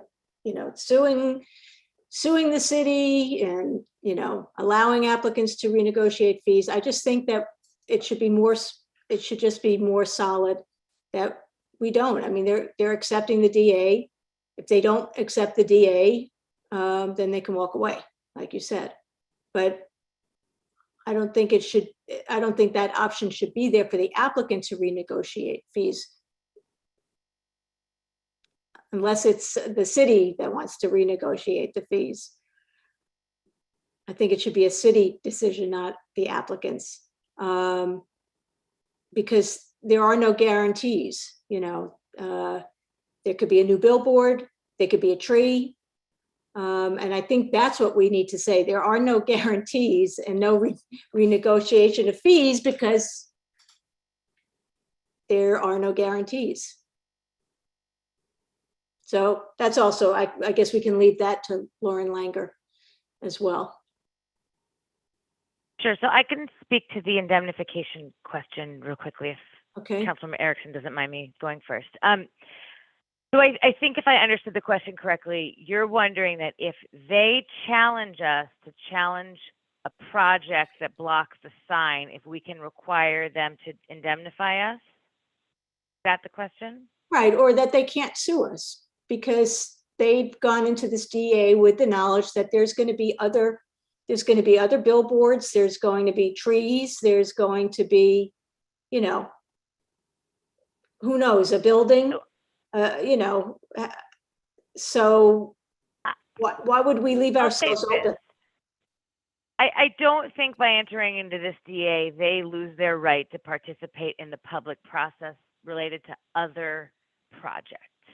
And I think that's come up before. And then another issue I'll say about the indemnification is typically indemnification is for third-party lawsuits. There's a very, very in-depth indemnification provision in this DA where they have to indemnify us against third-party lawsuits. And in fact, if I remember correctly, quite a few years ago, the condition didn't limit it to third-party lawsuits, and we learned that that was not an appropriate way to have a condition. And so the condition has since been changed to say that it's against third-party lawsuits, and we don't require a developer to indemnify us if they're suing us. The indemnification provision Oh, can't. yeah, all right, I get that. So maybe, I'm not a lawyer, so it's the wrong words, but it's still the same concern. And the concern is, we are permitting something that, hasn't been there.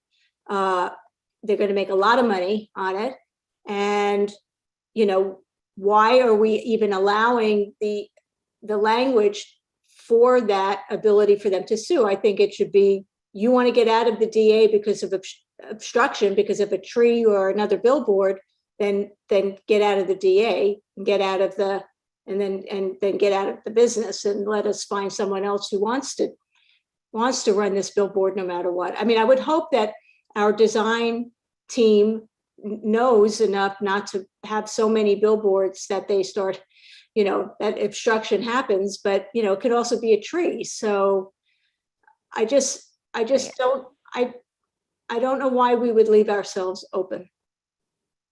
Well, but I guess another consideration is that a legal challenge to another development project could be based on other factors other than just obstruction. And so I think it's difficult to tell a property owner that they're not allowed to participate in the public process about a future project. Whether the reopener language that Brian was talking about or renegotiation, I think is a different concept. Mm-hmm. And we could talk about that a little bit more. But I would be uncomfortable telling a property owner that they can't object to future projects in the city because they don't know what's coming. And so that's a hard right for them to waive as well. They don't know what aspects of those projects will be. So it's something that we haven't really included before. Okay, so then let's talk about the renegotiation fees. Yeah, so maybe one aspect to consider is when we develop the development agreement and negotiate the fees, these are lengthy, in-depth negotiations, and the city drives a very hard bargain. We understand we're creating a tremendous amount of value, and we go through great lengths to ensure that the city is capturing a fair amount of that and not leaving much on the table. And so if there is something on the horizon like this gateway project, I think there is fear from the applicant that a partial blockage could leave them in a situation where they're underwater with the sign because of all the things that we load up on the sign in support of the community benefits, meaning the art program and the revenue share. And so because the gateway is a known thing, we felt it was appropriate to both acknowledge that they don't enjoy an unobstructed view to the sign, but there could be a situation in which we would still want to present a partial blockage from that, and they have the ability to renegotiate. And again, they could always walk away from it, or we could renegotiate it without that term in there. It's more of an acknowledgement of all of those factors in this agreement. Well, then what about our ability to renegotiate if, for example, the revenue that they're getting out of the sign is a lot more than you figured? 5 years down the road or something, or inflation or whatever. So do we have an ability to renegotiate the financial aspect of this? We do not. However, it is accounted for in the annual escalation, which again is also fiercely contested in every development agreement. This escalates at a 3% per year, which we're told is ludicrous from the billboard company's perspective. And so that does ensure that we are and will continue to get our fair share from this. Okay. Mayor Pro Tem. Thank you, Mayor. I appreciate your questions. I think given the unknown of the Gateway project, these terms are actually fair. And I think legally they're fair the way they are. And with the, I was wondering what you were going to answer, Brian, 3%. Right now might seem like, uh-oh, because of inflation, but when times that we're not in inflation, it's not even 3%. That's a higher amount than we would get. So with that, I think Councilmember Erickson made a motion. I'd like to second moving this forward as it is. Okay, is there any further discussion? Okay. We have a motion on the floor and a second. Thank you. Councilmember D'Amico. Yes. Councilmember Erickson. Yes. Councilmember Horvath. Aye. Mayor Pro Tem Shine. Yes. Mayor Meister. Yes. The motion passes. Okay, thank you very much. We are going to move on now. Thank you, everyone, and the public hearing was closed and all of that. Okay. We're going on to our next public hearing, which is item 3C. Bear with me for 1 second as I open that up. We are at 10:24, and we still have quite a number of items to go tonight.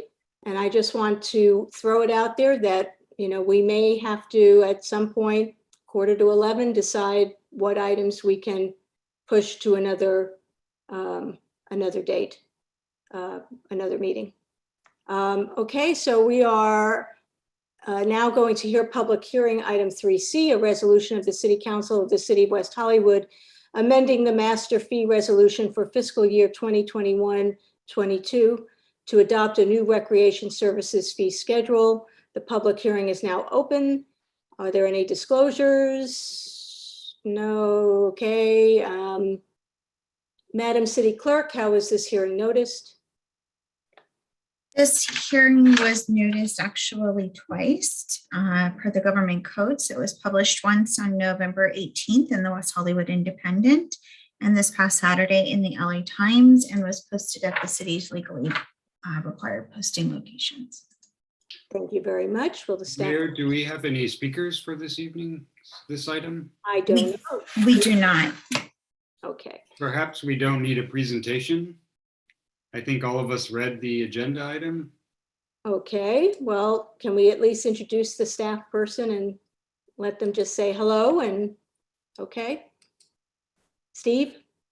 Hi, Mayor, thank you for having us tonight. Thank you, City Council. I'm Steve Campbell, Director of Facilities and Recreation Services, and with me tonight is Stephanie Martinez, the Recreation Services Manager, and Clavon Jubry, our Recreation Supervisor that oversees this portion of the programs. Thank you, and thank you for staying with us the distance. Does anyone have any questions for staff about the item? I'm prepared to move the item as presented. Second. Okay, we have a motion to move the item. We have a second.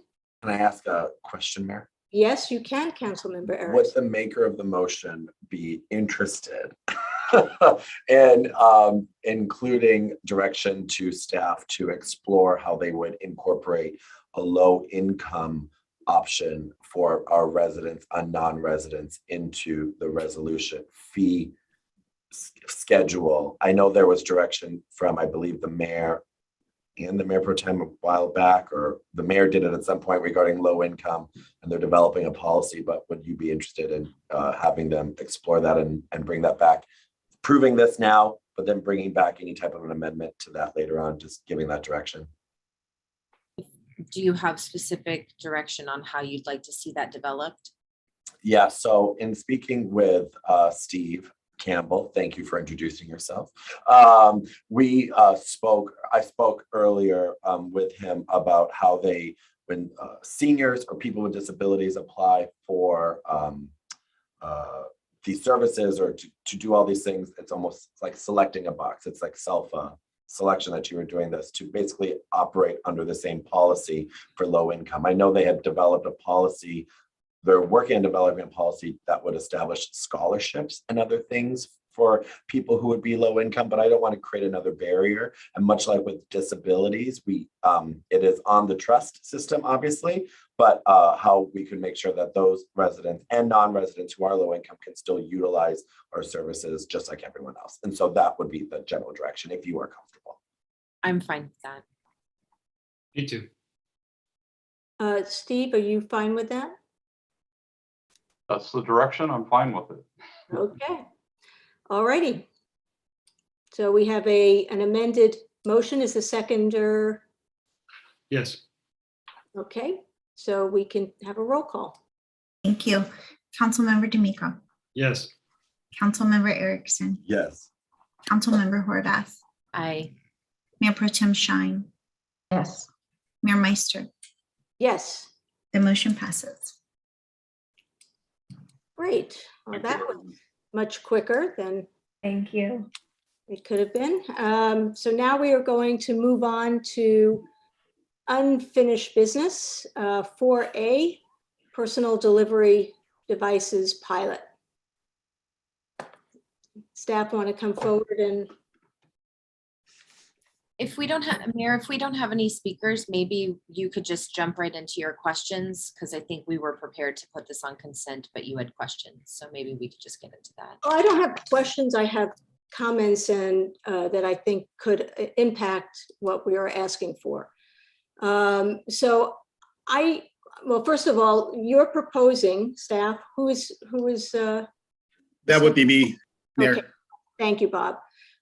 You're proposing that we go from 3 of these personal delivery devices to 40. Is that right? That's correct. And how many vendors are you actually considering? Because right now we had 1 vendor with 3 robots. Is that right? That's correct. We don't think there's a whole lot of players in this field. So 2, maybe 3 at the most. Okay, and how are we going to control 40 of these robots with several different vendors when we still are not quite in a safe place yet with scooters and e-bikes that are Right on our sidewalks? Right. So this is a moving target. So we wanted to start with, well, first of all, we tested 3 and for just proof of concept, make sure that they do what they're supposed to do. And we had 0 incidents. So we're confident that these can operate safely. Obviously, 3 is not the same as 40. So we want to test this at scale. And that's why we're proposing not a permanent program, but to extend this pilot and have the ability to adjust that 40 up or down based on what we see out there. If we start getting a lot of concerns and calls of incidents, then we can scale down to 40 to maybe 30. We're trying to find that sweet spot, what that number is, and we just don't have any case studies or history from other cities to follow. So this is going to be a trial and error thing. So we want to start with 40. And if we're getting a lot of complaints, we could scale that back down to 30 or whatever that number may be. But if things are going really well, we may increase that to 50 or 60. We just don't know yet. So at this time, we're asking for some flexibility in how we monitor and adjust those numbers. And we don't want to consider going from 3 to 10 to 15 rather than going from 3 to 40?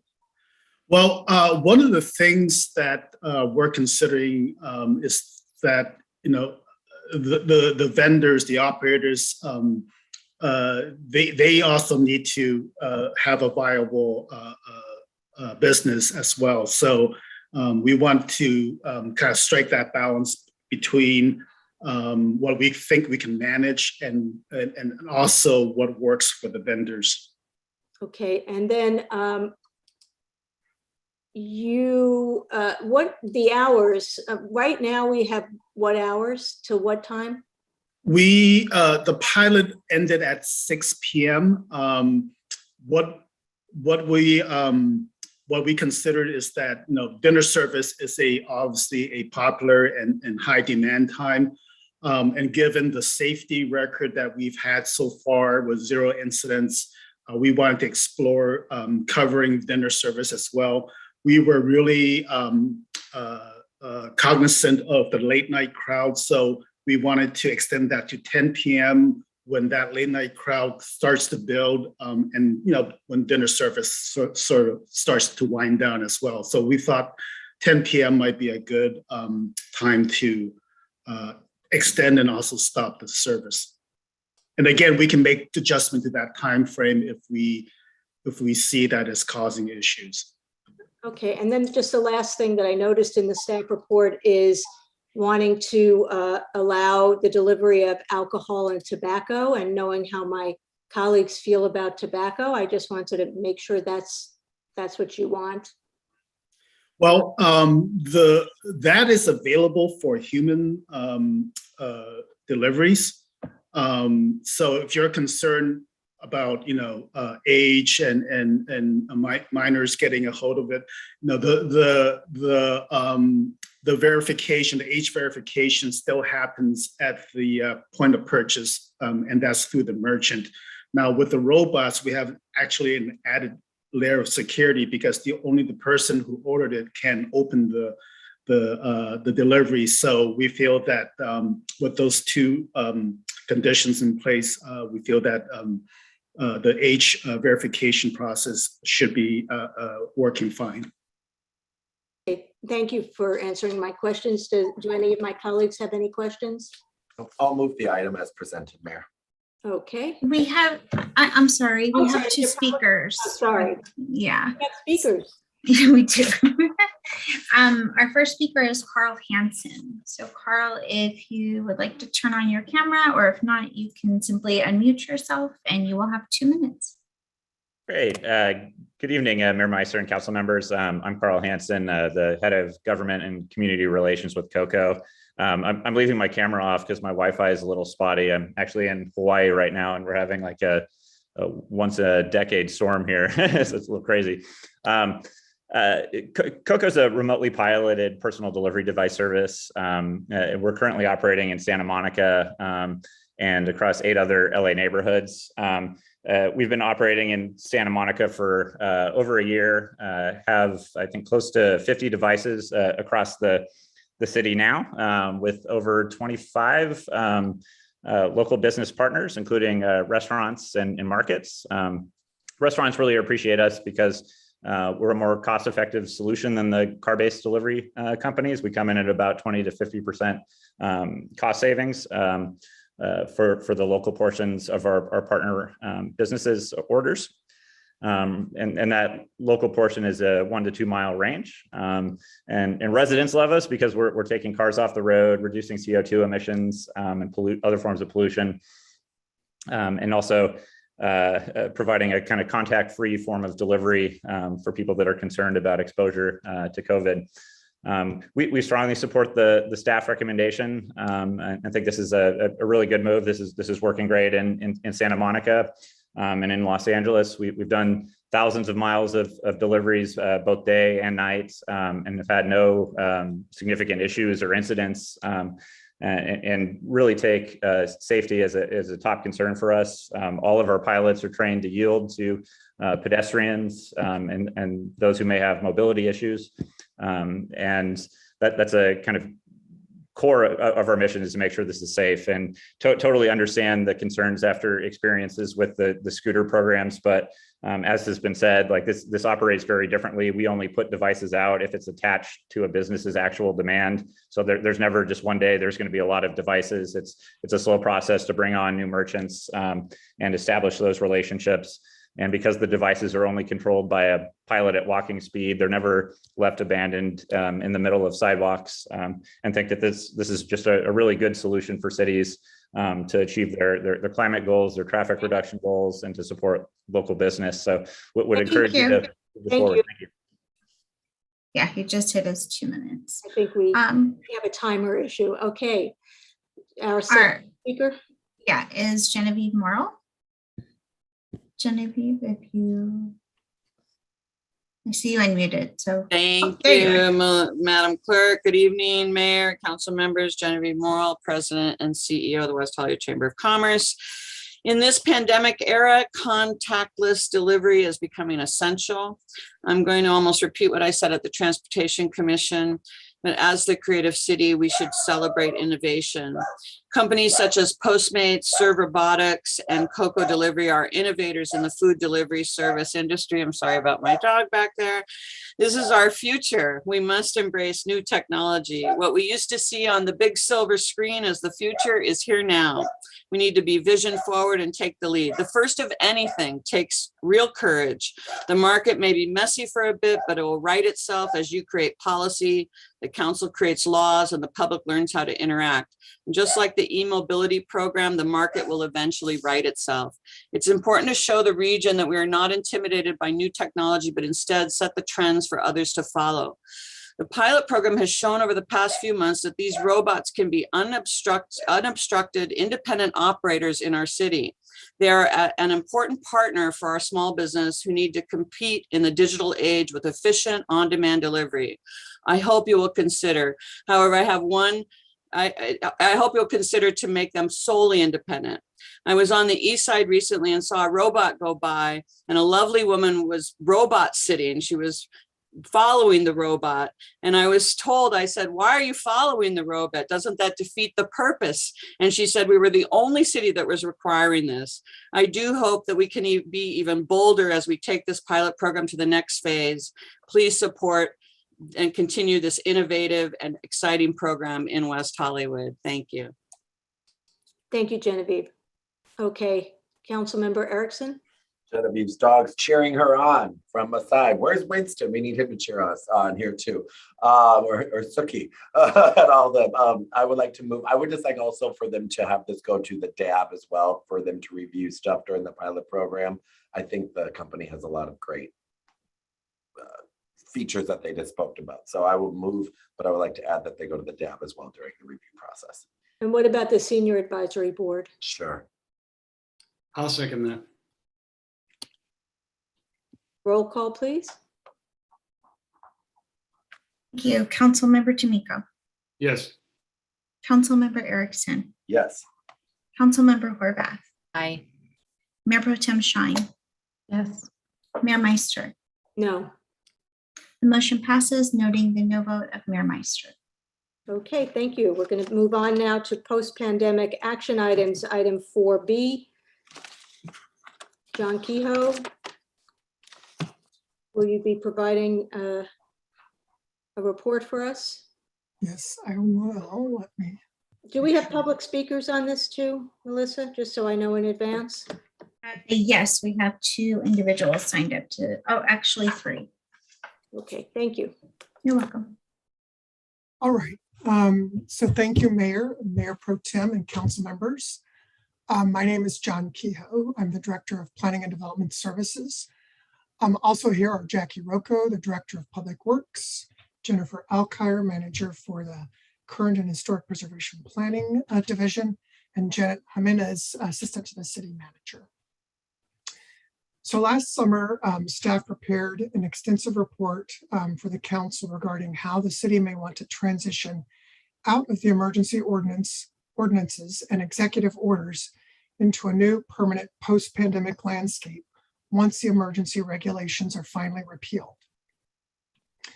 However, before the council held a discussion on the item, the council asked staff to undertake outreach regarding these items. Staff subsequently held public meetings to hear from residents and businesses. A key issue that came out of those meetings was in regards to difficulties about specific outzones. So staff inspected every outzone in the city and then have been working with business owners to modify or remove outzones where issues related to pedestrian congestion, safety issues, or visibility issues for adjacent businesses have occurred. So what we want to do tonight, though, is to talk more specifically about the future and about outdoor dining. The staff report tonight includes all the information from the previous staff reports that talked about a wide range of issues. But as I said, we would like to talk more specifically about what seems to be the key issue, and that's what to do with all the expanded outdoor dining on our public sidewalks, parking lots, and in the public right-of-way. So essentially the question is, do we want to revert back to how regulations and procedures were before the pandemic? Or do we want to make modifications in our policies and regulations to allow for some of the changes to become permanent? So the staff report as presented is divided into 6 topics. And so I'm going to go through each of those topics, hopefully fairly briefly, and then we'll be happy to answer questions and have the discussion. And so we can move on to the next slide. So the first item that we want to talk about is about extending the contracts for the existing K-rails. The K-rails are used to provide protection for dining in street parking spaces, as you can see on the screen. Because we don't foresee the pandemic coming to an end anytime soon, staff is recommending that we continue to provide for these K-rails for an additional 6 months. That would allow all the out zones as they currently are configured to remain in place, those that are in parking spots. An extension of the K-rail contract would require an additional $175,000 in city expenditures to keep the safety infrastructure in place for the 28 businesses that are currently utilizing them. If the council agrees to this, then staff will bring back the extension on the next city council agenda item.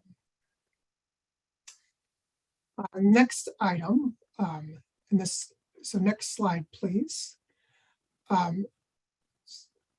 So let's, I think, go back to the previous slide. We'll use that. There we go. So the next item is about the use of public parking spaces. To differentiate these areas from dining on sidewalks and private property, we're calling these outdoor dining areas the out zones. And in this slide, you can see that there's the K-rail, behind it is the parking spaces, and that's where the outdoor dining is actually located on a parking space. So this use of outdoor dining in public parking spaces has been popular with businesses and customers. However, there's been issues with this that staff has identified over the last almost 2 years that have come up with these areas. There's been a loss of on-street parking for customers and delivery, loss of parking spots for Uber and Lyft. There's been some issues with the inability to see buildings behind the outdoor dining, and there's been issues with access to utilities and safety issues. And on Santa Monica Boulevard, the city council has already directed us to look at possibly adding bike lanes. There might be some conflicts with keeping these all in place. However, with all this in mind, staff does believe that there might be some areas in West Hollywood where the use of public parking spaces as outdoor dining might be a good idea. And so staff is requesting that council direct us to look at developing an outzone program that could address both the needs of new outdoor dining as well as the items that I talked about previously. And again, this might mean that we have this outzone program in some areas of the city, but not others, because it'll be based on the needs of that particular area. Next slide, please.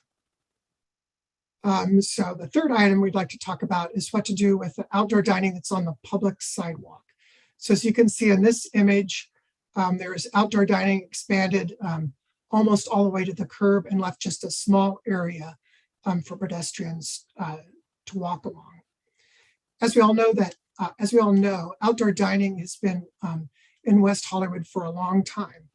However, with our urgency ordinances and regulations, it became easier for existing outdoor dining areas to expand. This expansion was done quickly, obviously, to address the pandemic. So what we didn't do, for the most part, was relook at the design of these outdoor dining areas. And we weren't really looking at them as to how they relate to each other. So we had different types of out zones and outdoor dining on sidewalks, where the pedestrians were either at the edge of the sidewalk or some in the middle of the sidewalk. So they kind of varied from place to place. So staff is recommending that we have a more comprehensive evaluation of the urban design of how our outdoor dining on sidewalks are approved. So we can take into consideration how they relate to each other and how they provide adequate path of travel for pedestrians. Because currently all we look at when people expand outdoor dining is just how the outdoor dining itself looks and not how it relates to adjacent outdoor dining. Next slide, please. The fourth item that we'd like to get direction on is about parking requirements for outdoor dining. As we all know, that outdoor dining expanded quickly during the pandemic, and that was enabled through our waiving of parking requirements. So for instance, in this slide, you can see Connie and Ted's took up their entire parking lot with outdoor dining.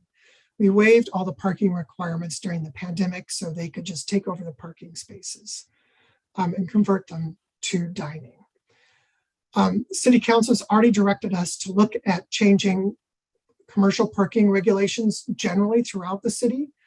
We are starting that process now, but staff would like to know if the council would like us to particularly expedite this aspect of the zone text amendment. Staff does believe that we should expedite this so that way we could look at either reducing or eliminating parking spaces for outdoor dining. Fifth is an interesting change, and that has to do with changes to alcohol service. As we all know, the ABC changed the rules for takeout alcohol from restaurants. They made that legal, and so our ordinances don't match that now. So we would like to change our zone text to allow for restaurants to have and provide a takeout alcohol with takeout and delivery services. At the same time, we thought another idea that we could possibly take a look at to help our businesses in West Hollywood is look at streamlining the permitting process for restaurants with alcohol. So staff is proposing that we look at a zone text amendment that would allow restaurants and restaurants only that want to sell alcohol at their restaurant, that perhaps we eliminate the public hearing requirement for that aspect of the permit. It'd still be a staff level permit, still have conditions of approval and that type of thing, but perhaps eliminate the public hearing so it would take less time at the public. John, would it be appealable? Sure, yes, it would definitely be appealable because it'd be a staff level permit. Okay. And then finally, we do think we need to have a transition period at the end of the pandemic regulations that, and staff is recommending a 6-month transition period for everyone to come into compliance. So with that, I am happy to answer questions, and the rest of the team is here as well. Okay, thank you, John. I would like to hear from the public first and then go to questions, if that's okay with my colleagues. Okay. Okay, thank you. The first speaker on this item is Genevieve Morrow. Genevieve, if you wish to turn on your camera. Okay, must be sick of seeing me by now. All right, good evening, Mayor and council members. Genevieve Morrow, President, CEO of the West Hollywood Chamber of Commerce still. This is a much more in-depth discussion than what you probably have given to you tonight, so I hope you'll take further time to discuss.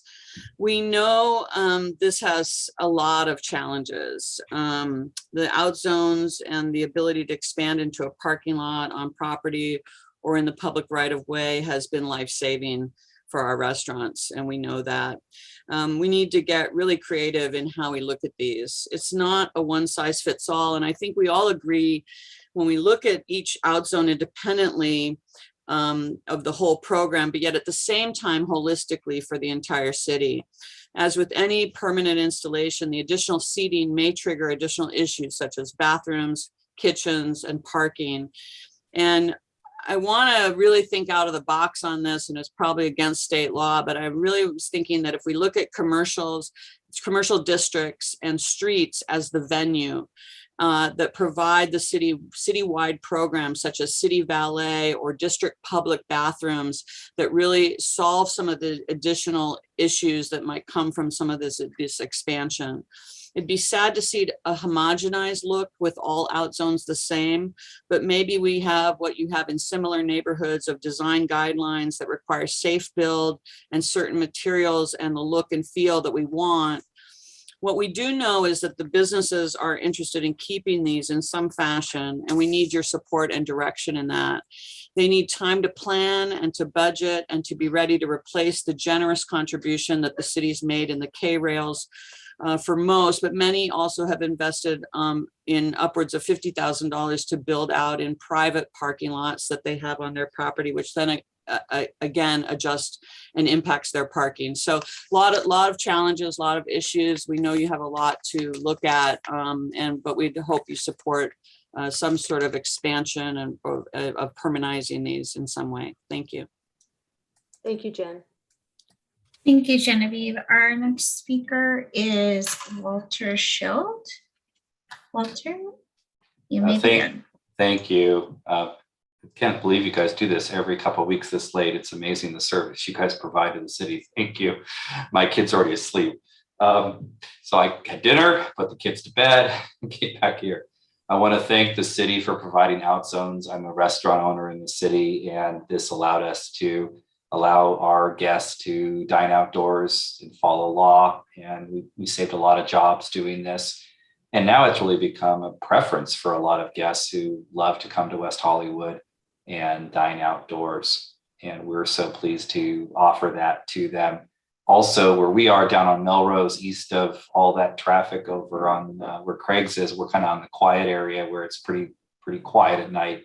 If the city council could direct staff to be more surgical and look at areas that don't have parking issues, don't have crowded sidewalks, aren't bustling every night. There's a lot of areas of the city on parts of Melrose, Fairfax, La Brea, other parts that really benefit from activating the city with these outdoor dining areas.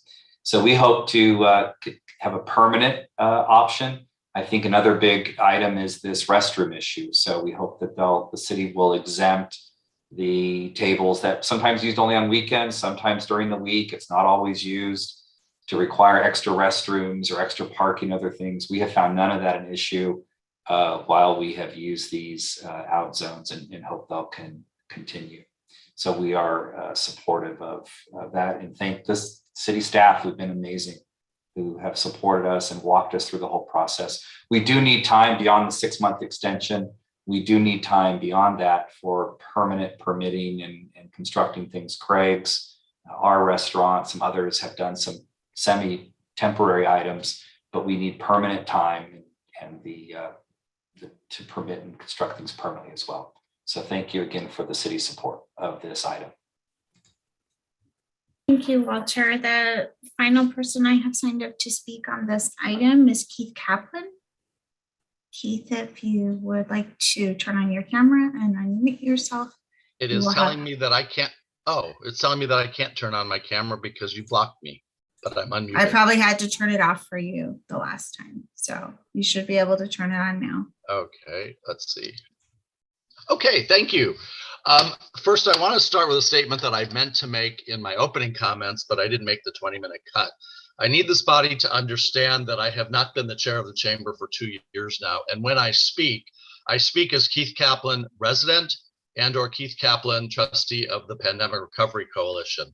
And if you have issues with what I say or my opinions, those should be directed to me.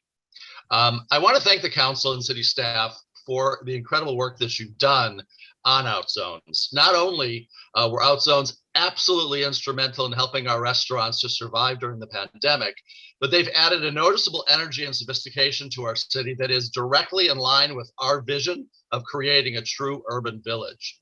Recognizing the positive attributes of these out zones, as well as the likelihood that this pandemic is not over, especially now with the ongoing concerns about the possible spread of COVID during the holidays and this new variant, I urge council to consider the extension of these out zones and to invest some time and money in research and study to allow them to continue in some format, even when we do at last find an end to the pandemic.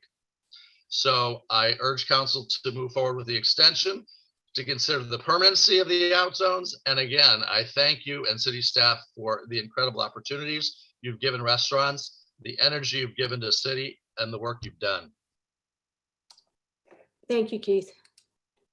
Is that our last speaker? Yes, Mayor, that was our final speaker. Okay, great. I know you may have questions or want to move some items forward. I'm wondering if we could get some consensus on a couple of the items that are listed that might be easier just to get them out of the way. One is the direction to staff. It's number 3, to return with a proposed unified vision for the public realm. Do we have consensus on that, or are there questions on that? I just was wondering, I know Mayor Horvath, right? Yes, I'm trying to get some things out of the way. If we can, then we can focus on maybe on items that might be a little more controversial. That's why I'm asking, are there any items that we can get out of the way before we start questions and discussion? I necessarily don't know if I agreed with a unified vision. I think that what Jen did say, talking about how the city can make sure that we're working in our various areas is important. So I don't know if they're necessarily, I get what they're going at. I know that they're not just going to make everything like blue down the street or whatever it is. I get what they're going to appeal to, but I don't necessarily know if I agree with a complete unified vision, which is why I didn't know. It's non-controversial, but the word unified. Yeah, I don't think they meant one way of it looking. I think they meant that we could all, as a community, say, okay, this is what we want our city or our commercial spaces to look like. I think that's what they meant. Maybe staff can help me with that. Jackie? Yeah, that's correct. Okay, thank you, John. All right, number 4, parking requirements for outdoor spaces. It's kind of the same thing, Councilmember Erickson. That they look at parking requirements, but it may not be a one size fits all, because obviously different areas have different needs. But is everyone supportive of looking at parking requirements for outdoor spaces? I see Mayor Pro Tem shaking her head. Councilmember D'Amico, Councilmember Erickson, are you shaking your head? Yep, I'm in favor of actually eliminating them altogether. Okay, well, we won't go that far today. Sounds Councilmember good. Are you supportive of us looking at parking requirements for outdoor spaces? So perhaps that we can say we'll move along with that. And then the third one that yes, Councilmember D'Amico. Mayor, I also am in favor of not having parking requirements for out zones. So if there are 3 votes for that, we could just make that decision.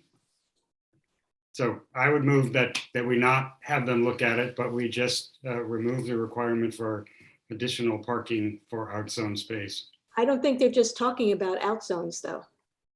I mean, I think they're talking about outdoor spaces in general. No, the recommendation in this report was just for the outdoor dining. Yeah. Outdoor dining just in the out zones? Outdoor dining, period, whether it's on private property, on the sidewalk, or eventually if we have it in the streets. Okay, well, I'm a no on that. So however you want to work that one. Councilmember Horvath? Yes, I had hoped we could have, I know you're trying to have the conversation a certain way, and I'm certainly supportive of eliminating the parking. But I also think the out zones generally, which is sort of where this conversation started, there are 2 questions around extending them for an additional 6 months generally, and then extending them 6 months past. And I would just like to have out zones, period. I think we should just continue to have outdoor dining, not just because of the pandemic, though I don't think that's going away anytime soon. But I do think that Southern California and our environment, it is amenable to outdoor dining. I think this is part of our culture. I think if we want to have uniquely designed outdoor spaces, we need to give businesses certainty that they can invest in something and not just have like a plastic white tent to extend into the parking area, but really actually have something that looks nice and, you know, is up to the standards that we expect in West Hollywood. So I'd rather give them that certainty, and instead of doing 6 months here and 6 months there, just give staff 90 days to identify where there might be compliance issues that need to be addressed. And if there aren't compliance issues, then that's it, it's done. They continue to move forward, and we give the businesses the certainty they need to elevate their design and come into compliance with what we would normally want to permit. For the areas where there are compliance issues that have been identified, and I've spoken with Jackie and with Danny a bit about this in the past, it seems like they have a pretty clear idea of where some of the hotspot issues are. And so maybe we don't approve those right away. We address those issues before they move forward, but I would rather us not do this in 6-month increments. I would rather just see us shift to a culture that allows this kind of outdoor dining on a more permanent basis. Mayor Pro Tem. Thank you. I actually agree with Councilmember Horvath. I do have a couple of things that I want to express. One is with respect to these out zones, and I fully support shortening the time because I just think it's a lot, 6 months, another 6 months, all of that. With respect to the neighborhoods, really looking at them uniquely. I think the out zones and outdoor dining in the Rainbow District, with respect to the amount of space that we've lost on some of the sidewalks, needs to be looked at now that things are back in full mode, versus out zones in mid-city where that's not as much of a problem. Really looking at the neighborhoods, and I know staff has already been doing that. Jackie and John have really gone out and taken a look at some places already and asked for amendments, but really do a thorough work on identifying the different areas and take into account the sidewalk issues. I know we've gotten a lot of complaints centered really mostly around the Rainbow District. Also noise factors. I know that there was an issue early on with, for example, La Boheme months ago, but that has been resolved, and the residents are really enjoying the outdoor dining there. I'm not sure if that issue with Craig's back area out zone has been resolved. I am concerned with out zones that are in the back like that are abutting residential areas. We've gotten a lot of complaints, and I've actually driven out there in the middle of the night to hear what it's like, and it's pretty loud. And so those are the things I think that need to be looked at. I think we've asked our business, we've done a lot for businesses, and we've also asked a lot of our businesses to do more than they have before. So I think supporting them this way is crucial in making sure they have this added source of income. But at the same time, obviously, we need to transition to creating beautiful out zones, as Councilmember Horvath suggested. I've supported that, but also eventually coming up with a way that is a process would be important too. And I'm supportive of all of the other things in here as far as the alcohol, the delivery, all of that. And I'm also fine with eliminating parking to have out zones. But obviously, I'm assuming that things will come back to us for a final process review and all that. Councilmember D'Amico. So I think I want to try and make a motion if my colleagues are amenable. I have some comments. 7 parts, and I wrote them down so we can get back to them. The first would be that out zones are permanent. That's number 1. Number 2 is that new businesses may apply for an out zone in the same way that our existing businesses did at the start of COVID. So the business opens tomorrow or in 2 years, they can also apply for an out zone in front or behind or with the parking of their own business. Number 3, that parking requirements will not change. And if they do change, they will go down per our earlier direction of modifying parking requirements citywide. 4, that staff will make an effort to standardize walking paths on sidewalks in a block by block pattern, so that for an entire block, it's clear where the walkway is, that you don't have to take a right turn, take a left turn, scoot over 3, walk up, you just can see how to walk the entire block. That compliance issues will be resolved with each out zone between 90 and 120 days. And if they can't be resolved, then they need to be removed. And that will motivate both the city to do it and the people who have compliance issues, they can be made smaller, etc. Number 6, there will be no additional restrooms or other compliance requests as possible. Some of those are California Building Code requirements, and so we would have to get additional input, I think. But other compliance questions are more closer to the city's sets of things they get to decide. And 7, that we would come up with a design guidelines and a process for implementing those on our permanent out zones. Now that businesses know that they're permanent, should we come up with requirements regarding their state of permanence, then they won't be surprised if we tell them, here's the design guidelines, but you only have 6 more months of having it in place. So that solves that. So that's my 7-part motion. I missed the part about the alcohol. What did you say about alcohol? I was silent about alcohol because that's a state law. And I guess John is asking us if we would move alcohol approving to a separate, to make that a staff or as part of an item approval. And I think we should have that discussion separately because that's not really about our out zones. That's really about alcohol serving. And I'm in favor of it, but I just don't want to mix the 2 different batches of questions. So Councilmember D'Amico, can you tell me then how is the discussion going to go in terms of prioritizing Santa Monica Boulevard? So for me, for example, I feel like we've talked about having the lane for alternative mobility, bikes, scooters, whatever.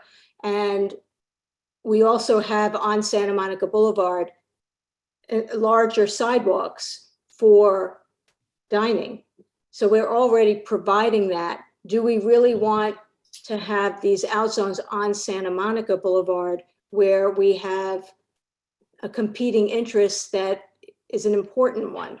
So my concern is to just say, yes, let's just do it. We're not thinking about the other initiatives that we have brought forward, and especially one like the bike lanes. There's only so many things you can put on the street. And again, because we do have outdoor dining already on Santa Monica Boulevard where the bars are and where the restaurants are. Personally, I don't think it's necessary to have out zones on Santa Monica Boulevard. I can understand on Melrose and other streets that are not as trafficked and where it may not make a difference in terms of the alternate lanes, a lane for alternate mobility. But Santa Monica, you go from, city of Santa Monica to downtown, and that is, a corridor, a main corridor that, to me, I would want to have some certainty that that's being dedicated to that as opposed to out zones. And I don't want to raise people's hopes on Santa Monica Boulevard if we think that Santa Monica Boulevard should be, that should be meant for mobility. So how do you address that with your motion? I think I address it in a way that the mayor won't like, which is that the kind of activity along Santa Monica Boulevard has, I think, changed that street from what you described as a part of Route 66 that's a California highway to a street that has a really kind of extraordinary and spectacular walkable experience now. And the fact that it happens in nodes in a way, on the west side in the Rainbow District and in the center of the city and a little bit on the east side, and we would think more, to me is very exciting because I think it causes, it causes a variety of uses on that street. And the question of mobility, I think, that's an honest to goodness, really good question. And there might be a moment one day in the future when this city decides that that street can have one less lane of traffic and a lane for bicycles, or it may not. But I think right now what we have is human activity at the scale that was unthinkable 5 years ago, 2 years ago, and has, in my mind, sort of exploded. And we filled the space of appearances. We imagined that we could have that kind of activity, and now that activity exists, and I just can't imagine getting rid of it. So that's why I made this motion, because I think they need to be permanent.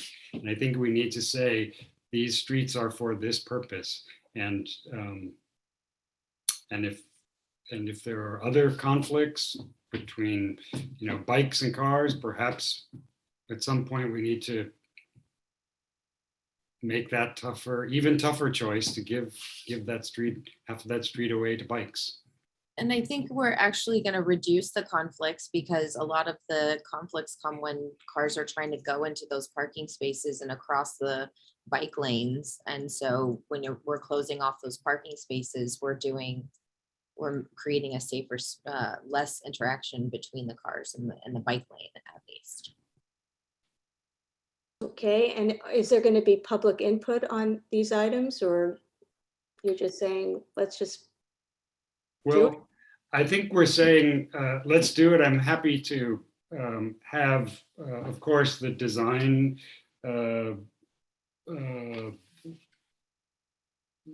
item 7, which is to come up with some design standards and a permit process that would necessarily have public input. I think we would have compliance issues that would have some public input in order to figure out how those compliance issues are resolved. And certainly we've had a year and a half of out zones, and we know that people have come forward and we have addressed the problems that have arisen. I don't think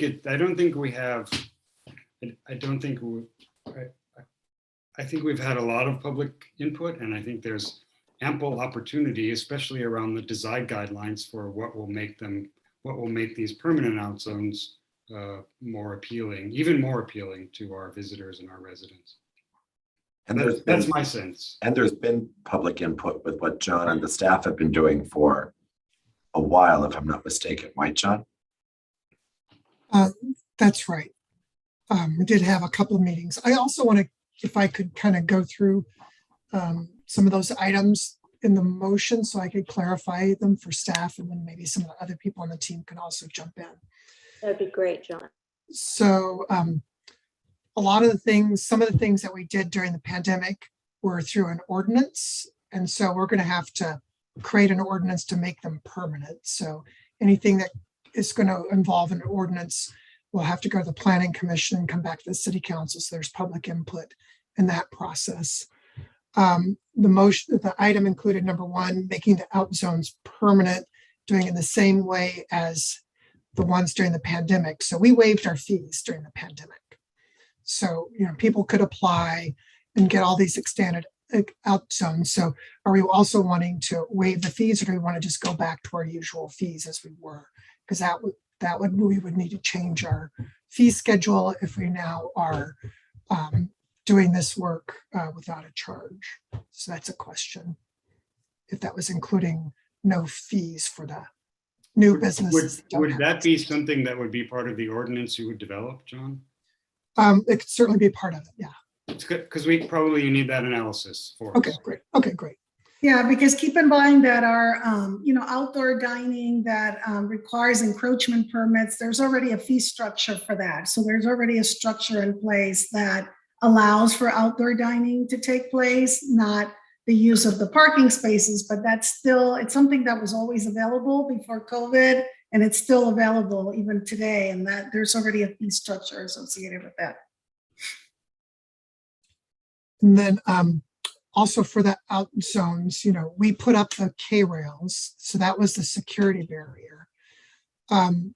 We'd be removing those because that's the city responsibility. So then the individual restaurants would have to create their own. So we'll need to come up with a standard that they would then design too. So just And that would be item 7, design guidelines and standards. So it'd be a combo, right? Exactly. Can I just interrupt for a second? Councilmember D'Amico, it seems to me that you're looking at pedestrian activity, increasing pedestrian activity and life out on the boulevards. So can I suggest that we do not allow out zones in the backs of restaurants where they are abutting or wherever they are abutting residential neighborhoods, like, an alley is there where they're not street facing? I don't need to restrict that. I don't know if there's votes for that, but I just think we have so many wonderful examples of what has burst out of our buildings into the fresh air. And we do know that some of those explosions caused some trouble for our neighbors, but we also know that, that was, people worked really hard to reduce those impacts. And so I think they can continue to do that. And we certainly know along the Sunset Strip, all of those hotels from the 70s through, last night, they know how to work with their neighbors. And I just think that we have too much opportunity here to not move forward with this. For me, I just think it's a real change for our city in a good way, a really good way. And we have had 19 months of experience, one by one, adding up to much more than the sum of its parts. Okay. John, you want to continue? Last thing I wanted clarification is, I know the council is not wanting us to go in time increments, but it will take us some time to go through the process with the ordinances. And in the meantime, we do need to extend our contracts with the K-rails. So we will need to come back at the next meeting with a contract extending that. I'm not sure for how long we'll come back with, but I would say, John, for 1 year, because by the time you put an ordinance together and run it through the if we need to move them way sooner than a year, maybe you can ask them if it can be month by month for the second 6 months. But I just think to save everyone the, sort of being on a hamster wheel with them, just say, we want to do this. Okay, any other comments or questions, John? just wanting to check with the rest of the team if there's any other clarification we needed. I think there was a question that Mayor Meister, you had said that you didn't support the out zones in some areas. And we just want to clarify that what you mean by that is the parking spaces, not outdoor dining in general on the sidewalks adjacent to a business, but you're talking about the use of the on-street parking spaces.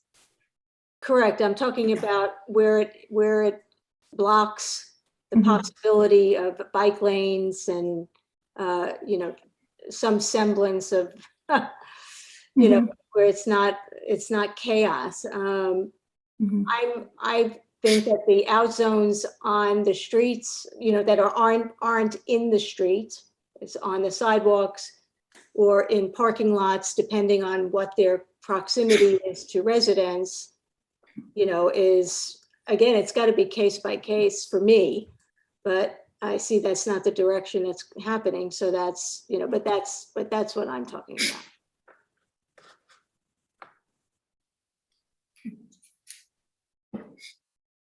Just one clarification, we will, going into tonight's meeting, we had checked with our vendor about extending the contract at least for the 6 months. To Councilmember D'Amico's point, we will check with them about furthering that timeframe in terms of availability of their inventory, because we have extended it longer than we had originally anticipated, but I do like the idea of hopefully rolling it month to month as we move forward with the guidelines. I did have a clarifying question for Councilmember D'Amico about new businesses applying for out zones.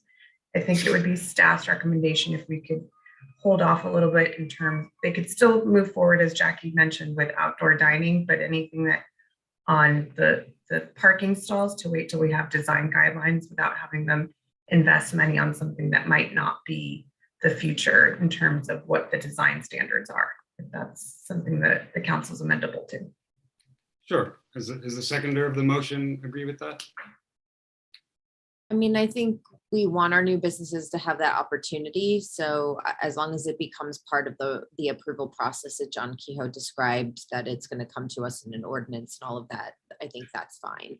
But I think we want our new businesses to have the same opportunity that our existing businesses have if they're moving into a space that accommodates it. Thank you.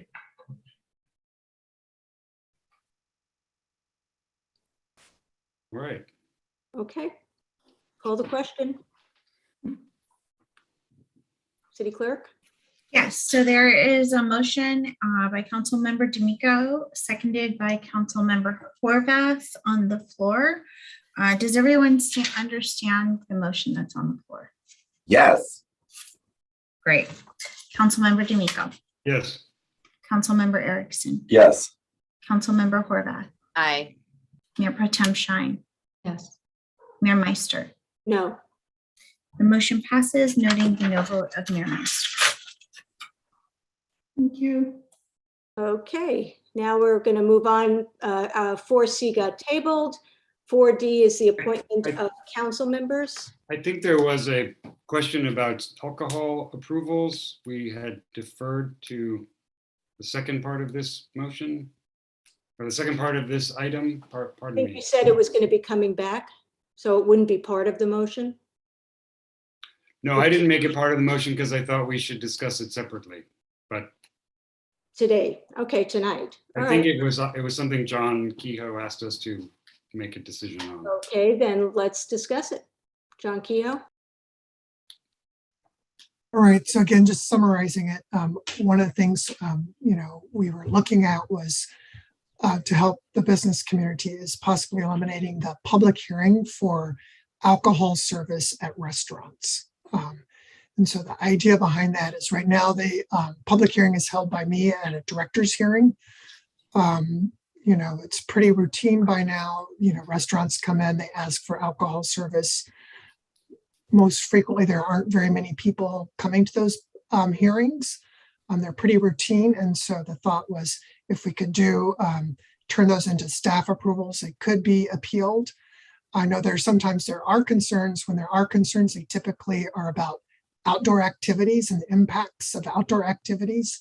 So perhaps we'd still have a hearing if they want to have alcohol at an outdoor dining area, perhaps after 10 p.m., between 10 and 2 a.m. So perhaps that could be it. So the suggestion is have us process a zone text amendment looking at streamlining the review process for alcohol service.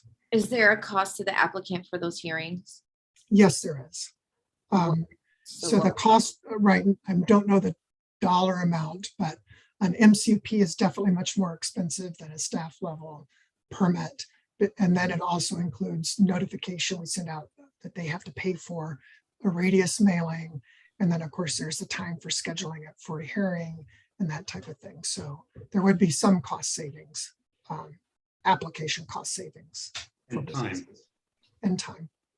But there would still be a public process for public. There, we could put up a sign on the property to let people know it's happening, like we do for some other staff level permits, and use that as a way to communicate with the public. Councilmember Erickson? Thank you very much, Mayor. I'm actually fine with that. I think that also how we can alleviate these concerns on our businesses regarding this. There is a very time-intensive process, no matter what type of a hearing it is. I think that as long as the public is involved, as you just said, John Kehoe, I think that's important. And I think that this is just another way that we can continue to look at something that's been working or is working through the last time and how we can move it forward. So I'm supportive of the items that what you were just talking about. But obviously we can be amenable however we want to be. You want to make a motion? I'm happy to make that motion and essentially be repeating what John Kehoe just said. And I didn't write it down fast enough because I didn't write 7 points like Councilmember D'Amico very quickly. But if John Kehoe wanted to reiterate what he just said, and maybe I could brilliantly repeat what he said. So it's directing staff to do a zone text amendment to streamline the review process for alcohol permits at restaurants, including possibly eliminating the public hearing for most items, with the exception of possibly outdoor dining after 10 p.m. Well, shockingly enough, that's everything I was going to say and make a motion for. So I would like to make that motion. I'll second.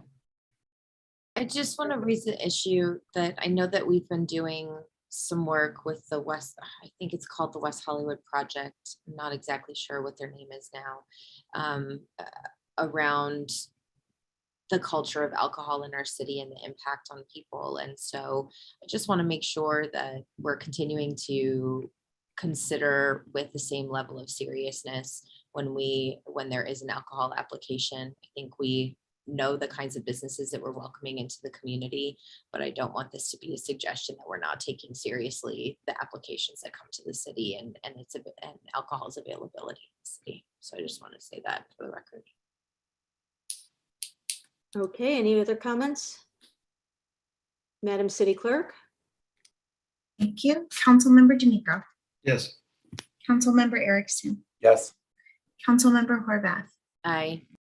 Mayor Pro Tem Shine. Yes. Mayor Meister. Yes. The motion passes. Okay, very good. We're moving. Wait, before we move on from this item, I have one more question. John Kehoe, can you tell us when you'll be coming back with other businesses that are using out zones?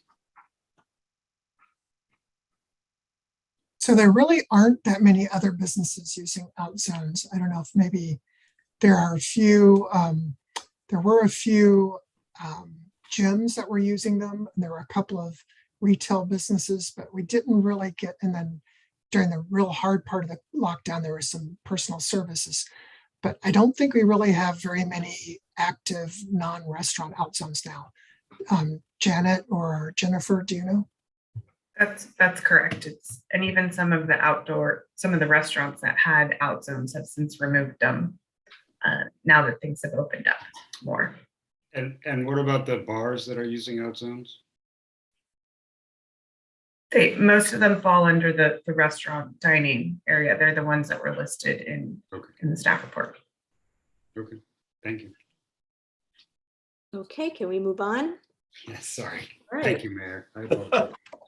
All right, item 4D as in dog, appointment of council members to the Plummer Park Project Subcommittee and the Gateway Signage Wayfinding Project Subcommittee. I would love to stay on the Plummer Park Subcommittee. I don't know if Councilmember Erickson would like to. I would love to join you, Mayor. I would love to join you. We have some meetings. So moved. Okay.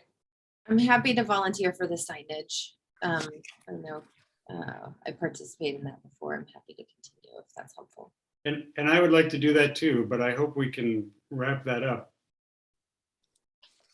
Okay. Everyone okay with those appointments? Do we have to take a vote on that? Yeah. No. This one doesn't require a vote. By acclamation. Well, super. Okay. Then we're moving to item 4E, which I believe are appointments to commission and advisory boards. Mayor Pro Tem Shine will make her direct appointment to the Planning Commission, and the Social Justice Task Force Councilmember Horvath will make her direct appointment to the LGAB. And Councilmember D'Amico will make his direct appointment to the Women's Advisory Board. Whoever is ready, whoever wants to begin. Okay, yes, thank you. I would like to appoint to the Planning Commission David Gregoire. And I would like to appoint to the Social Justice Task Force Mito Aviles. Okay. Councilmember Horvath. I would like to appoint Mike I to the LGAB. Thank you. And Councilmember D'Amico? I am not ready to make my appointment. We will table that one. Thank you. Thank you. Super. Okay, now we are on to new business. Can we make it, everybody? Yes, let's do All it. right. Item 5B, because 5A went to consent. Historical context study and evaluation of a reparations program. I guess my first question on this is where this gives a whole lot of direction to staff to do a lot of work to come back to us with information to consider, right? So this isn't making any sort of final decisions about what a reparations program would be, but just saying we're interested in exploring one. Okay. Mayor Pro Tem and I are shaking our heads at the same rate of pace I see on my Zoom boxes. Yes. Are there any other comments? Because I do have quite a few comments. Yes, I have comments, Mayor. Okay. We probably all do, but do we have any speakers? Oh, speakers. Yes, we do. Do we want to start with our speakers? Yes. Okay, great. Our first speaker for this item 5B is Zakia Wright. Let me see if we still have people in the meeting at 11:30. Hold on one second. So Zakia is not in the meeting any longer, but Jordan David is. So Jordan, if you would like to unmute yourself, you will have 2 minutes to provide comment. Hi, this is Jordan David. I live on occupied Tongva lands. I vote in West Hollywood elections. And I'm also a descendant of African people that were enslaved in the United States. I'm fully supportive of a study to flesh out reparations. And I'd like to propose the following additions to the study. First, set due dates for the study and every part of this process to ensure it comes back in a timely manner. We don't want to see this go on the back burner like the land acknowledgement and the equity and policing study. Secondly, the scope of historical context should include the most impacted communities in our region, as well as national context. Policies in West Hollywood continue to be designed to keep Black people out of our safe space, with only 3% of our residents being Black today. Context means looking at how this especially affects queer Black people who've only been permitted to provide their labor here, but live in places like Watts or South LA. The study should give special attention to Black trans women. Next, create a working group that includes abolitionist perspectives. The Social Justice Task Force is a start, but if you're sincere about reparations, you need more than strategic political appointments. You must bring on grassroots organizers on the front lines, for example, consulting with Black Lives Matter LA. Lastly, look at reparations holistically. No amount of money can cover the systemic damage. Reparations must include aspects of housing, labor, education, access to credit, and reversing criminalization. Consider a reparations resource center that can facilitate ongoing repair in all of these areas. Thank you. Thank you, Jordan. Our next speaker is Carla Leva. Carla, you may press *6 and you will have 2 minutes to provide comment on this item. Hello, can you guys hear me? Yes. Okay, sorry about that. Trying to gather all of this together at 11:37 at night. I must admit that I am impressed with West Hollywood to see an agenda item regarding reparations. I truly believe West Hollywood has a chance to lead as a suburban city. Right now, West Hollywood stats show the following. African Americans are at 3.6% of the population, and Latinos are 10% of the population. West Hollywood is a community where queer folks can feel safe and comfortable to be themselves. I do, however, question if this city is for all queer folks. The population of people of color in West Hollywood is very small. West Hollywood has participated in systematic racism. The stats speak for it themselves. I want you to take a moment and think about the population in your city. How does that make you feel? What does it say about your city? But most of all, what does it say about us? I like to believe in humanity. I believe that you are sitting in those seats today because you want to make the community better. West Hollywood can be a leader of the suburban communities in Los Angeles. Please consider directing staff to include the following items when talking about reparations. I believe that we need to ensure a study that is intersectional with special attention to Black trans women. As I continue my work as an advocate in different parts of Los Angeles, I tend to see that Black trans women are the population that is least paid attention to. I really hope that you guys focus and put a study on Black trans women. Thank you, Thank Carla. you. Thank you, Carla. Our next and final speaker on this, I apologize. We have Keith Kaplan, and then Keith will be followed by Jake Mason. Thank you. Once again, I asked the question, why now? And this time with an emphasis on why. And I see that a pattern is clearly emerging. The timeline to answer why now, it's a desire by Seppi Shine and John Erickson to build their own political legacies and to support Lindsay Horvath by giving her the win and the vanity legislation she needs to brand herself as the champion of social justice to support her campaign for LA County. But come on, this proposal makes no sense any way you slice it and dice it. It is an unnecessary duplication of the study already underway at the state level and funded and approved by Gavin Newsom, number one. Number two, we have only been an incorporated city since 1984, and we were incorporated on the core values of inclusion. Who the hell have we disenfranchised? And I have to say to Jordan David, you really don't understand the concept of redlining. The reason for the limited population of Blacks and minorities here has nothing to do with redlining and everything to do with affordable housing. The concept of reparations is to repay those who've been disenfranchised or experienced wrongs or losses incurred by generations of racism. For Beverly Hills, incorporated since 1914, there probably were some of these, and they do have the responsibility, but we don't. And if this is the course that John and Seppi want to follow, why are we making reparations to the Japanese for being forced into internment camps, or the Chinese who built the railroads and endured atrocities as they did so through West Hollywood? Or how about the Jews who were redlined for so long throughout our community? It is just ridiculous. And if Seppi and John are so concerned about creating more fair and equitable policies to support minorities within our city, why would they pass a motion like the minimum wage law that challenges our very ability to offer opportunities to minorities who would like to open businesses here? A final note, $100,000 can purchase quite a few cameras placed around our city to improve security and safety and stop crime. Thank you.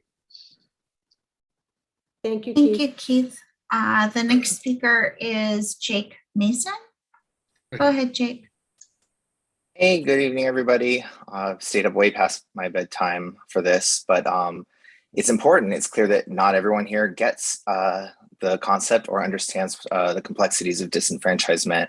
I am just calling to express my support for this item. I'm glad to see our city is taking action in regards to social justice issues. As we are aware, it's long overdue and there's a lot of work to be done. This is a great step.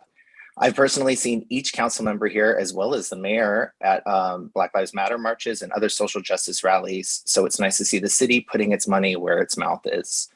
I agree that there should be also some focus on Black trans women and intersectionality. We so often spend money on things like pet memorials or Robo Garage, which can be nice, but what's really nice is seeing money and effort being put into the righting the wrongs done to our Black and Indigenous community members. So thank you for this, and thank you for what a long night, everything you've done. All right.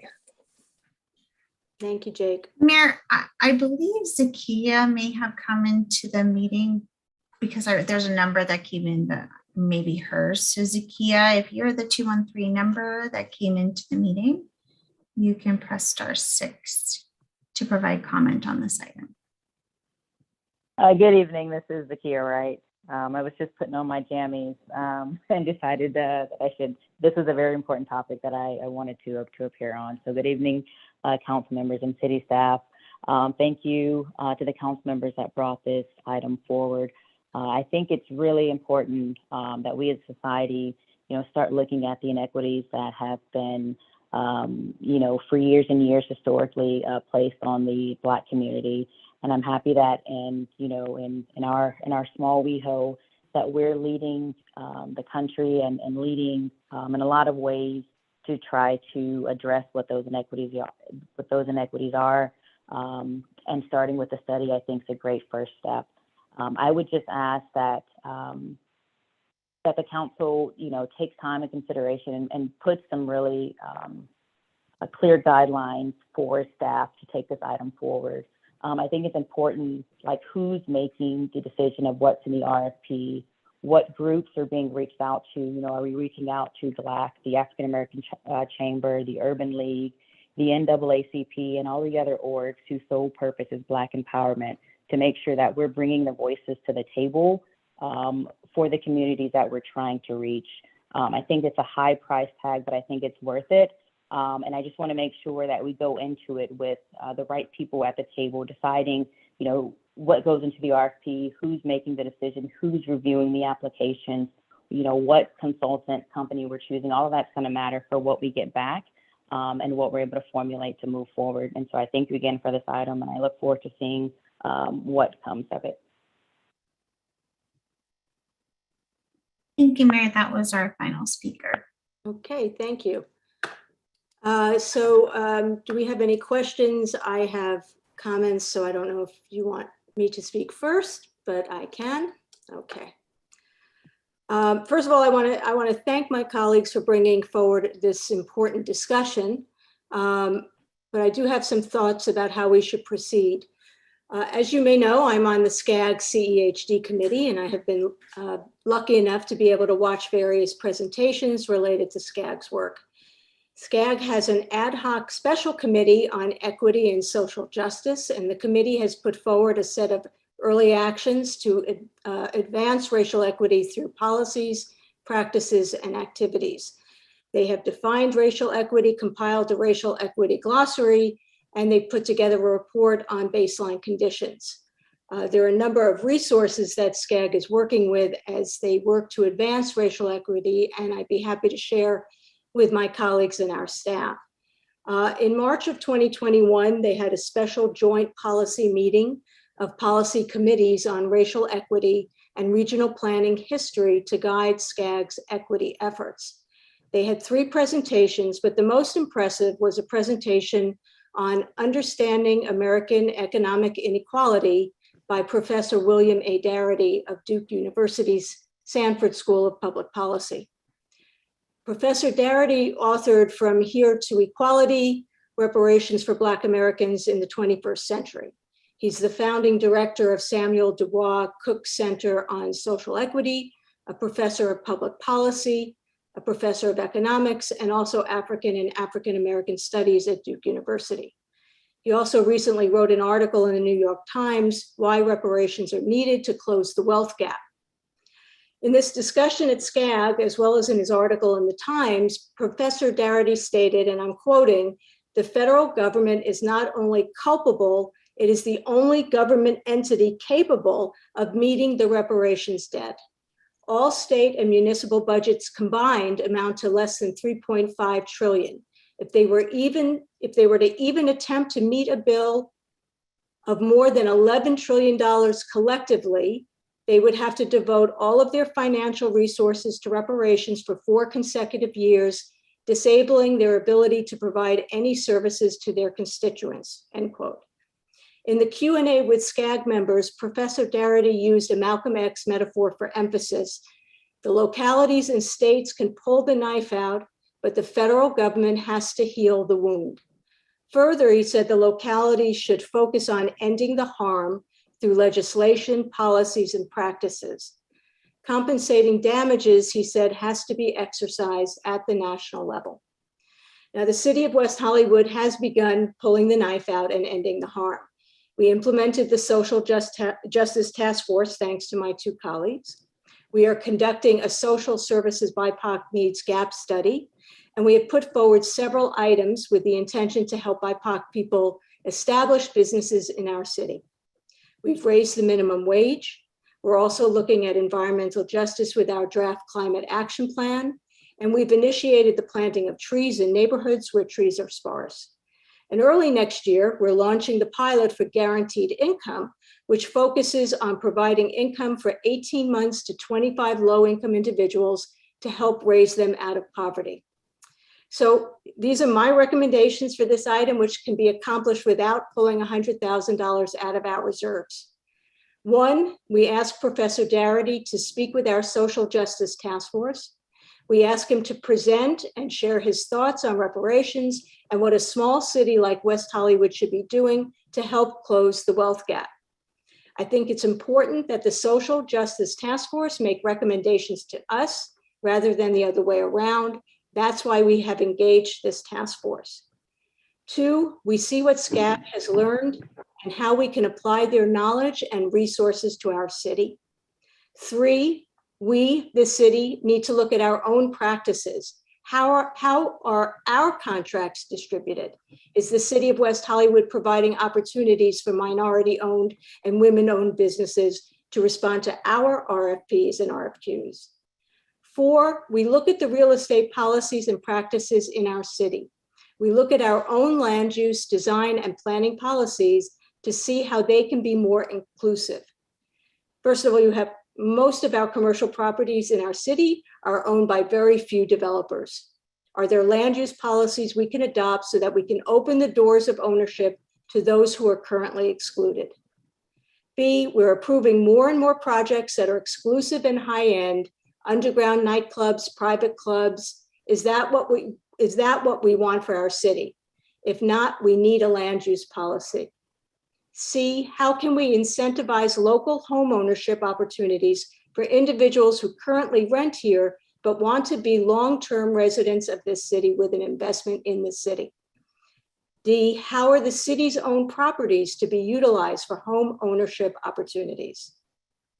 E, how about some low or no-cost loans to help Black residents in our city to achieve home ownership rather than suggesting transient co-living situations? Home ownership is the primary way to help close the wealth gap. F, what can the city add to its municipal code to ensure we end discriminatory practices in real estate, whether it be on the appraisal side, the lending side, the acceptance of bids, any or all of the above? 5, we've already approved a gap analysis study of the types of small businesses that are missing in the city. We also approved an affordable commercial space set aside for small businesses in new developments. What if the city develops a matchmaking program to encourage minority-owned businesses to fill those gaps in those spaces that would be set aside? This is an example of how the city's programs, land use, and design policies and practices can help open opportunities. And lastly, as stated in your report, we can and should put together a robust lobbying effort of our federal representatives to address this issue. According to an email I received this morning from the ACLU, HR 40 on reparations was voted out of the House Judiciary Committee and has 195 co-sponsors. I really want to be thoughtful about this. And while I understand and appreciate the intentions of your report, I think that there's a better way and a more fiscally responsible way to get where we want to go. I cannot support $100,000 out of reserves during a time when the city is working under a deficit budget, when we're members of SCAG, and one of the many benefits of the city paying to be a member of SCAG is utilizing their resources. And I just think that we're barely 6 months into our fiscal year, and this council has spent over, actually over about 115% of its budget. And we have other ways that we can start going about this because work has already been done. SCAG has done this work. Professor Darity has done this work. I think he would be an amazing speaker to have for the Social Justice Task Force.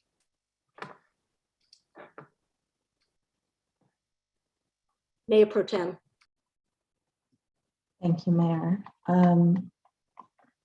Just lower my hand before I start so I don't forget later. I think Professor Darity sounds amazing. And in the staff report, this is supposed to go to the Social Justice Task Force. And I want to make sure that Zakia Wright's comments are taken into account when a RFP, if one is done, and also that goes to the Social Justice Task Force for input. Yes, this task force was created to give input and to give direction to council. Mayor, you listed off many ideas that are actually, I was looking for the Social Justice Task Force with their expertise to give us. And these are things that Councilmember Erickson and I had discussed. However, we do need to take it step by step. This historical context study will give us a foundation and a framework to really develop the reparations, which aren't, people say reparations, you think it's just going to be cash. A lot of the things you mentioned are considered reparations, as they were in the other cities that have done them. Yes, the federal government would be the ones that could do a lot more than a city like us can do fiscally.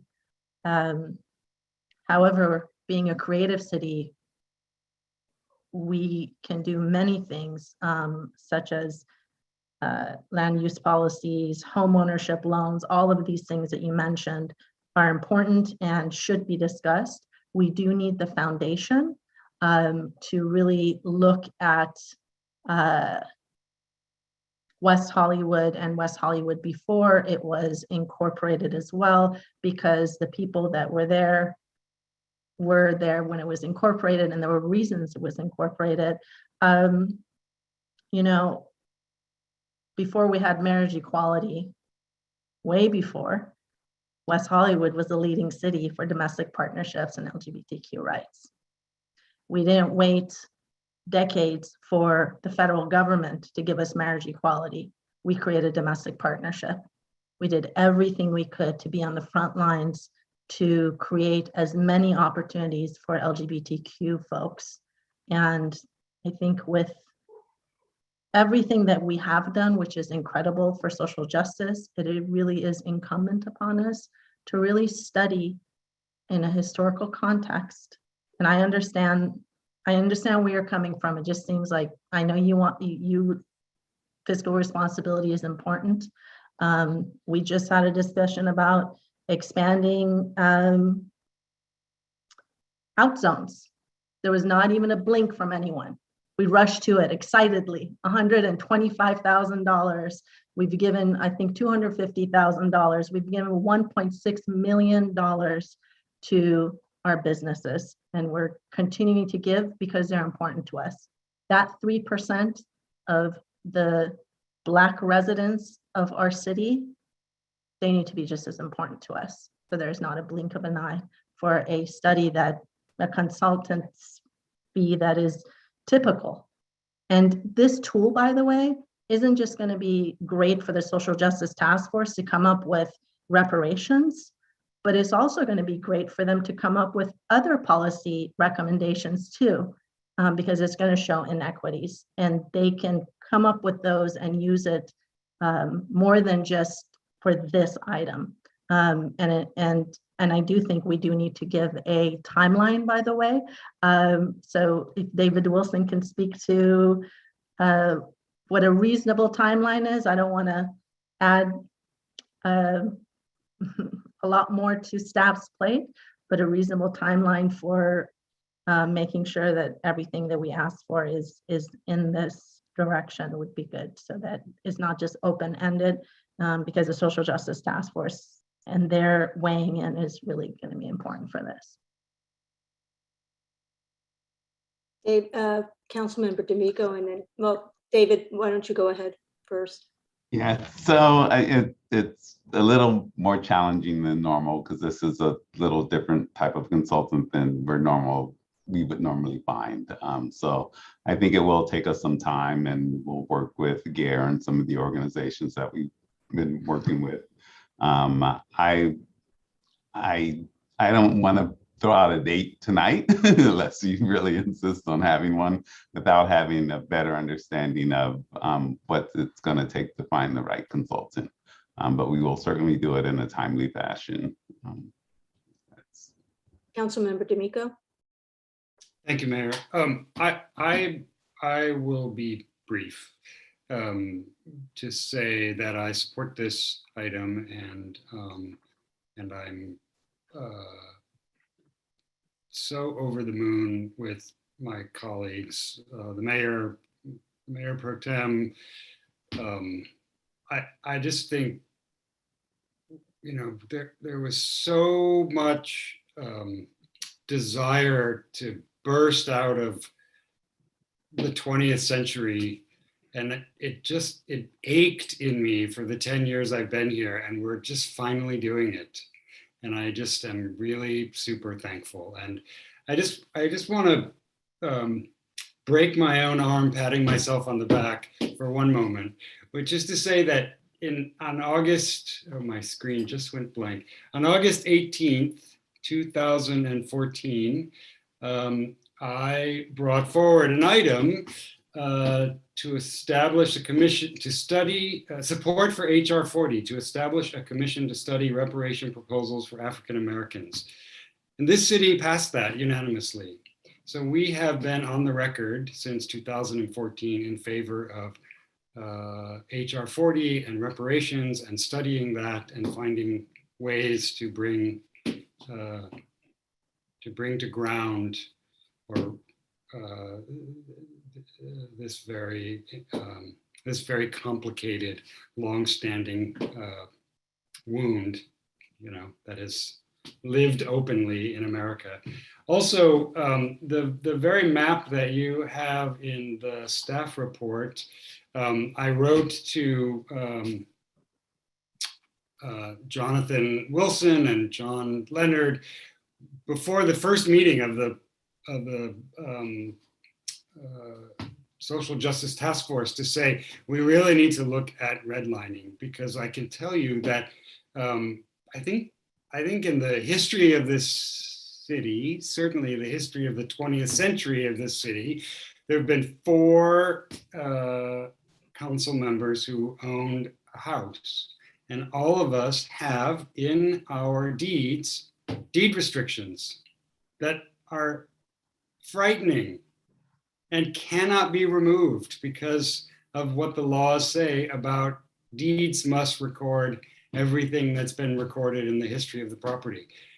You know, the deed restriction on our house says if you're brown or black, you have to leave the city. You cannot spend the night. You cannot live in that place. It's horrible.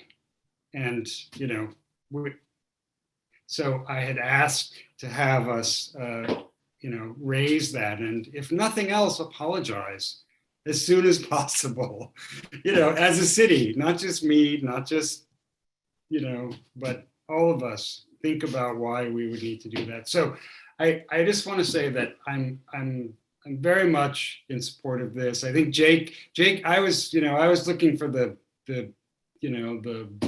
shoot for the bleachers, but Jake Mason said it best. We're going to spend money on a pet memorial. We spend money on this, and we spend $2 million on pride. We can find a way to do this. Of course we can, and of course we need to. And I'm just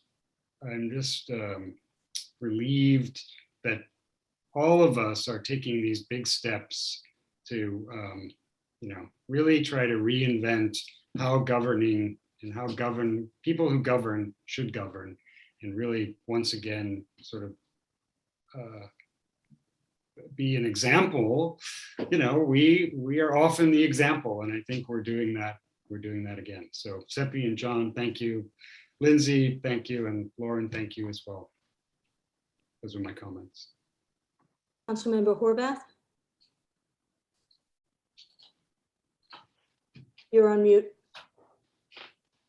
Thank you. I'm really resisting making some comments, but I'm grateful. I want to share in Councilmember D'Amico's gratitude for the conversation that we are having. And I'm heartbroken to hear people be angry about the fact that this community would have this conversation and that we would take time to reflect, acknowledge, and try to do something, because as was said in the comments, whatever we do will not adequately address compounded generations of racism and discrimination and exclusion. But hopefully we can do something meaningful that creates inclusion, creates more opportunity, attempts at equity, and educates all of us. And I really challenge all of us, if we feel those feelings of anger or frustration when conversations like this are coming up, to really get into why you're having those feelings, because that's what contributes to a lot of the systemic racism and cultural problems we continue to have. I am no expert. I am a perennial student of this subject, and I'm grateful that our city wants to help educate all of us. And I'm grateful to live in a community that would do this. I agree that we need to give direction that is meaningful and informed. So I am grateful that David will work with GARE and other resources that have been mentioned to create a meaningful, thoughtful RFP that gives us meaningful, thoughtful information to work from, and sort of establish a basis from which we can work not only on this particular item, but all of the other outcomes that I think our social justice task force is interested in, and hopefully our community at large is interested in. And I'm glad that we will have this investment in a tool that helps us do more and different kind of work. So it isn't just one item at 11:30 at night on one council agenda, but this fundamentally changes the way that we think about the work that we do each and every day and how we build community in a more intentional and inclusive way. And so that is my hope for this item. I am grateful that we're going to move in this direction. I'm happy to support it, but I hope my colleagues will move and seconded it because they wrote it. So thanks. Before you do, Councilmember Erickson, are you just planning to move? I was going to ask for I would actually like Mayor Pro Tem to move in, and I would be happy to second it. And then I would like to ask for a little grace just to say one thing, and then we can move forward if possible. Okay, and I would just like to ask Mayor Pro Tem and Councilmember Erickson if as part of this motion, you would consider, before going out to get the RFP, to see what information SCAG has on this, because like I said, they have put together a robust committee on this, and they may also have recommendations of, of consultants, and also to arrange for Professor Darity to present to our social justice task force and us, because I think that his, I mean, he was just really incredible, and his background on all of this, I think would be very meaningful to the Social Justice Task Force and this endeavor. So I would love to be able to support this. I want to be able to know, though, that we are at least utilizing resources that are there for us, that are, you know, already starting this conversation. Councilmember Erickson. I'm happy to do it after, if Mayor Pro Tem wanted to make a motion. Yes, I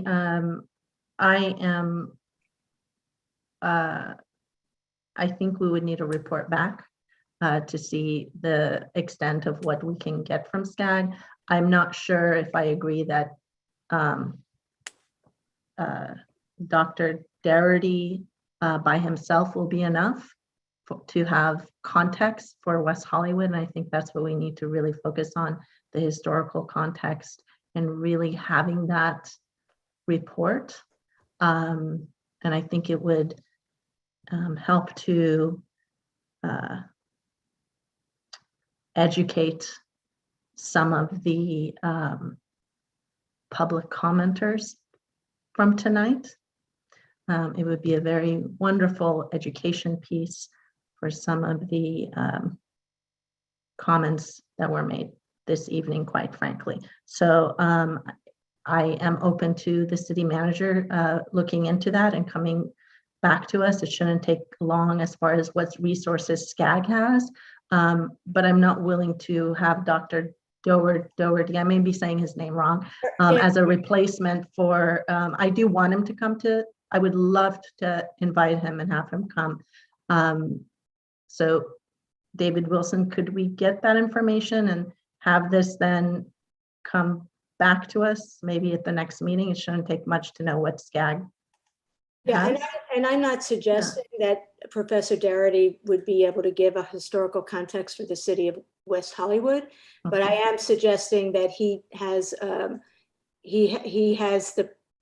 professional experience and knowledge about economics and closing the wealth gap. And I think that's a very important piece of reparations and how we move forward with any, you know, whether it's minority owned or women owned businesses and things like that. So I think it would be I think he would be an asset to our social justice task force. Let me put it that way. Thank you. So then would you then, it sounds like either way, it's going to be important to have a historical context study. So I guess I was misunderstanding where you were coming from. Would you be open to me adding your suggestions, but still doing the historical context study? Because at the end of the day, I don't want to keep delaying this. I think it's probably going to be that we need it anyway. Yes, and again, what the suggestion about SCAG is that they have already started this process. So it would be, I think, good to at least find out from them what information they already have. And then they also may have the resources to help us with a historical study specifically about West Hollywood.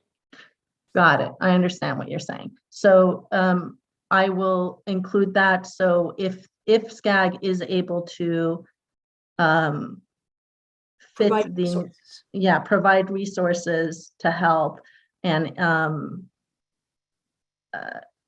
I see what you're saying, then I will say that's fine if they can. And if they not, I think we need to vote tonight to do the allocation because I think ultimately is we're making a motion to approve the item as presented, but also adding on Yes. utilizing SCAG as a resource, and whatever added extra benefit they can provide to this item, the city would utilize. And if the price tag at the end of the day, because let's say they're like, hey, guess what? We have a $20,000 grant that cities get to apply for to do this stuff. You're still gonna have to help pick up some other of the options, but we'll provide you those resources.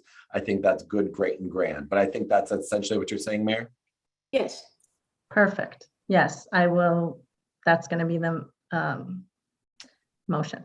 Wonderful. I will second it. And I will keep my comments brief because I don't want to upset my colleagues by going any longer, because I also have to take Winnie to the vet at 7 a.m. So I got to make sure I do that. But I want to say a year ago, this city swore in its first representative, woman of color. It's not shocking to me that a year ago on December 7th, 2020, myself and Mayor Pro Tem Shine were sworn in. There's a change happening. I think many people have alluded to it, but there's a shift in how we approach policy. There's a shift in how we approach coming together. But I think what you're seeing here is a change for good. Now, it's never easy to change, and change takes time. But ultimately, I think how we approach this change is what we're trying to do here. And I want to acknowledge that while we do still have members of our community that might not be open to it, it's totally fine. There are resources available to you. Nice Racism, How Progressive White People Perpetuate Racial Harm is a great book. I hope you go check out at our local West Hollywood library. Great local resource for you to provide. But ultimately, as what Councilmember Horvath said, how do we each look internally here? And how do we make sure that whatever we do in these positions puts our city on the path for what we believe, not who we're trying to prop up, not who we're trying to do or whatever other thing people would say, but this is what's best for our city and our residents. And I hope that ultimately, and from what we've all been looking at, this is where we're going to get to. And I was honored that Mayor Pro Tem Shine and I talked about this item a long time ago, by the way, and that it's finally coming forward. And I'm thankful and truly thankful to my colleagues for the grace that they are providing the city to move forward into a new year soon in what I think is a beautiful way.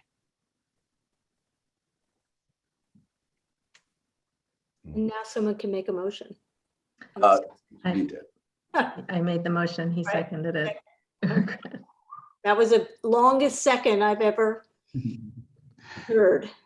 Okay. And just before you vote on the motion, if we can bring back an item at the January meeting, which I think is January 18th due to the holidays, but we can both provide a timeline and get information regarding SCAG and all the other organizations that have been mentioned tonight, and the resources that are available. Thank you. Okay. Okay. Councilmember D'Amico. Yes. Councilmember Erickson. Yes. Councilmember Horvath. Aye. Mayor Pro Tem Shine. Holy Spirit activate. Yes.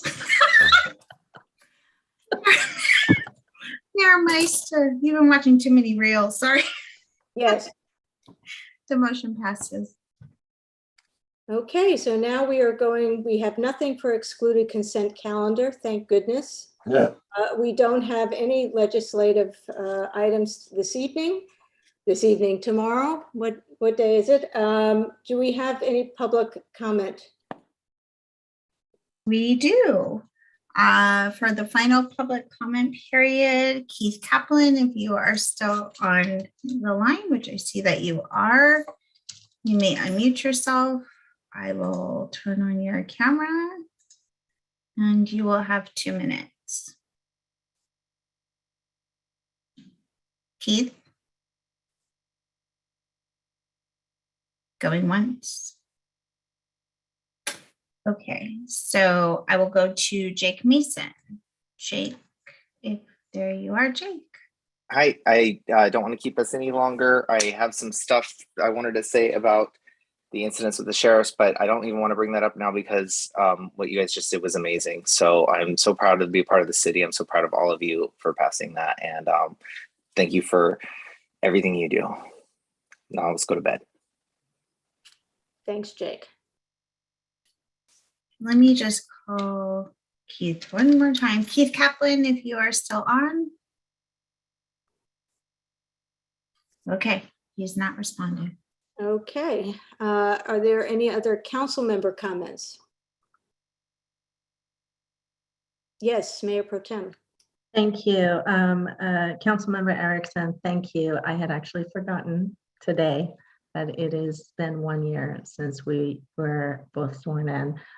It's been an honor to serve with all of you this past year.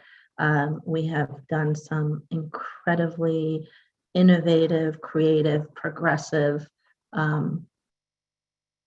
things that are really, truly shifting West Hollywood to be more equitable. It's been an absolute honor to work with all of you, and John Erickson.